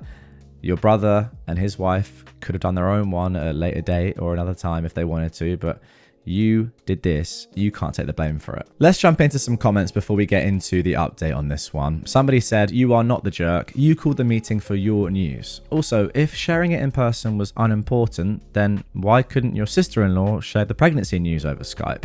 Her own reasoning should have been good enough for her. And good luck with your treatment. Yeah, great point, by the way. What's more important, the fact that your sister-in-law is having a baby or that you have stage 2 breast cancer? I mean, not really comparing the two, but I think that the breast cancer is more serious and yeah, it requires a meeting like this rather than a pregnancy. Somebody else said, "Not the jerk. I was so ready to call you the jerk from the title alone, but you arranged this meeting to break the news of something very serious, and your brother decided that it was time to break the news as well. Could you have handled this better? Well, yes. You could have asked him privately what his news was when he said he had something to announce, so that it didn't get awkward like this." Yeah, I do agree with that. I did say that. But regardless, the blame doesn't fall on you at all. But the fact is that cancer is like a bit more of an important thing to announce than a pregnancy, and your sister-in-law made a huge misstep getting jealous and saying what she did. Skype? Really? She's definitely the jerk here. There are things more important than a pregnancy, especially because a pregnancy has a lot more of a time frame to announce than a disease you're going to need to get some pretty obvious treatment for. Also, I wish you a good recovery. Okay, so this commenter is agreeing with me really that, yeah, it's more important to tell your family the news about cancer than it is a pregnancy. I mean, look, they're both extremely important, life-changing things, but you know what? I agree.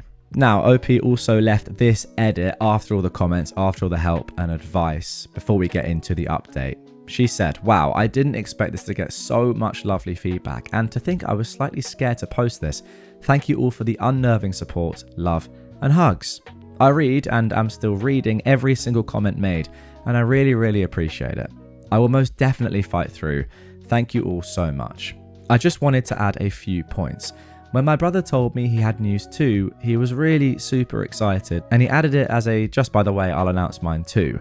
He did apologize and admit afterwards if he'd known what my news was, he would have held off his, because right now what's important is my recovery. He also admitted he wrongfully assumed that my news would automatically be good. I'm usually always the happy chirpy one.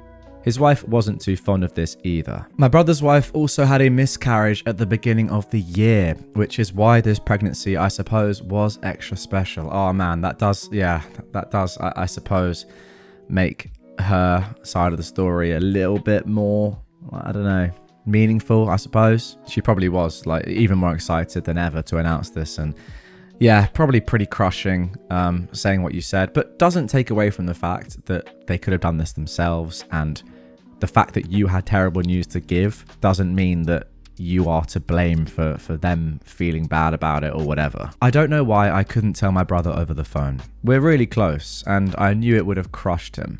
I couldn't steal him away at the gathering either because he was the last to arrive, and when he did, he just quickly mentioned, "Hey, OP, mind if I go first?" And I was frozen on the spot, so I said, "Sure." Yeah, also pretty silly on my part. It's hard to explain that feeling where you absolutely froze and there's a big lump in your throat that prevents you from speaking, but saying the news in the first place was really difficult to begin with. Also, just another point to clarify, I'm not a saint, but my brother does mean a heck of a lot to me. It's exactly why his wife and I cleared the air between us before, because I wouldn't deliberately make his life heck by peeing her off. Hence why, when I saw she was upset, I approached her. And when she told me I could have Skyped, I responded with, I wanted to tell them in person since they're my family, and they'd probably want to be there with me when I broke the news.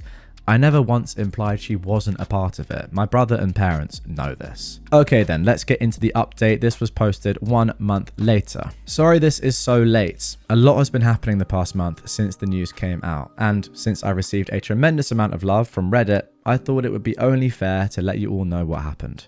First and foremost, I've started treatment. Also one of the reasons I couldn't update sooner.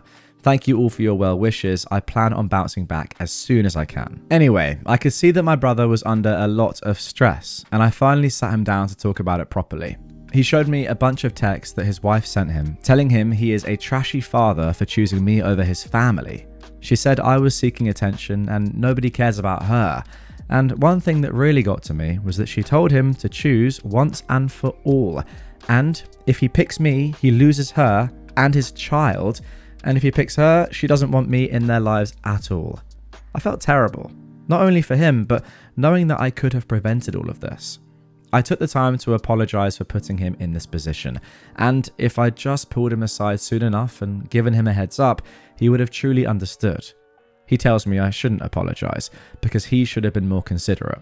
He also mentioned that his wife would have probably still gotten mad at him, whether they did or didn't give the news on that day. So, I decided I should invite her over for a coffee to sort out everything. I spoke to her alone. I asked her about everything. She was very cold and didn't really answer. So I started talking first by apologizing if I made her feel excluded from the family or that her pregnancy was of any less importance. I explained that I should have given them a heads up so we could have avoided what had happened altogether, and that was my fault. And that I was very sorry, but I also mentioned that the way she reacted and went to the extent of lying just wasn't okay. She then started crying and vented out about how angry she's been and that my brother always put me first. And recently they've been going through a rough patch, and when he sided with me, it made her even more upset and feel even more lonely. She admitted she lied to my parents and my brother, saying that she was hoping they would show her more sympathy, and when they were cold to her, she got even more upset. After hours of talking, she apologized for how she acted and has been acting, and she would like if we moved on from this. My brother came later and they both went home. He texted me saying they both spoke for hours and agreed to couples therapy. My parents are currently living with me and helping me out tremendously, but they're not quite happy with my sister-in-law just yet. Although they promised to try to work things out, things finally seem to calm down, and let's hope it stays that way.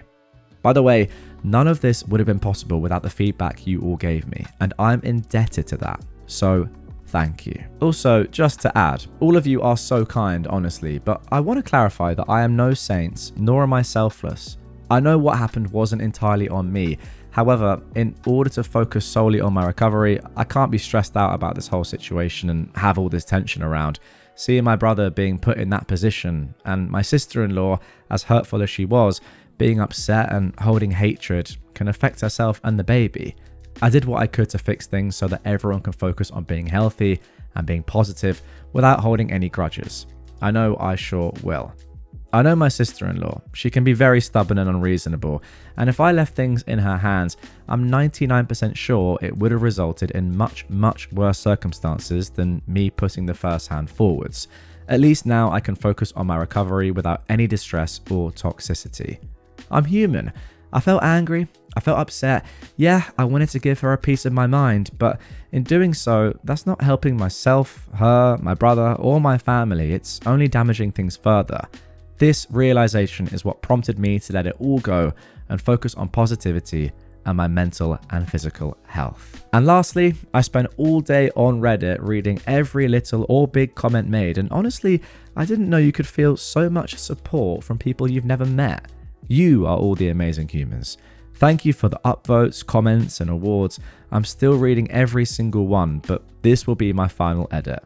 And for the people who asked, I'm 24 years old. Well, there we go. We're seeing the beauty of Reddit once again. That is why I love this platform. I've never seen a social media or like even another sort of online community that at times can be as supportive and as amazing as Reddit can be. Now, this is not like a one size fits all. I know that there are corners of Reddit which are very bad, but there are also corners of it like this which are great. And I think when you do need the support of randomers on the internet or tips and advice, etc., Reddit is the place to go. Let's just compare it, right, to Twitter, X, I don't know, any other online social media you can think of. Arguably even Facebook these days, maybe less so, but X, like that is a very, very toxic place, let's be honest. TikTok, Instagram, Snapchat, probably better. I don't really know, I don't really use them, but like you're not getting a community like you get on Reddit, I don't think, in any other corner of the internet. Let me know your thoughts on this down below. Actually, I'm interested to hear if you guys use Reddit at all. This might be a crazy question, but some people don't really care about Reddit as a platform. They just like listening and getting my thoughts on these stories. Interestingly, I actually reckon quite a lot of you are like that. But yeah, let me know. Have you ever actually been on Reddit before? Do you go on it? Do you read stories yourself, or do you just come on YouTube, Spotify, and listen to me read them? Yeah, who knows? I think the answers may be surprising, or maybe you all use Reddit and you've always known what it is for years. But yeah, as for this story, I don't know. It's a tough one. I do think that perhaps everyone involved should have done better right away to make sure this didn't happen. But I kind of get it. Like, if I'm in OP's position and I'm thinking I've got this terrible news to say, I'm really nervous about it anyway, then my sister comes along saying, I've got an announcement as well. I don't know how I'm reacting to that. I'm not suddenly saying, no, don't do that, I've got a really tragic thing to say. It's just much easier said than done, I reckon. So yeah, I'm glad that OP realised that fact and realised that although her sister-in-law clearly took things way too far, it wasn't super malicious, and you definitely did the right thing, by the way, in holding out that hand first and making sure that everyone, yeah, has a relationship in the future. My younger brother passed away 5 years ago, and his ex-roommate stole his Bitcoin afterwards, plus a 4-year update. This was originally posted on September the 8th, 2016. My younger brother passed away nearly 5 years ago from an overdose, which devastated my family at the time. I knew he was into drugs, and I continually warned him about it, but he assured me he had it under control. I couldn't really take the moral high ground anyhow, since he knew I'd also indulged in it myself in my younger days, though that wasn't exactly a secret in my family. I was posted overseas when it happened, and felt some guilt that if I hadn't been away, I would have been able to prevent him being influenced by his circle of friends at the time. But ultimately, I realised I was not my brother's keeper. Afterwards, I assisted my parents with putting his belongings into storage to be sorted out at a later date, and I returned to my job. When my contract ended, I returned home and had the time to sort through some of my brother's things that my parents hadn't looked at yet. Among them was his computer, which I was hoping might have had some photos or other things of interest on it. I managed to salvage a few good pictures and videos, though most of it was of him hanging out with his friends at the time. It was still good to have a few extra memories of him from back then. It was while I was going through the installed programs, I noticed he had Bitcoin software installed. I know he used to buy certain things for himself and his friends online, so it wasn't a surprise to me that he had this. I knew that Bitcoin had gone up in value over the past several years, so part of me hoped he might have had an amount there. But when I ran the Bitcoin program, it said 0 balance. I wasn't too surprised at that until I looked at the transaction details. There was regular activity there right up until the week before he passed away, and then nothing after that. Until 2 years ago, when the total balance at the time of 147 Bitcoin was transferred out of it. Wait, 147 actual Bitcoins? Legit? Oh my goodness. Okay, sorry guys, I need to interrupt at this moment just so everybody is on the same page here and we can all understand together the levels of money that we're talking about here. Now, if this is true, we're talking insane amounts of money here. Even back then, a lot of money. But now, especially, like a truly ridiculous amount of money. Let me just get the calculator out. Let's go through this and talk about how ridiculous this is. So, right now, today, 147 Bitcoin is worth 16 million US dollars. Over 16 million US dollars. Which is quite frankly ridiculous. Now, it's worth mentioning and remembering that this was posted, this post, in September of 2016, and OP's brother passed away 5 years before that. So 2011 is when he last had his Bitcoin, I suppose. But 2 years before OP posted this, so now we're talking in 2014, is when the transfer out of the 147 Bitcoins occurred. So I'm going to work out how much 147 Bitcoin was in dollars, which is crazy, in September of 2014. Right, so roughly in September 2014, the average price, it seems to be around $350, right? Which is crazy compared to what, 13,000, which it is today. So if we do $350 times 147 Bitcoin, we're getting to over $50,000. So that is the amount of money we are talking about here. 51,000 roughly US dollars back in 2014. A lot of money. Not 16 million, by the way. I mean, that just shows, I know we all know about this already, but if you got money into crypto early, and by the way, I'm not pro crypto investing at all. I think it's too risky. I think you're much better off investing your money in safer or relatively safer things like The World in general. Buy The World, good book.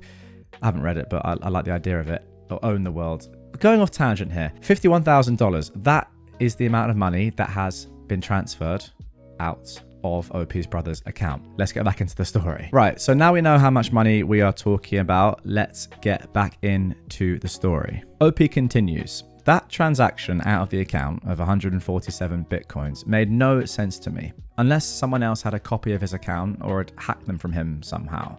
But then I checked the history log on the computer and lo and behold, it had been started up several times on the date the transfer happened. Going back to my parents, I asked them if anyone else had used the computer since they got it back from storage. They remembered that yes, 2 years ago, my brother's old roommate looked them up and asked if they still had his computer and could he use it to get a copy of some files to do with their old rental. They'd let him use it for a couple of hours and he left afterwards and hadn't heard from him since. I looked him up on social media and from his post history, it seems like he suddenly came into some serious money, judging from the purchases and activities he was involved with at around the same time. Remember guys, roughly $50,000 this is. So where do I go from here? Well, the evidence strongly points to him having stolen the Bitcoin, but what are my options? Do I confront him directly and do I have anything to stand on? My parents went through a lot over the years and it would be good if I could at least give them back something for all their blood, sweat and tears. And I know it's what my brother would have wanted. Okay, let's get into the comments right away. My initial thought here is that this is just stealing. It's illegal. Something can definitely be done here. Somebody said, number 1, get in contact with a lawyer immediately. Number 2, do your parents still have the message where he asked to use the computer? Security footage when he was at your house? Anything is useful here. If you don't have it, see what your lawyer thinks about this idea. Something along the lines of, contact him and ask if he used your brother's computer about 2 years ago when he was deceased and make sure it's on paper. Number 3, was the computer password protected? Number 4, post the address that the coins were sent to. Maybe some Bitcoiners can help try and find out which exchange he's used to cash out. Then we can try and contact the exchange for extra help. Hopefully, this guy has sold his Bitcoin through an exchange where he was verified with his passport or address, and then I think you'll have a solid case. Also, edit here, you need to act fast. This guy might be reading this subreddit and he might come across this post. Good luck. Yeah, I mean, that is a very good point. People that back in the day were dealing with Bitcoin and, you know, maybe the dark web for who knows what, they're probably going to be on Reddit, let's be realistic. OP replied saying, I appreciate the quick response. I will answer in point form. 1, I'd like to avoid legal if possible due to what my brother was using them for and also the cost. Not ruling it out later though. 2, there was no password set. 3, I will post an update with the address information when I have it. Since it looks likely he did cash it out, I really hope you're right about him having done it somewhere he can be tracked. Somebody else said, good luck with legal pursuit of action in this circumstance. There's a reason why Bitcoin is used on the darknet market. Yeah, I mean, that is true. And that is, I suppose, one of the reasons why it's not been taken on by many governments is that the reason why it's good is also a reason why it's really, really bad and potentially very dangerous. OP said, that is my only concern with this if we do pursue this legally. I know my brother was using them for less than legal purchases at the time, which could be linked back to the Bitcoins. Somebody else though said, and I think this is a great point, what are they going to do? Arrest your brother? The worst case scenario would be to seize the Bitcoin, which I doubt would happen. I suppose OP is thinking he doesn't want his parents to find out, but then again, do your parents not already know that he died from an overdose and obviously therefore was taking drugs? I suppose they don't know necessarily that he was the one buying them or that he did them regularly or anything like that. That's the only logical reason I can think as to not get the police involved. I would 100% though get the police, get a lawyer involved. Okay, so next up we got a mini update actually on the same day. Just an update, says OP. I was sent a PM from a fairly notable individual in this subreddit with an offer to help, which I've accepted based on his history and reputation here. You may have guessed, by the way, this was originally posted on r/Bitcoin back in 2016. On his advice, I will be collecting the computer from my parents' place later today instead of the weekend, so we can jump on this ASAP due to this now being out in the open. He's also using his connections to get a free legal opinion from someone qualified in this area. I can't say much else until I hear back from them, but I'll be sure to provide further details as soon as I'm able. For now, I just want to thank the community in r/Bitcoin for all the kind words and advice you've given. It's people like you who restore my faith in humanity after experiencing idiots like my brother's ex-roommate. Now, interestingly, many people were skeptical of the unknown Redditor's assistance. For example, this person who said, "Trust nobody, especially people who privately send you mail. Regardless of what their reputation is, they might F you over. It's happened in the past plenty enough times." It makes me wonder, if this person has such a great reputation, why aren't they coming out in the open? I understand the sentiment there. I would probably disagree with that. I imagine if they are a well-respected member of this subreddit, they've helped people out before and there's evidence of that. Also, what could they possibly be looking to gain from this? Like, the money's gone. The money potentially is only ever going to go to you or your parents because it's your brother's Bitcoin. I suppose if the Bitcoin was still lying around somewhere, this random person could potentially try and steal it.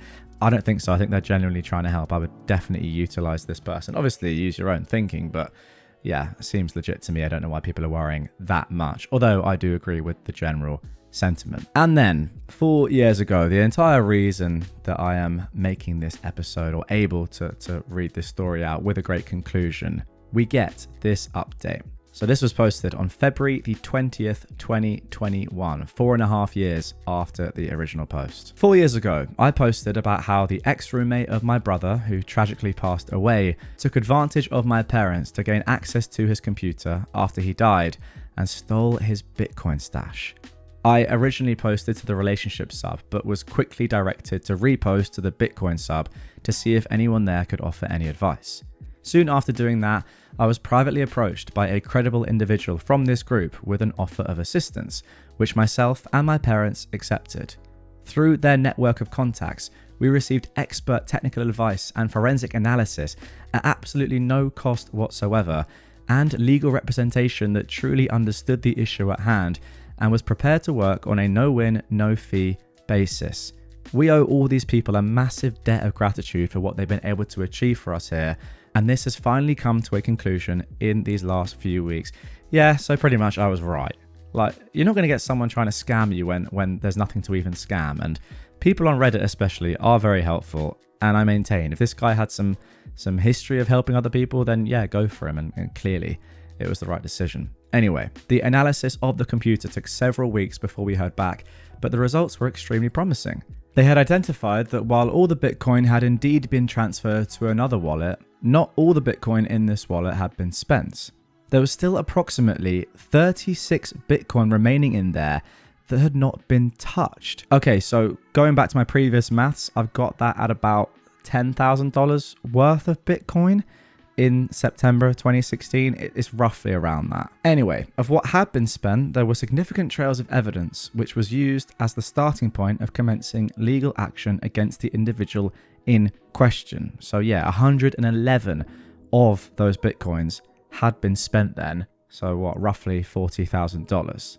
It's taken time and much of it is under non-disclosure, but what I can confirm is that an agreement was made to withdraw our case against him in return for transferring this remaining balance back to my brother's estate.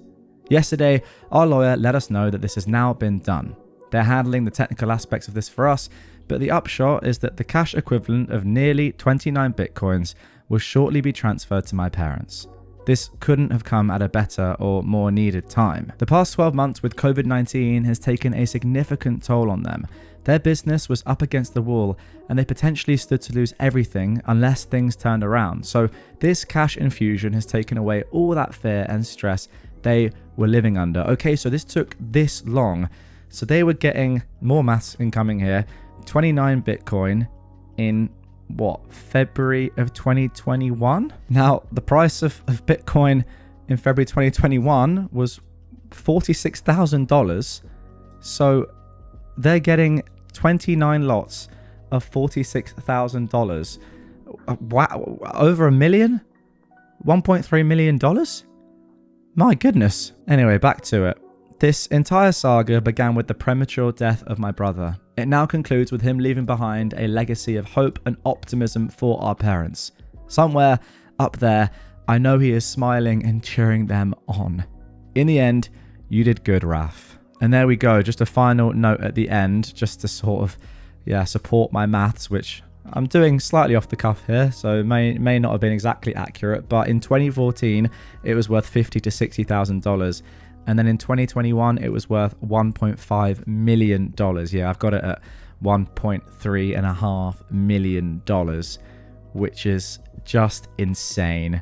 What a cool end to the story, I suppose. So there we go. That is going to do it for this one. As I said, great end to the story. It's one of those very rare cases. The fact that it takes so long for legal things to happen and cases to occur actually benefits a party that normally would want things to happen pretty quickly. Like, every single delay there was with the entire case, with the lawyers, etc., was actually just helping OP and his family, because that Bitcoin was just accruing more and more value. It's pretty ridiculous, but I suppose in a roundabout way, it was a good thing that it took as long as it did. 4.5 years later. I say it's a good thing. All this with the context that, of course, it's very, very sad that your brother passed away very tragically. But as a passing gift to give your parents, your family over $1 million, it's pretty cool.